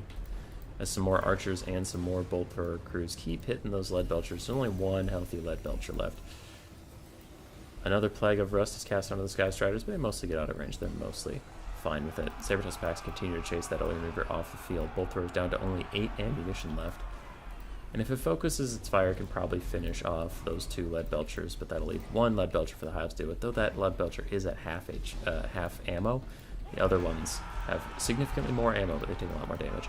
Illyrian Reavers again charging the Nobbler Trappers, which is just not the way to go. I know they look like an archer unit, but they're actually a jacked as fuck melee unit that happens to have a ranged attack. 5 models left from that Lead Belcher, 7 on this one. Bolt Thrower, 6 volleys left, though there is a Sabertooth pack coming up on it, uncontested. And what is this? What is happening here? Why are the Iron Guts up here? Iron Guts could have a pretty bad time. Illyrian Reavers getting in the way of their own archers, though. Don't love that. And Sabertooth pack's uncontested, just going to walk up to this Bolt Thrower. Looks like the High Elves are coming back for it now, which is good. The Bolt Thrower only has 4 shots left, so it's not like you'd be missing out on a ton, but still missing out on something. And this Iron Gut is... I think Hadri's might be trying to use it to bait. I don't really know, but it is taking a lot of damage for its efforts. On the other side, Lead Belcher's 4 models left, and 5. Correction, 3. The Bolt Thrower, only 3 volleys left. Illyrian Reavers do end up fighting that Sabertooth pack. It does not go their way. The other Lead Belchers happen into some Lothern Seaguard. 5 models and 3 down to 1 for that little Lead Belcher. The balance of power is significantly in the favor of the Broger Kingdoms. Iron Gut's going to get the second Troll Guts of the game. Is it overcast? Is it not? It is just regular. Bolt Throwers on their last model. Illyrian Reavers have been overall completely destroyed. Now Blood Trapper's about to get bombed. Doing a bit of damage there. As the Troll Guts is competing. Ooh, a Plague of Rust on them though. Only 70 armor and no shields. Those Iron Guts are having a bad fucking time. Lead Belchers and the Sky Striders trying to get back involved. The rest of the Ogre army is just sitting back. Sky Striders are in. Silverguard are quite injured, but they have decent models and still pretty good stats, so if they come back and deal with the Sky Striders, that could be brutal. Lothern Seaguard trying to turn and fire at them.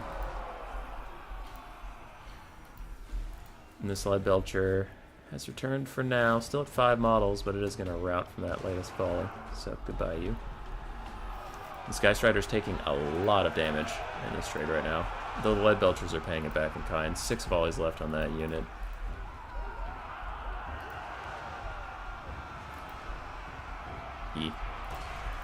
Nabla Trapper's about to go apeshit on some Silver and Guard. It looks like our archers are trying to support them versus those little Noblars.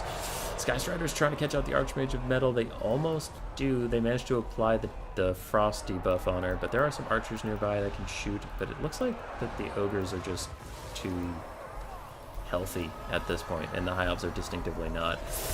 The Metals caster is getting sniped out. Looks like Hadrius tries to dodge a little bit of that Searing Doom. He is going to let her go in the process, but he's shut down so much of the archers in the backline. The Ogres are overrunning them on all fronts. There's still plenty of Nalbot Trappers that are ready and healthy to fight.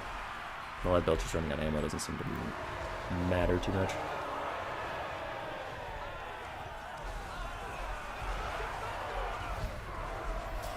Yeah, the Ogres were able to just spread out the damage enough that they could heal through it. GG.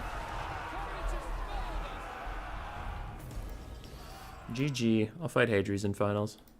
What up, the Forgotten? Archmage of Metal did okay. Silver and Guard didn't really get to play the game. Lava and Sea Guard did fine. Archers did fine. Bolt Thrower did great. And Illyrian Reavers did absolutely nothing. Slaughtermaster the Great Maw just cast some heals. Sky Stars did okay. Lead Belchers did fine. Actually pretty good. Ogre Bowls didn't have to do much. Iron Guts didn't have to do much. Saber-Tooth Packs did great. Nova Trappers did great. GG.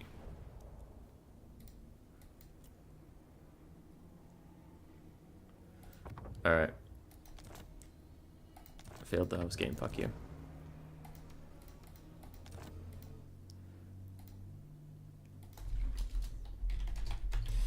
Alright, it's me versus Hadrius for the final. Let's go. Let's get this shit out of the way.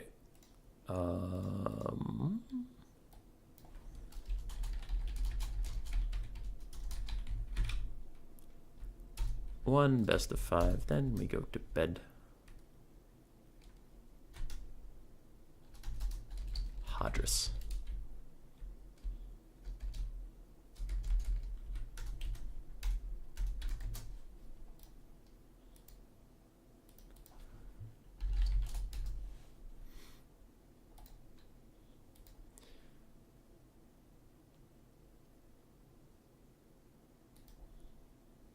Alright, Pillar of Bone, Tower of Hoeth, Summer Song, Cliff of Beasts, Prague.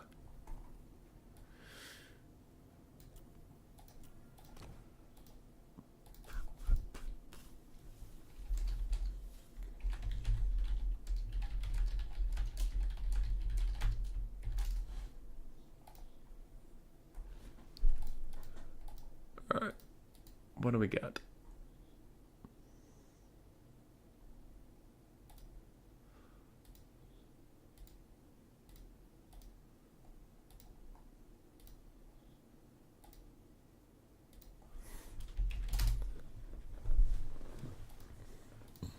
Fat kid at recess daring me to play Slaanesh.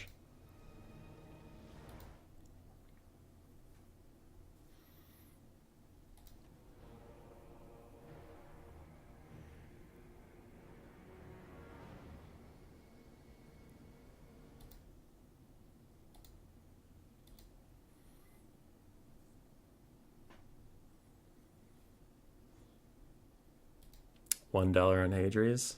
You don't believe in me. Yeah, the Gentle Rat gave me a pretty hard time. Sleep time. Hey, Segos, you played well. You hit the sack. So either I was right and Hadrius is going to win this whole thing, as I bet on him as a dark horse, or I win. So it's really a win-win for me.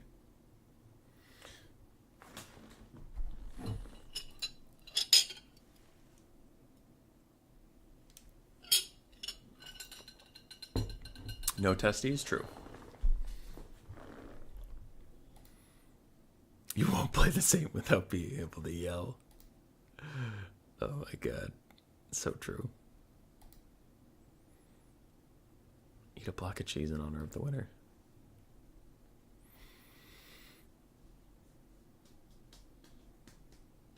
What does he pick on a small map? You know who we haven't seen, actually, like the last 3 streams is like Vampire Coast. I haven't seen the Vampire Coast in a while. But Human Boy is the greatest human computer game player. Yeah, I don't know about that. Drink from a jar with a spoon. I mixed lime juice and water, and Grace was busy in the sink at the time, so I didn't want to throw a spoon at her.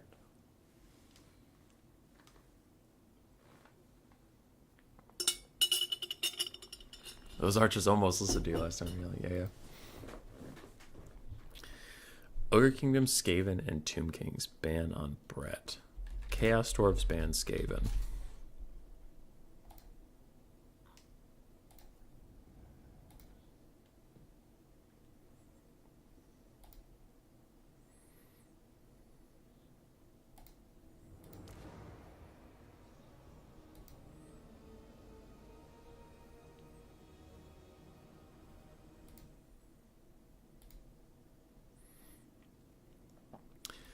Chaos Dwarves ban Skaven. I haven't played it versus Tomb Kings in a while, but I have some ideas on what to do in that matchup. If it's ogres.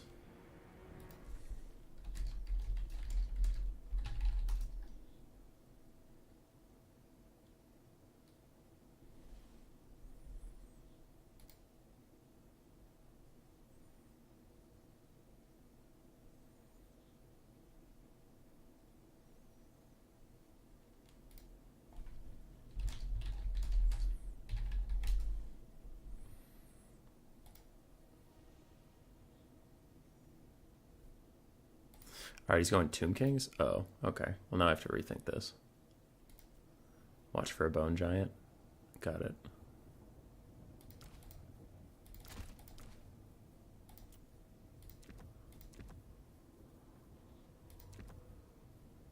In before all Bone Giants.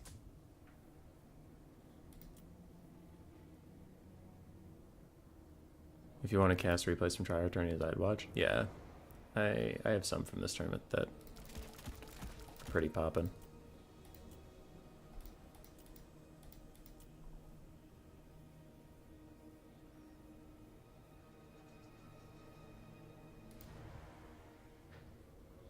To watch you win. Oh god. Alright, I'll try to win. I'm sorry that you had to stay up.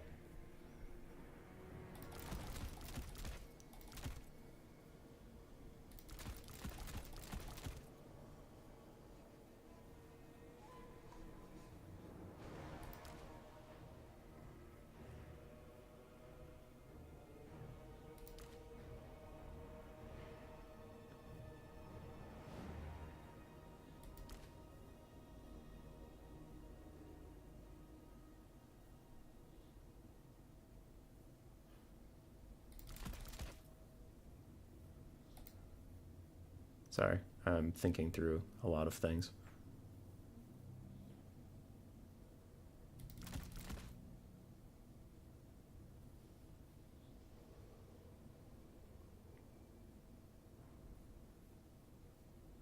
Do it for Norway. For Frodo.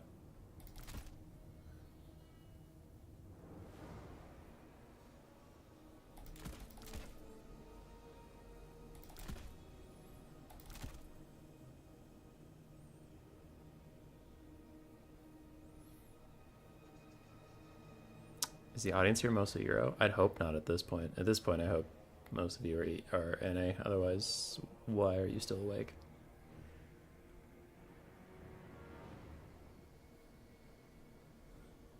Wow, Lil Trill. That's some fucking commitment. That is some goddamn commitment.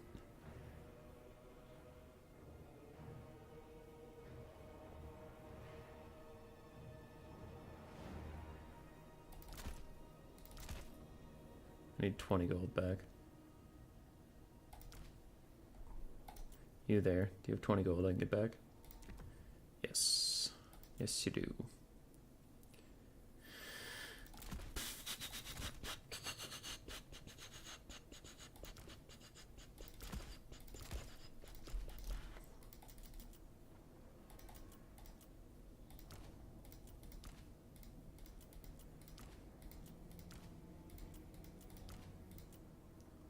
1 gold, you fucks. There we go. 0 gold spend.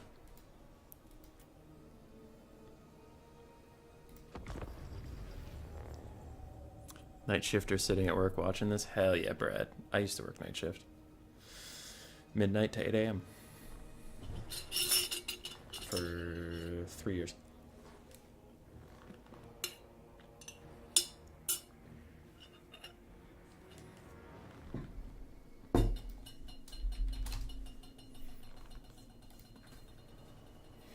I'm gonna check the rules while I do this, just in case I did a big illegal.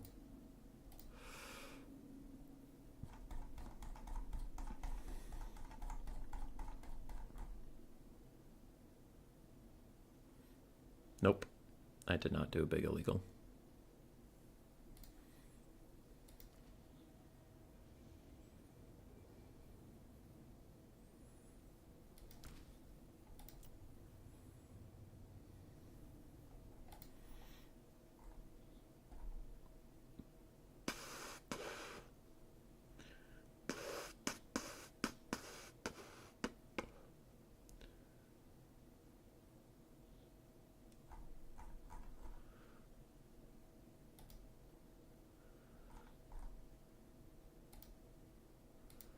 If your boy wins, I'll celebrate with some ice cream. If he loses, I will go sit on my mom's cactus. God damn.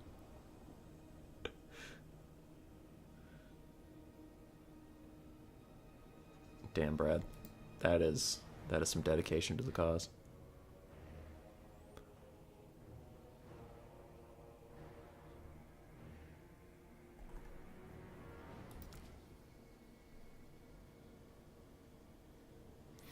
Alright, we're trying something a little spicy here. We're trying something a little goddamn spicy. I feel like it would be good, but I don't know.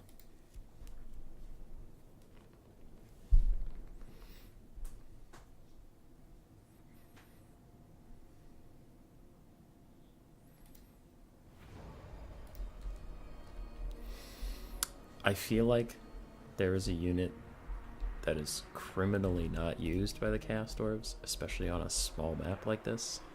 So we're just gonna try it.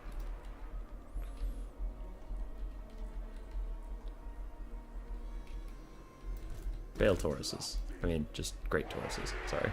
They're like Manticores, but 450 armor-piercing weapon strength. Enemy troop count is small. I have 5 fire archers to poke in on Tomb Kings. I have a burning head caster to apply flammable fire weakness and the fire weakness of Kindle Flame. I have burning head to help me clear out the Tomb Kings frontline. And then we have 1 Bull Centaur with shields, just because I needed something with armor piercing to pressure Ushabti Great Bows and shit. And then we have some Hobgoblin Wolf Riders to be a pain in the dick. That's about it.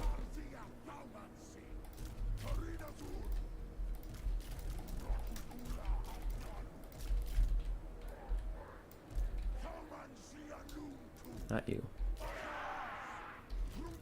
Sorry, I didn't want to group you, I wanted to guard mode you. We're gonna see how this goes. I think this will be spicy.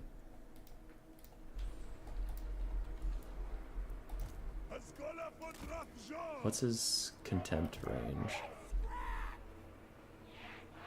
Within 55 meters. Okay, so I can spread these guys out a little bit more.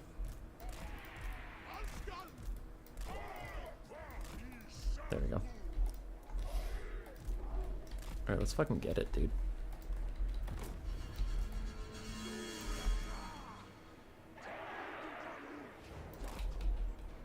Wake up, new Marathi double manticore just dropped.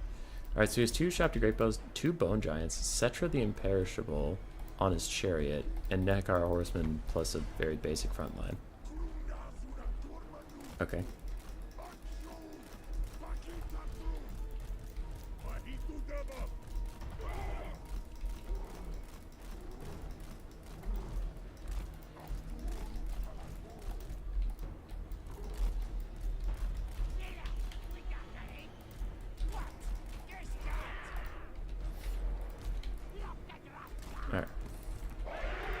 Now we're moving forward.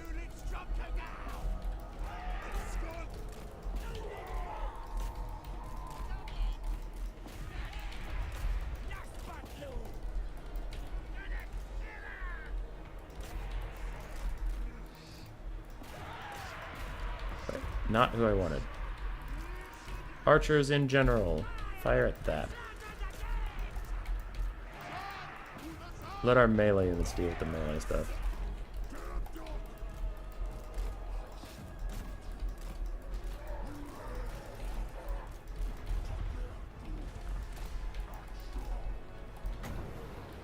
I'm gonna throw this out just so I can get some healing going.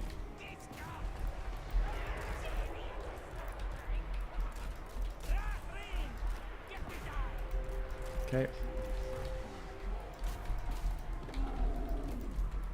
Let's do a whole run this backline kind of thing.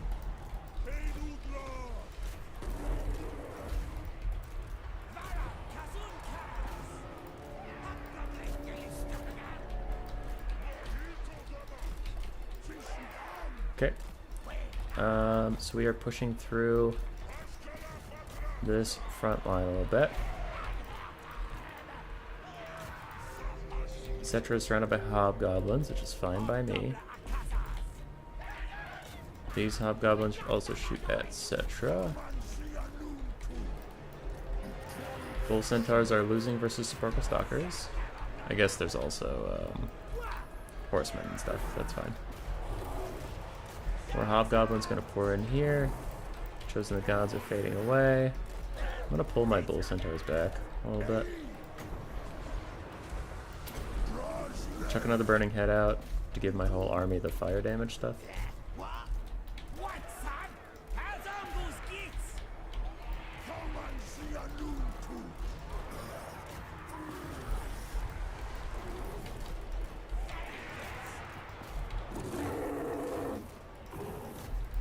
Okay, almost finished off those guys.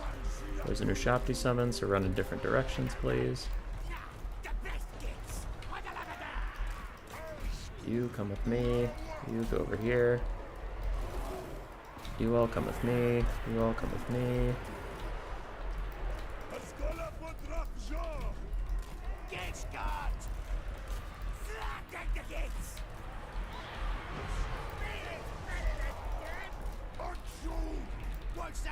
Okay, archers need to continue running in opposite directions. We've clustered up too much on those sepulchral stalkers. But now we're committed. Bale Taurus can leave. Or Centaur Taurus. Centaur Taurus? Taurus Centaur?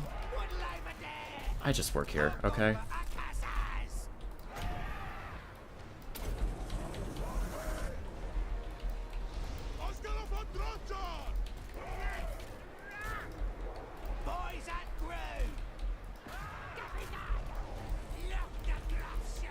Okay.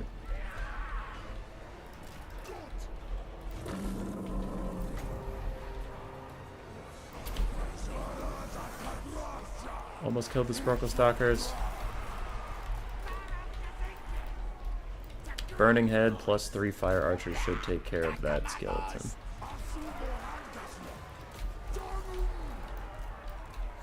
Okay, and then Archers on the high ground are dealing with that Bone Giant. Hobgoblins will charge that. My 2 very spooky bulls are doing good.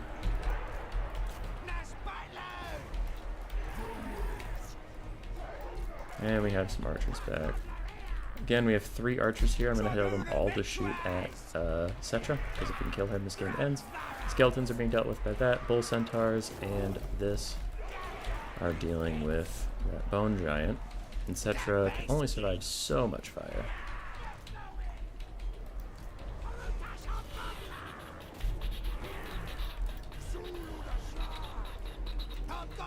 There we go. Army losses. GG.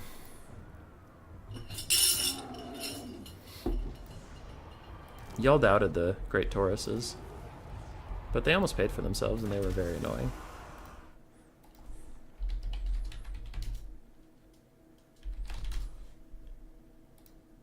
With all that clicking, I guess I played the game wrong.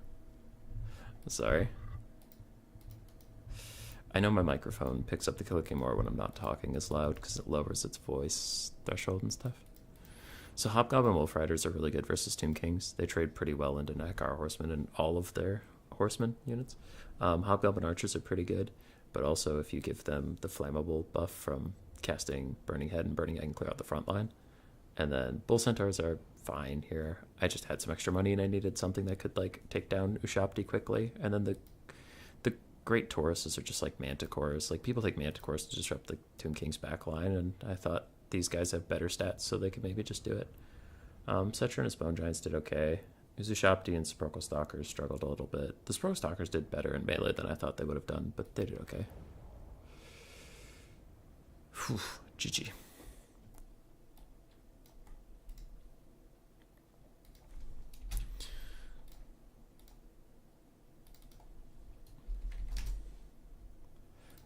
All right. What do we got? Next map. Tower of Hoth.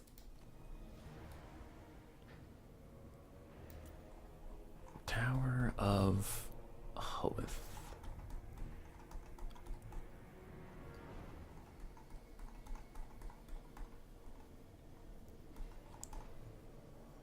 God damn. There's a lot of maps with the in it. Alright, let's do our Skaven, Greenskins, Grand Cathay, ban Ogre Kingdoms. Yeah, ban Ogres. Sure.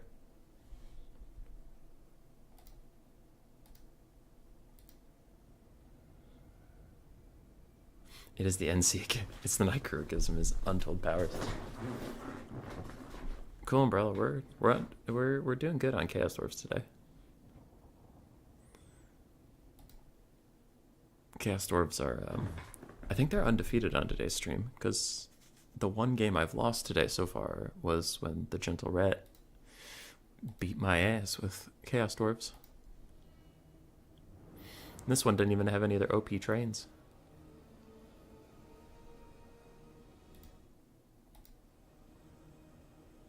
I'm too tired, I forget. Is this best of 3?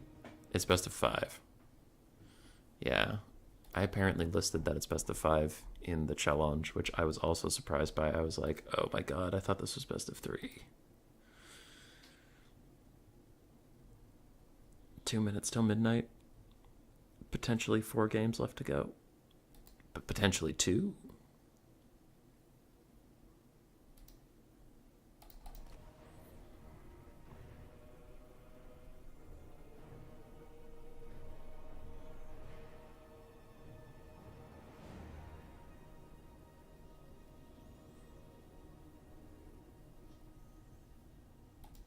Just when you can go to bed, old man. I'm trying, dude.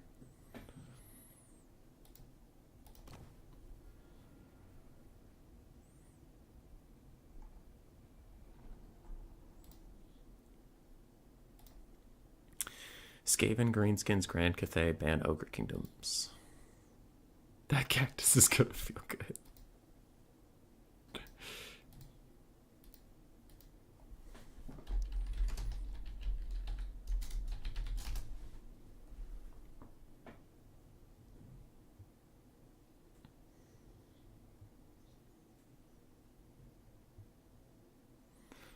He's gone, Brett. Well, he hasn't selected Brett yet, but he did hover over it.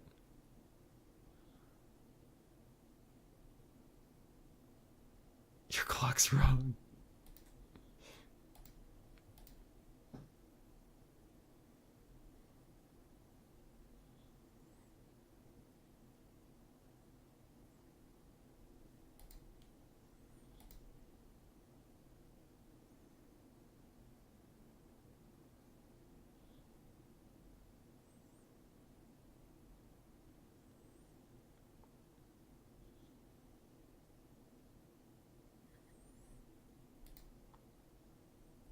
Happy tomorrow indeed.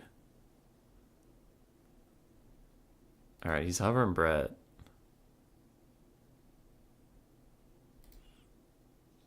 I don't love this map for my Grand Cathay counter into Brett. Gotcha. Skaven. Alright, he banned Grand Cathay, so I'm going Skaven into Brett.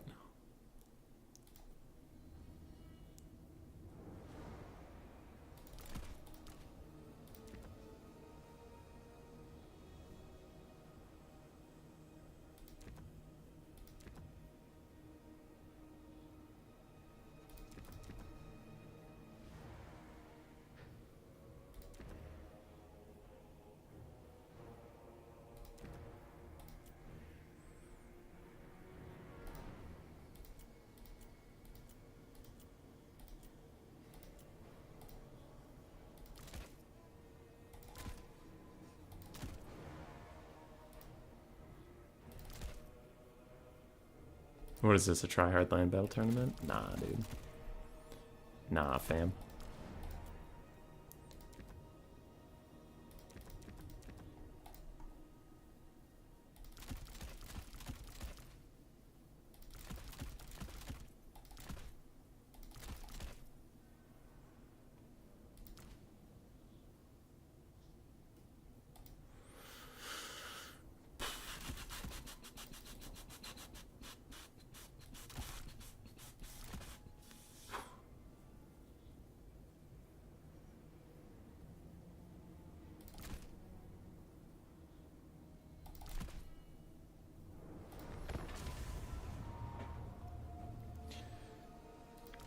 All right.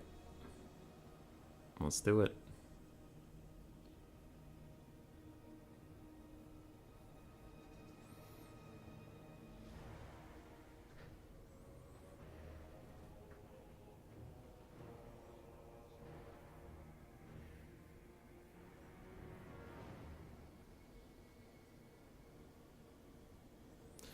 For the Vermintide.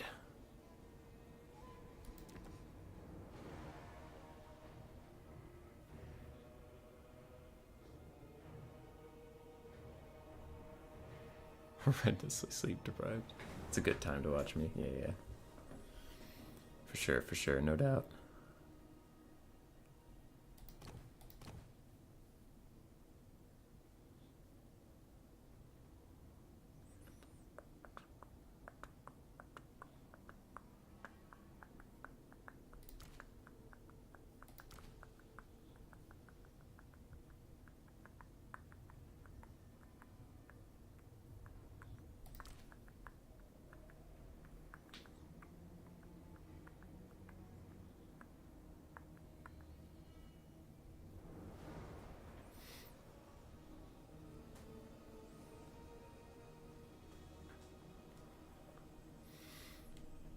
Hadrian's Zatter full tryharding. It's a sweaty tryhard tournament.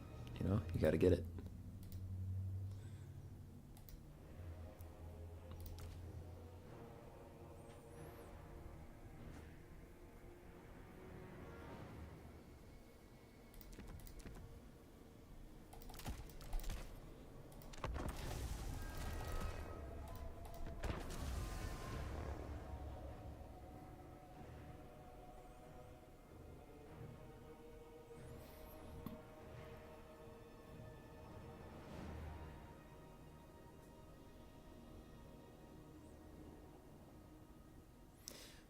Curious to see how Skaven deal with the Giga Chad bulldozers. I will show you if I get the opportunity.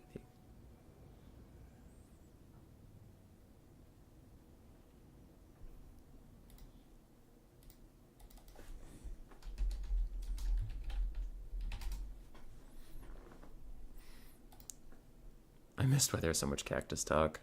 It's a whole thing. How are purple globes these days? Are any point in existing yet? Unfortunately, no. Purple globes choose just as much as green, globes, but for more money.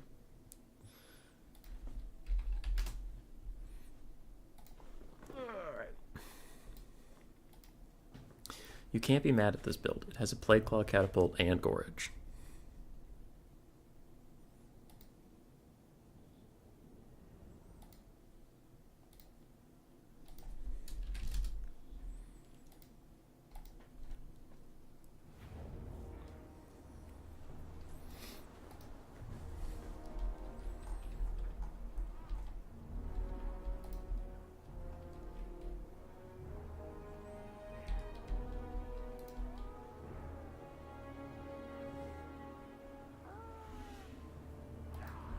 Enemy troop counts 1,200.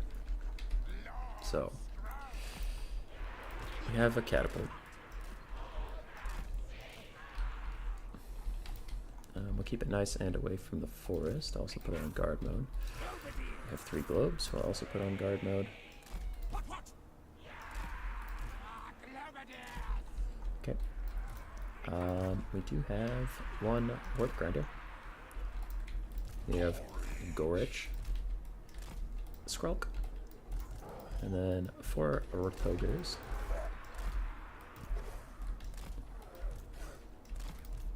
And 2 dogs, both of which are the armor-piercing variants with magic damage, but I'm more interested in the armor-piercing. And then we have front line of slaves. I'll put 1 slave back here, 1 slave here. So the idea is that Skrulk can Rod of Corruption and Lyrid Bubonicus AoE damage Grails that are running around being silly. Poison Globes can also help deal with Grails and Hippos and stuff, but it is just like attritioning them down with direct unavoidable damage. And Gorge is healed here to duel whoever their lord is, and also his spin to win can do a lot of damage to knights if they try to surround him and attack him. And the catapults to just try and force them into me, plus adding its contaminated leadership debuff on peasant archers can make them rout pretty quick.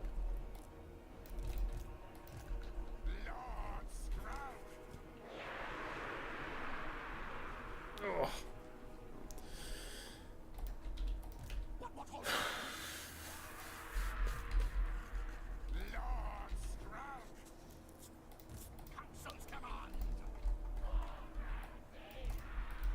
Wolfrats will either chase down knights if I manage to rout them and make sure they just don't come back, or I'll have them go run after archers and stuff. It just depends on what his build is.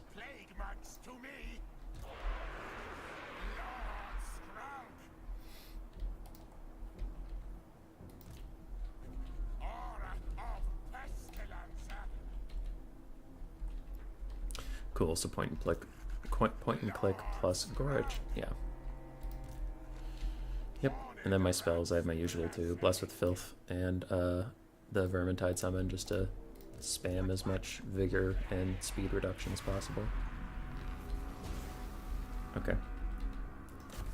So I'm going to shoot at Peasant Mobs just for a second. We have Alberic, a Hippogriff Knight, 4 Knights of the Realm. And I imagine there's a Grail Knight up in here, since I don't see it, and his unit count is a little lacking. Okay, now if they're in range, I'll switch on to them.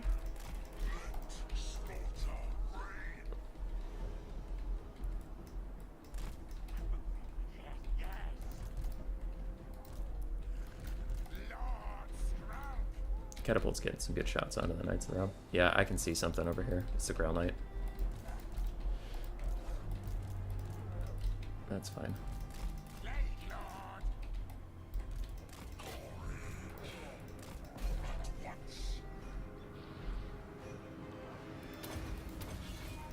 Okay.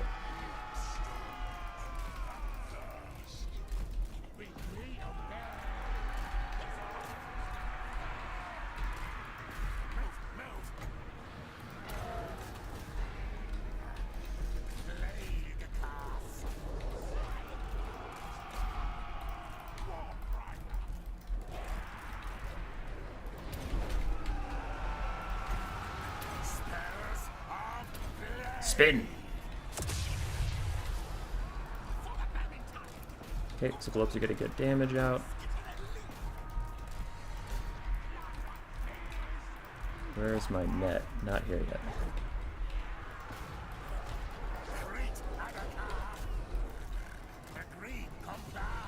So Gorge and Skrulk got a pretty good trade out over there.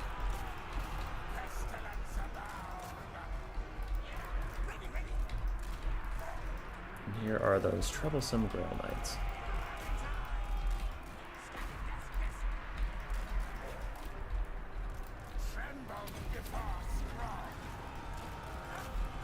Mounted Yeoman.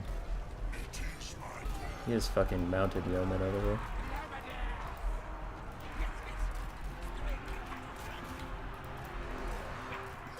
Holy shit, even Knights of the Realm are unbreakable these days. This is what I hate throwing guard mode on fucking globes, is they'll like start to turn and then they won't finish turning.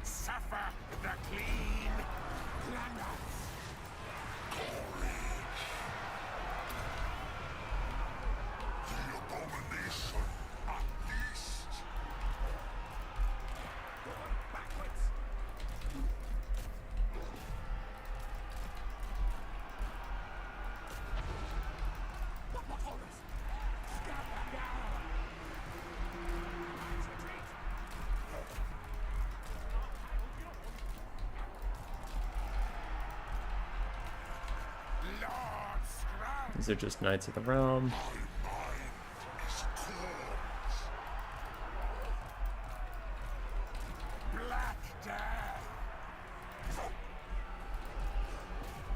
The Grail Knights are already back.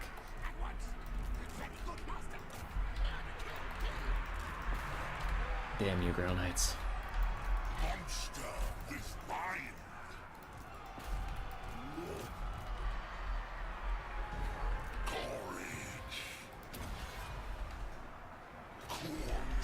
Okay, good dunk.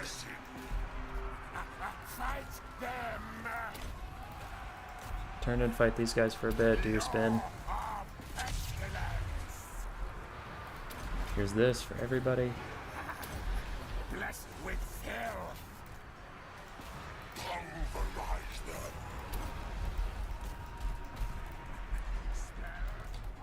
Alright, stuff's going not super great.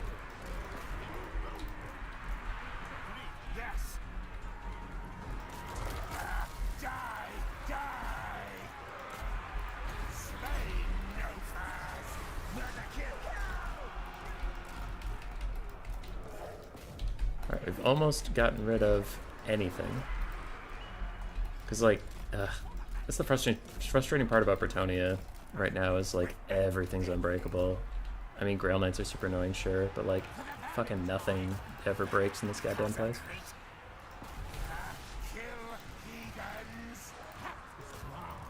Trying to get Skrulk in there to do some damage.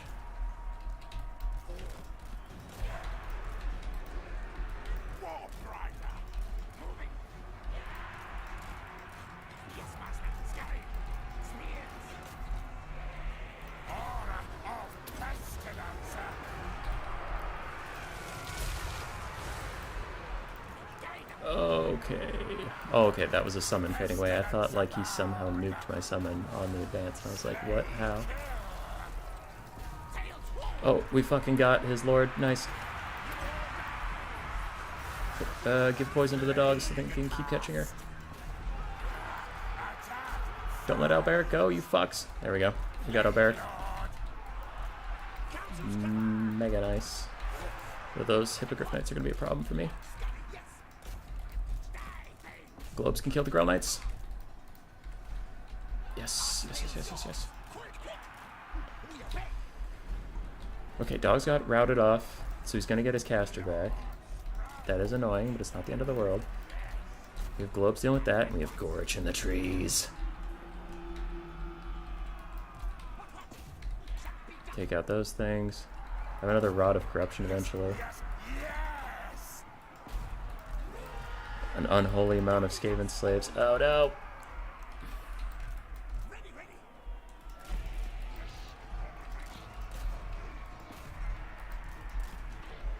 Okay. Let's kill this.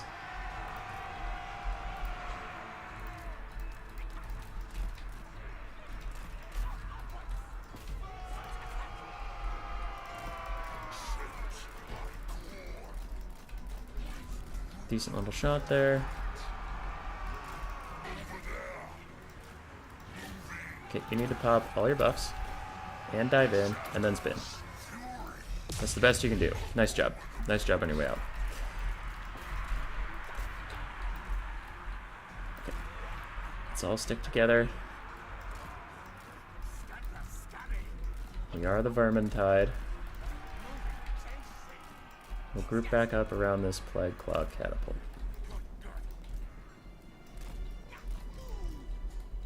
Or we'll try to.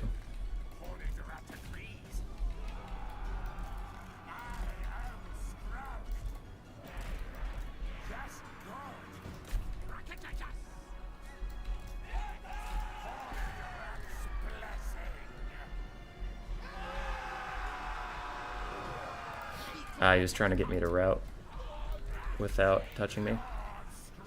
Ah, damn it, he did. Okay, as long as we stay together, we should be okay. Grail Knights are just going to shatter on their own, which is fine. We have caught this lady, so now... with poison, we can maybe keep up with her. No, Rat Ogre's lost it. Okay. Alright, Skrulk needs to get in range with this Rod of Corruption. That's really what I'm banking on right now. Skrulk needs to get in range. He's getting caught on... oh, there are some of them in front of him. Okay, well, let's just hope that's close enough.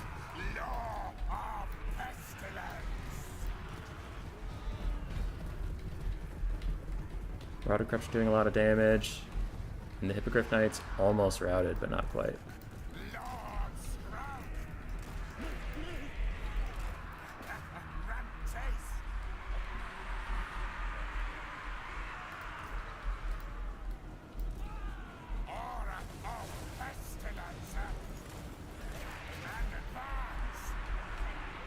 Alright, he has to attack me. He can't keep running away.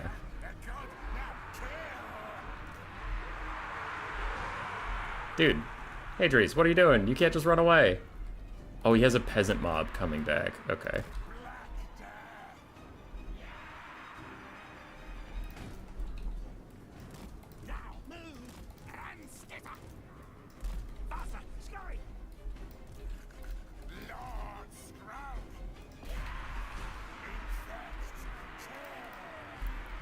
Did anybody ever mention that healing is a fun and balanced mechanic?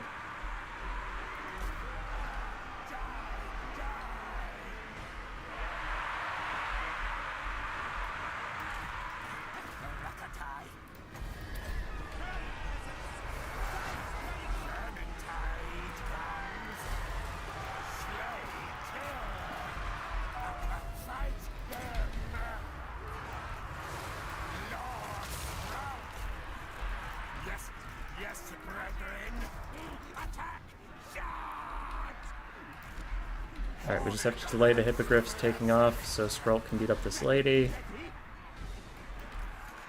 If he can rout her, Bounce Power might shift into Army Loss's territory as he gets another big shot in.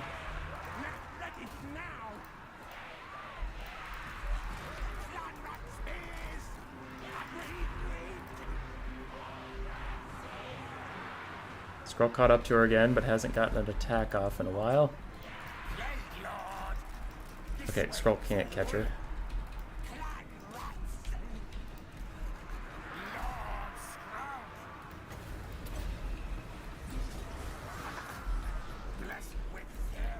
I'm just gonna hope that she runs off the map. Oh, the edge of the map's way too far away. Okay. Ooh, yes, they got a second free route on her because she rallied right in front of their face. Is that it? I think that's her third. Yeah, she shattered. She's done. Okay. Can Bretonnia still win this without any healing?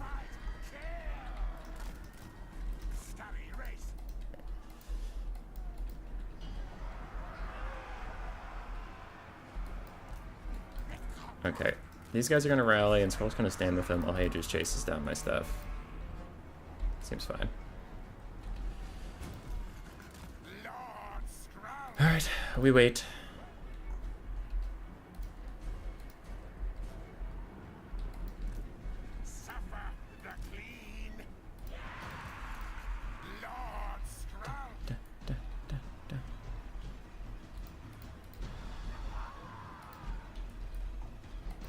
Thankfully, I still have my clan rat.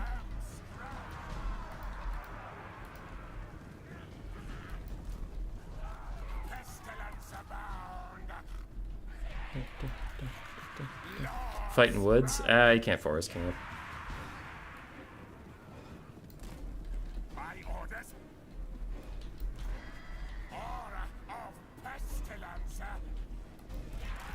Oh, we're getting our Skaven slave spears back, boys.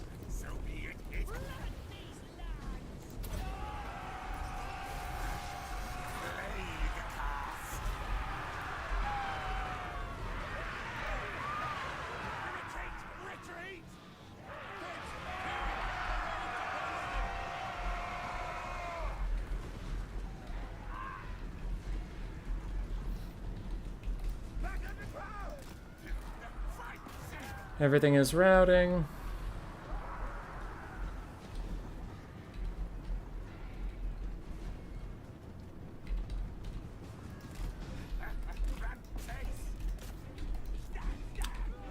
More powerful enemy is nearby. Might get these guys to rout. As even mounted yeomen plow straight through my clan rats, taking no damage, and now they're up to 32 leadership? Okay. Alright, game.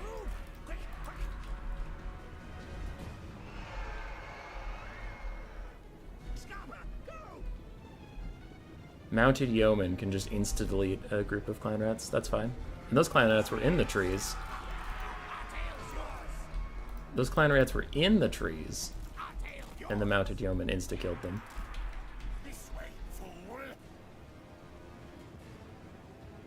Okay.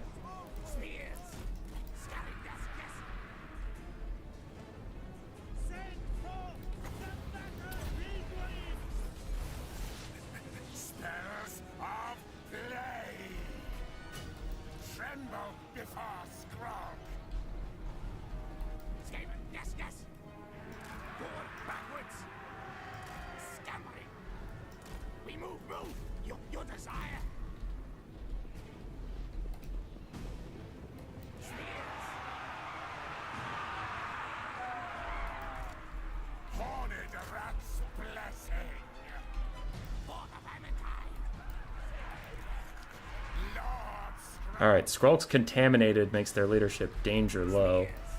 And I'm saving the summon. I'm saving the summon for when that's dead. Now he has to attack me. I'm going to summon. And he's not going to get the charge. He's not going to insta-shock them to death. So now they'll stand and fight, and he has to be attacking me. So he has to stay here for a bit.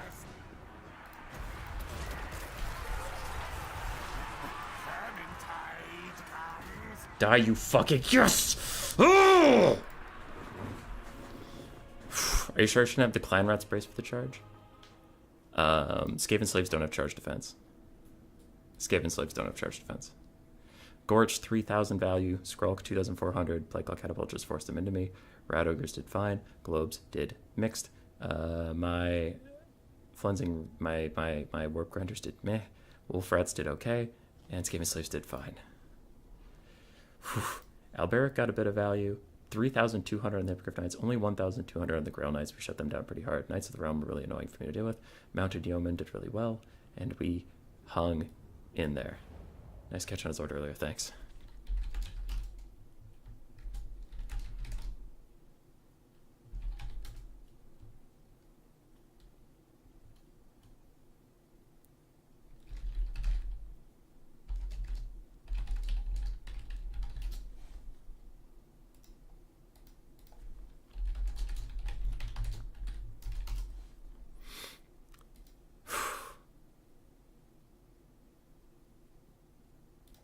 All right, we got to win one more game out of the next 3.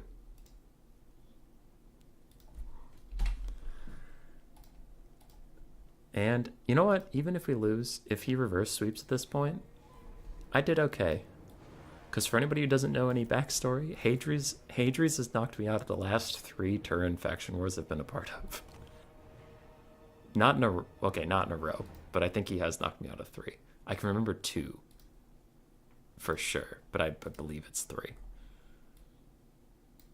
So this would be a good vengeance to get.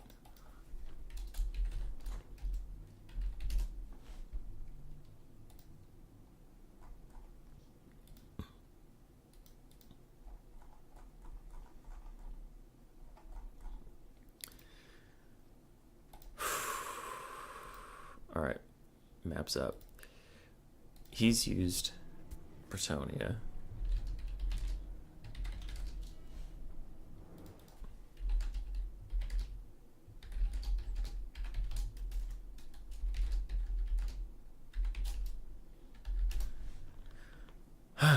He's done Tomb King's Brett versus Skaven Chaos Dwarves.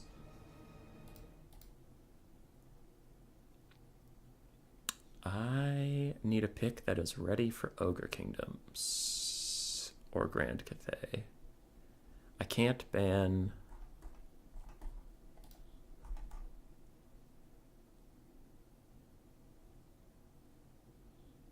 Not previously banned in the series. Okay, so you can still ban the same thing in game 3. So I could ban Ogre Kingdoms and try to clutch this out. I'll put a Bretonnia pick of my own in there. Just because. Brett. Ogre Kingdoms. Oh, yeah. Okay, it's his pick 3. It's his pick 3.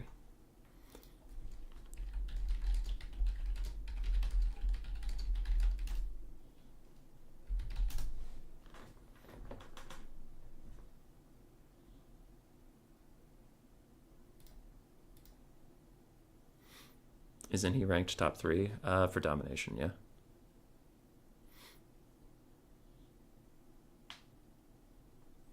Did you just beat him with rats? I did.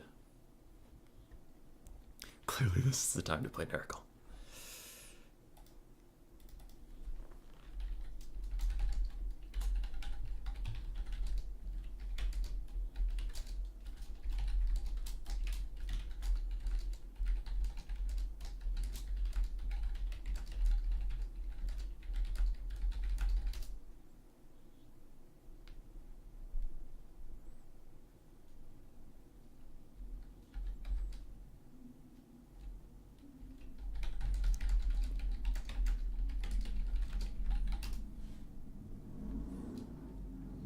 High Elves, Ogres, and Skaven ban Brett. High Elf, Ogres, Skaven ban Brett. High Elves, Ogres, Skaven ban Brett. High Ogres, Skaven ban Brett. Ogres, ban Brett. Ban Brett.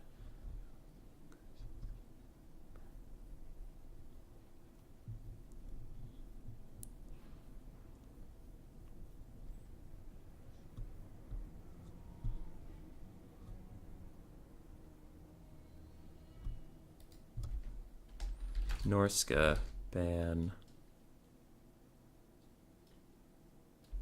High Elves. Norska ban High Elves.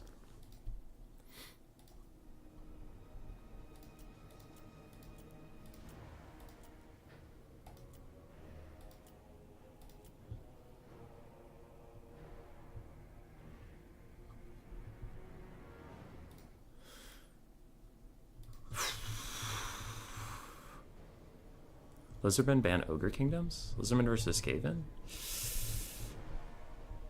I don't know.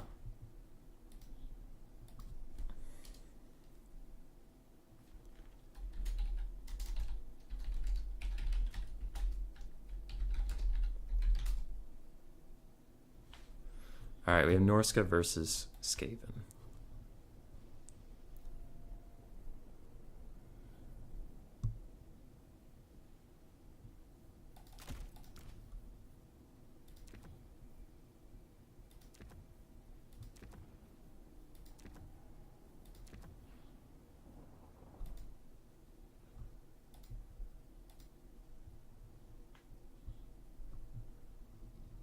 Gotta fight Skaven.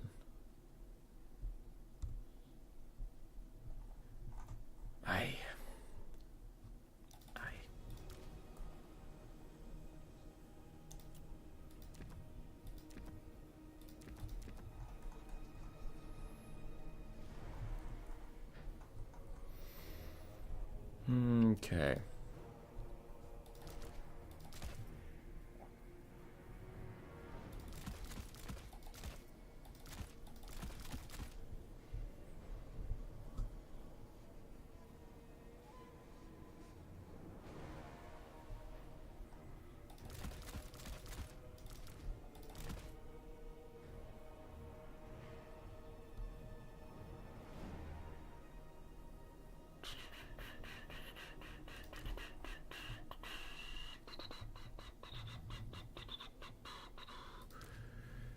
Okay,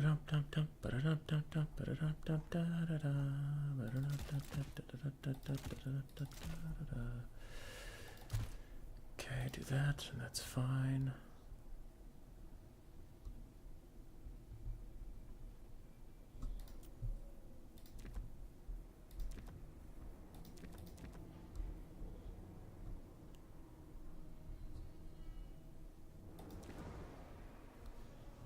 I need 25 gold back.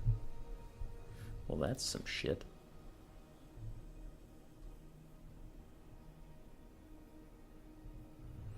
Um...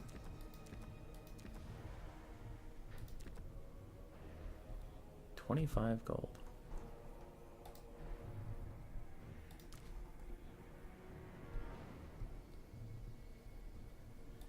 I guess I'll get rid of that. Though it feels bad to get rid of that. I guess that's what we have to do. Alright, ready. Any Norscan, double Norscan giants? Can we have the rant on the feral mammoth? Maybe another time when I'm not forced to ASMR mode because Grace is asleep.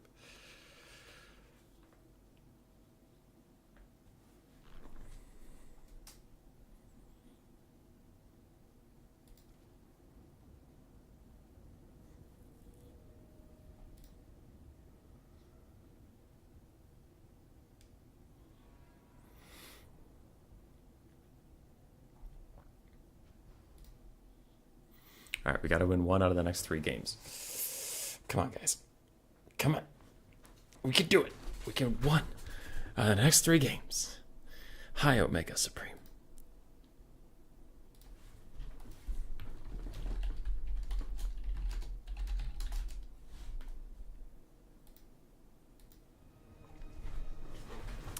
I'm sorry, it's Izzy. I'm sorry. I want to beat Hadries for the first time in my life.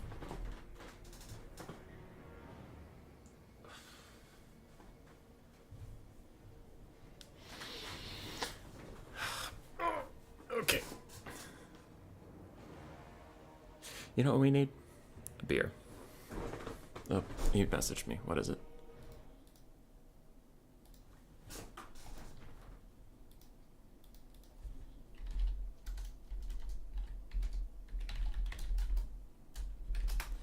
All right, grabbing a beer.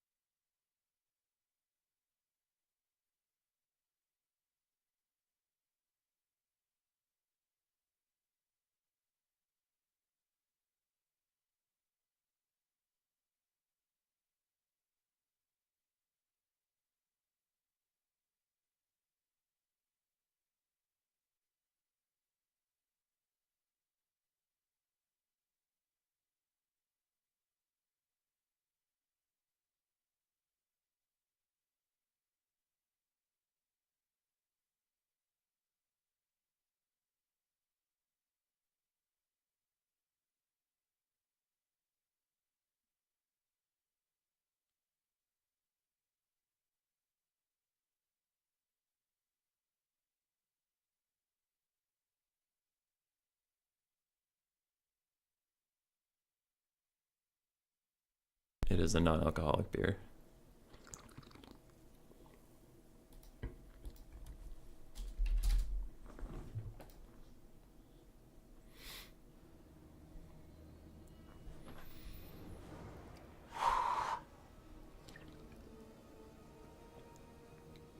Can we break the Skaven morale?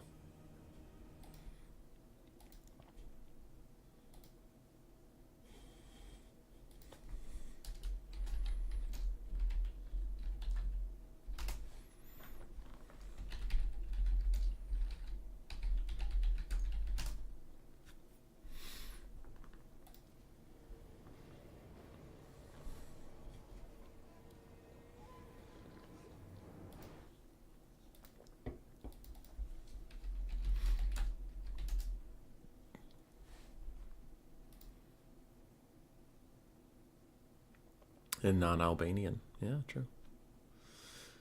Just tell them Lord Crocus behind them and the morale breaks instantly. Alright. Bring the funny-looking lizard. If you're talking about the frostworm, I did. I did indeed bring the frostworm.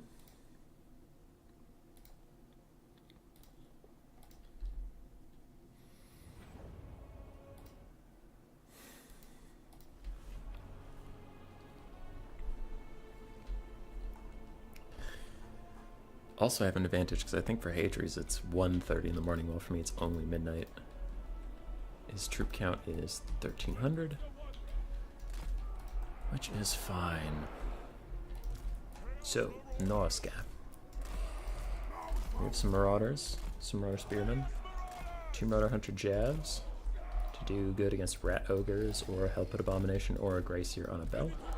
We have Footrick the Wanderer. We have Burning Headcaster the Wanderer. Then we have some Skinwolves.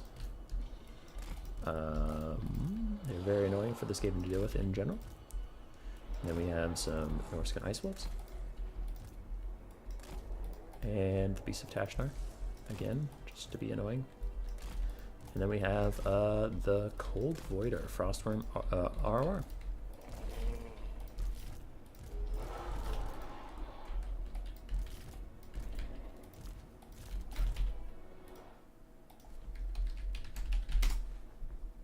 Hopefully it's not Footrick the Flaunderer this game. God damn.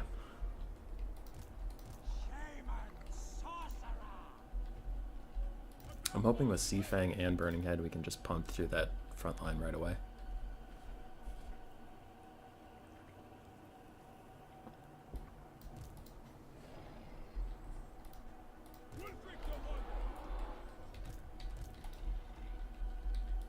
Actually, yeah, with a Breath Attack and Burning Head and Seafang, hopefully we can get through whatever his front line is, like, instantaneously. Hey, Zach Rodriguez, how you doing? How you doing?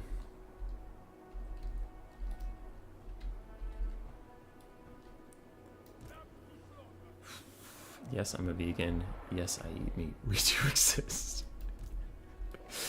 That's really funny. It's really funny, and it shouldn't be as funny as it is, but it is.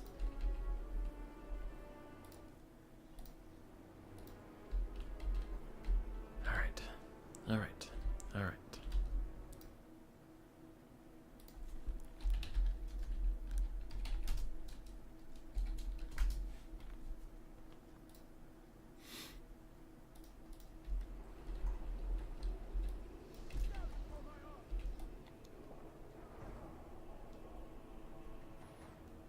Have we played Ogre Kingdoms or Brett today?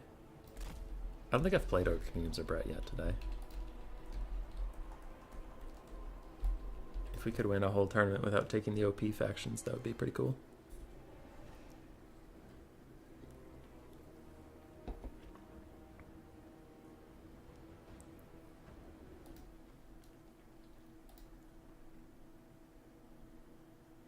Hadri's is typing.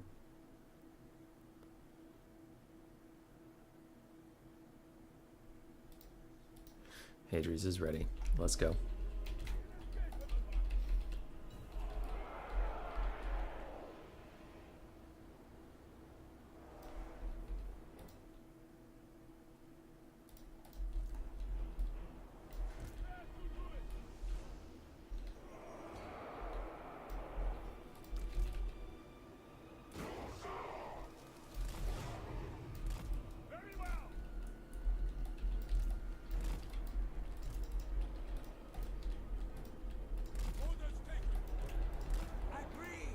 It took Flensing Road.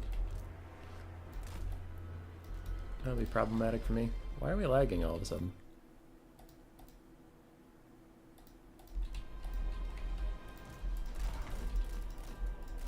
I think it's Zap Zap is harassing my Cold Voider.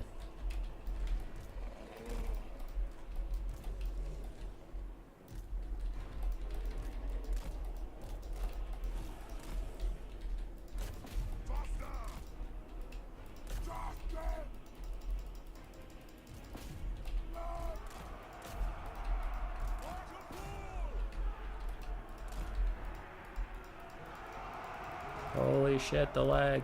I don't know where it's coming from. I'm gonna pause the YouTube stream. Like, you guys will still see it, but I won't see the stream moving anymore. I'm just trying to help it out.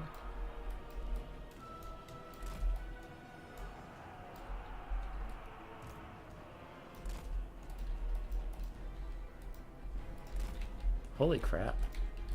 This is brutal. Especially for us both being like in the same country and place and stuff.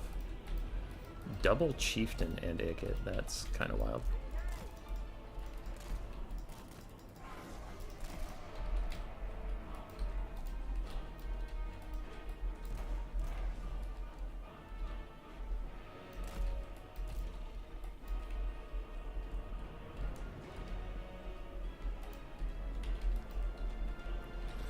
Why are we lagging so bad?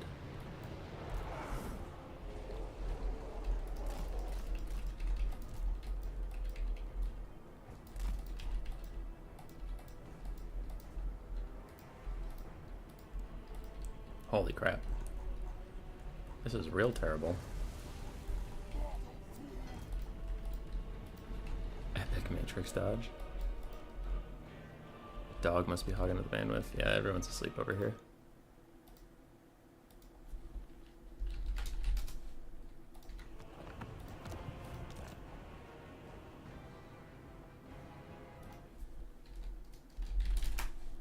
Alright. Hadrius is gonna host the lobby. Even quitting. Yeah, even quitting is laggy.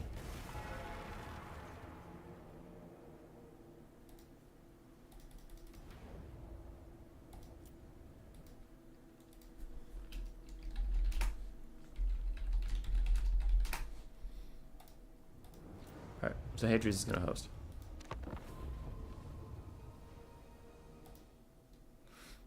Hadrius is gonna host, same builds.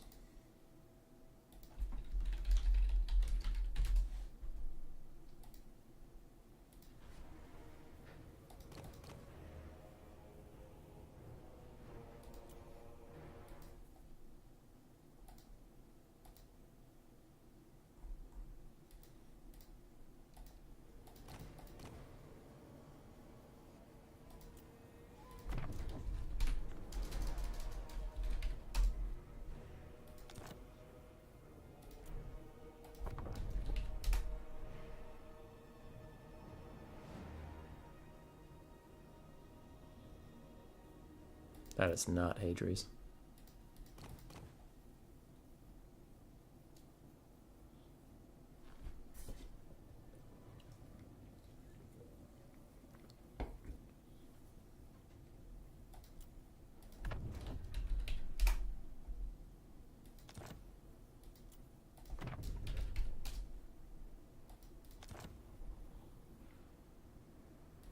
You get this win, bro? I'm gonna try. I'm gonna try.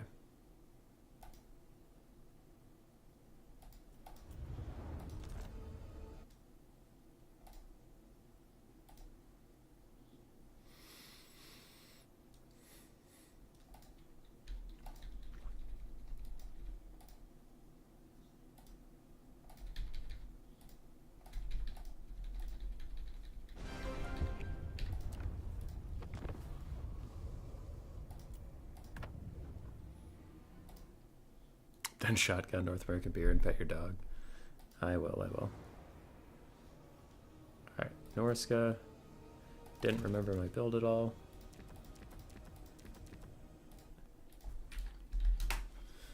I'll tell him map while I re-prepare my build.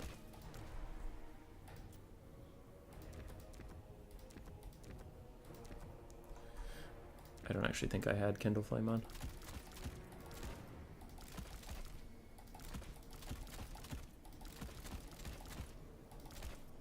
There we go, and then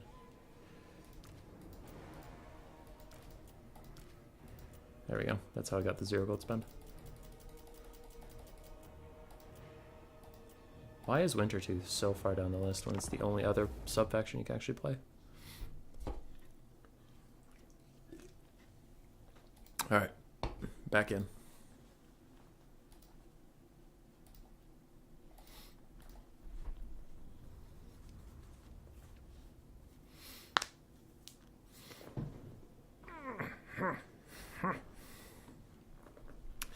try this again.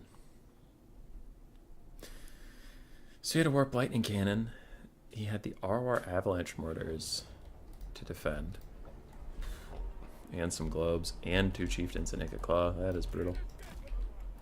I had considered taking Final Transmutation, but then I decided not to. That might end up being a mistake. Let's find out.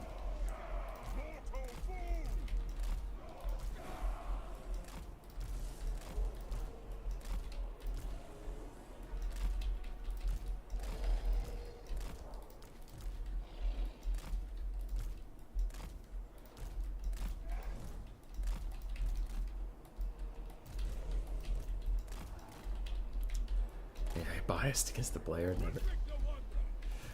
Alright. Let's get these control groups back in order, huh? Ready.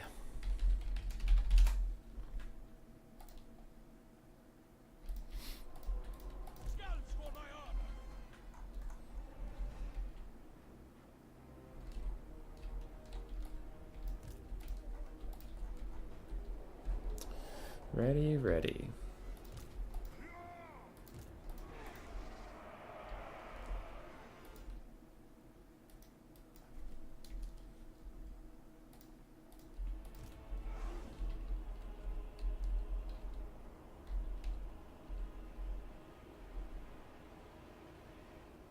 Good morning from the UK. Good morning, UK.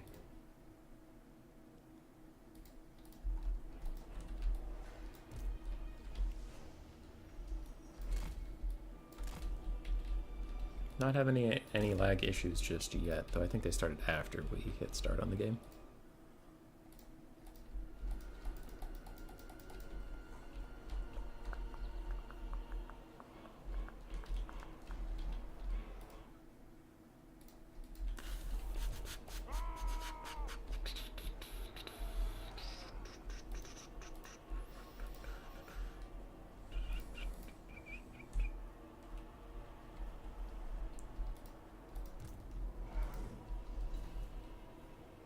Alright, let's go.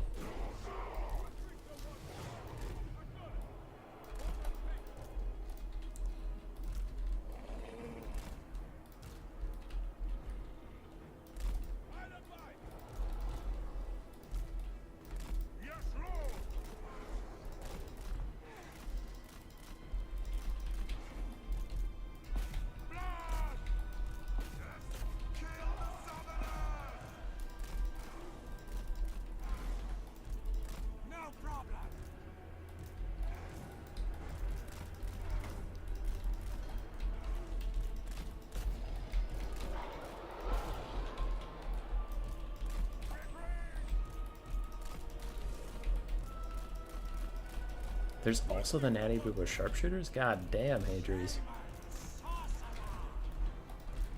I went deep.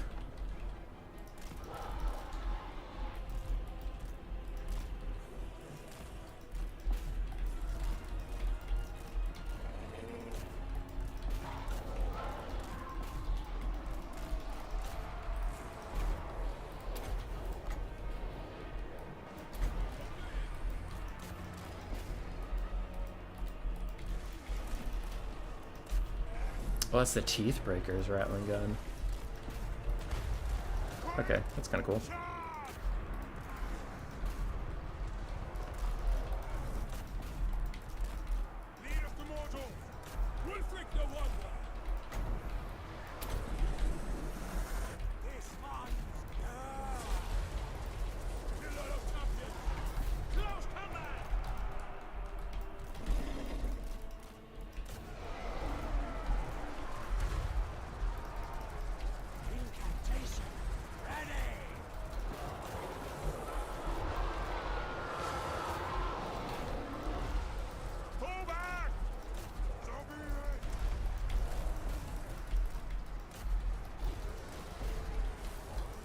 Alright, Cold Voider finally got to move, and it is to run the fuck away.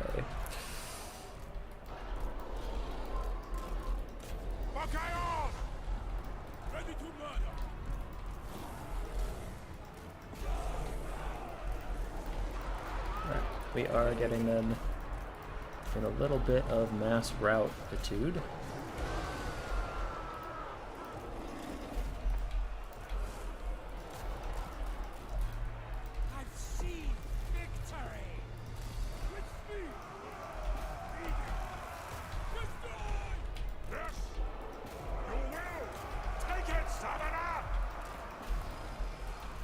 Okay, we're routing everything, we're routing everything, we're routing everything.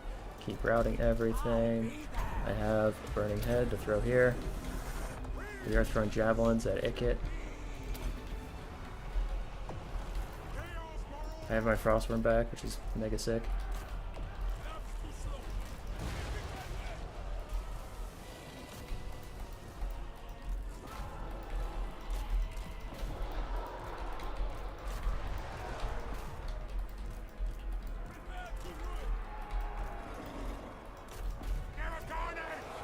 Damn it. Skinwolves routed. I love these other Skinwolves that have super casually just chilled in the corner. Army losses. Nice. We did it. Okay. What faction is your opponent playing? Skaven.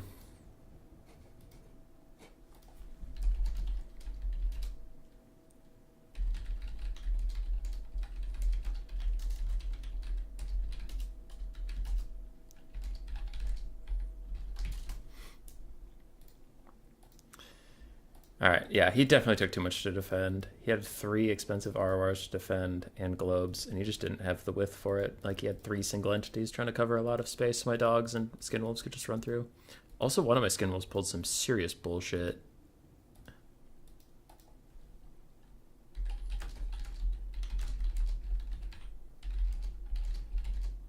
On your right.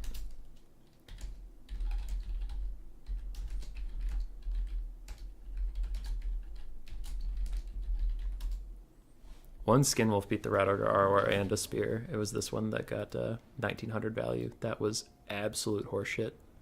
I don't know how he beat all that stuff. Yeah. He sniped on my Cold Voider, which is really brutal.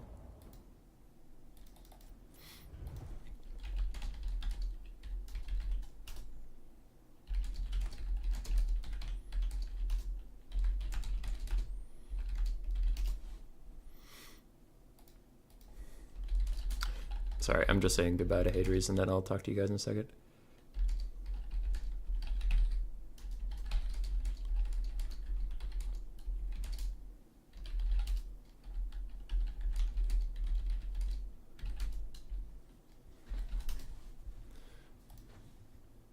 Alright, G of a G, you did it. I don't like you, fat kid at recess.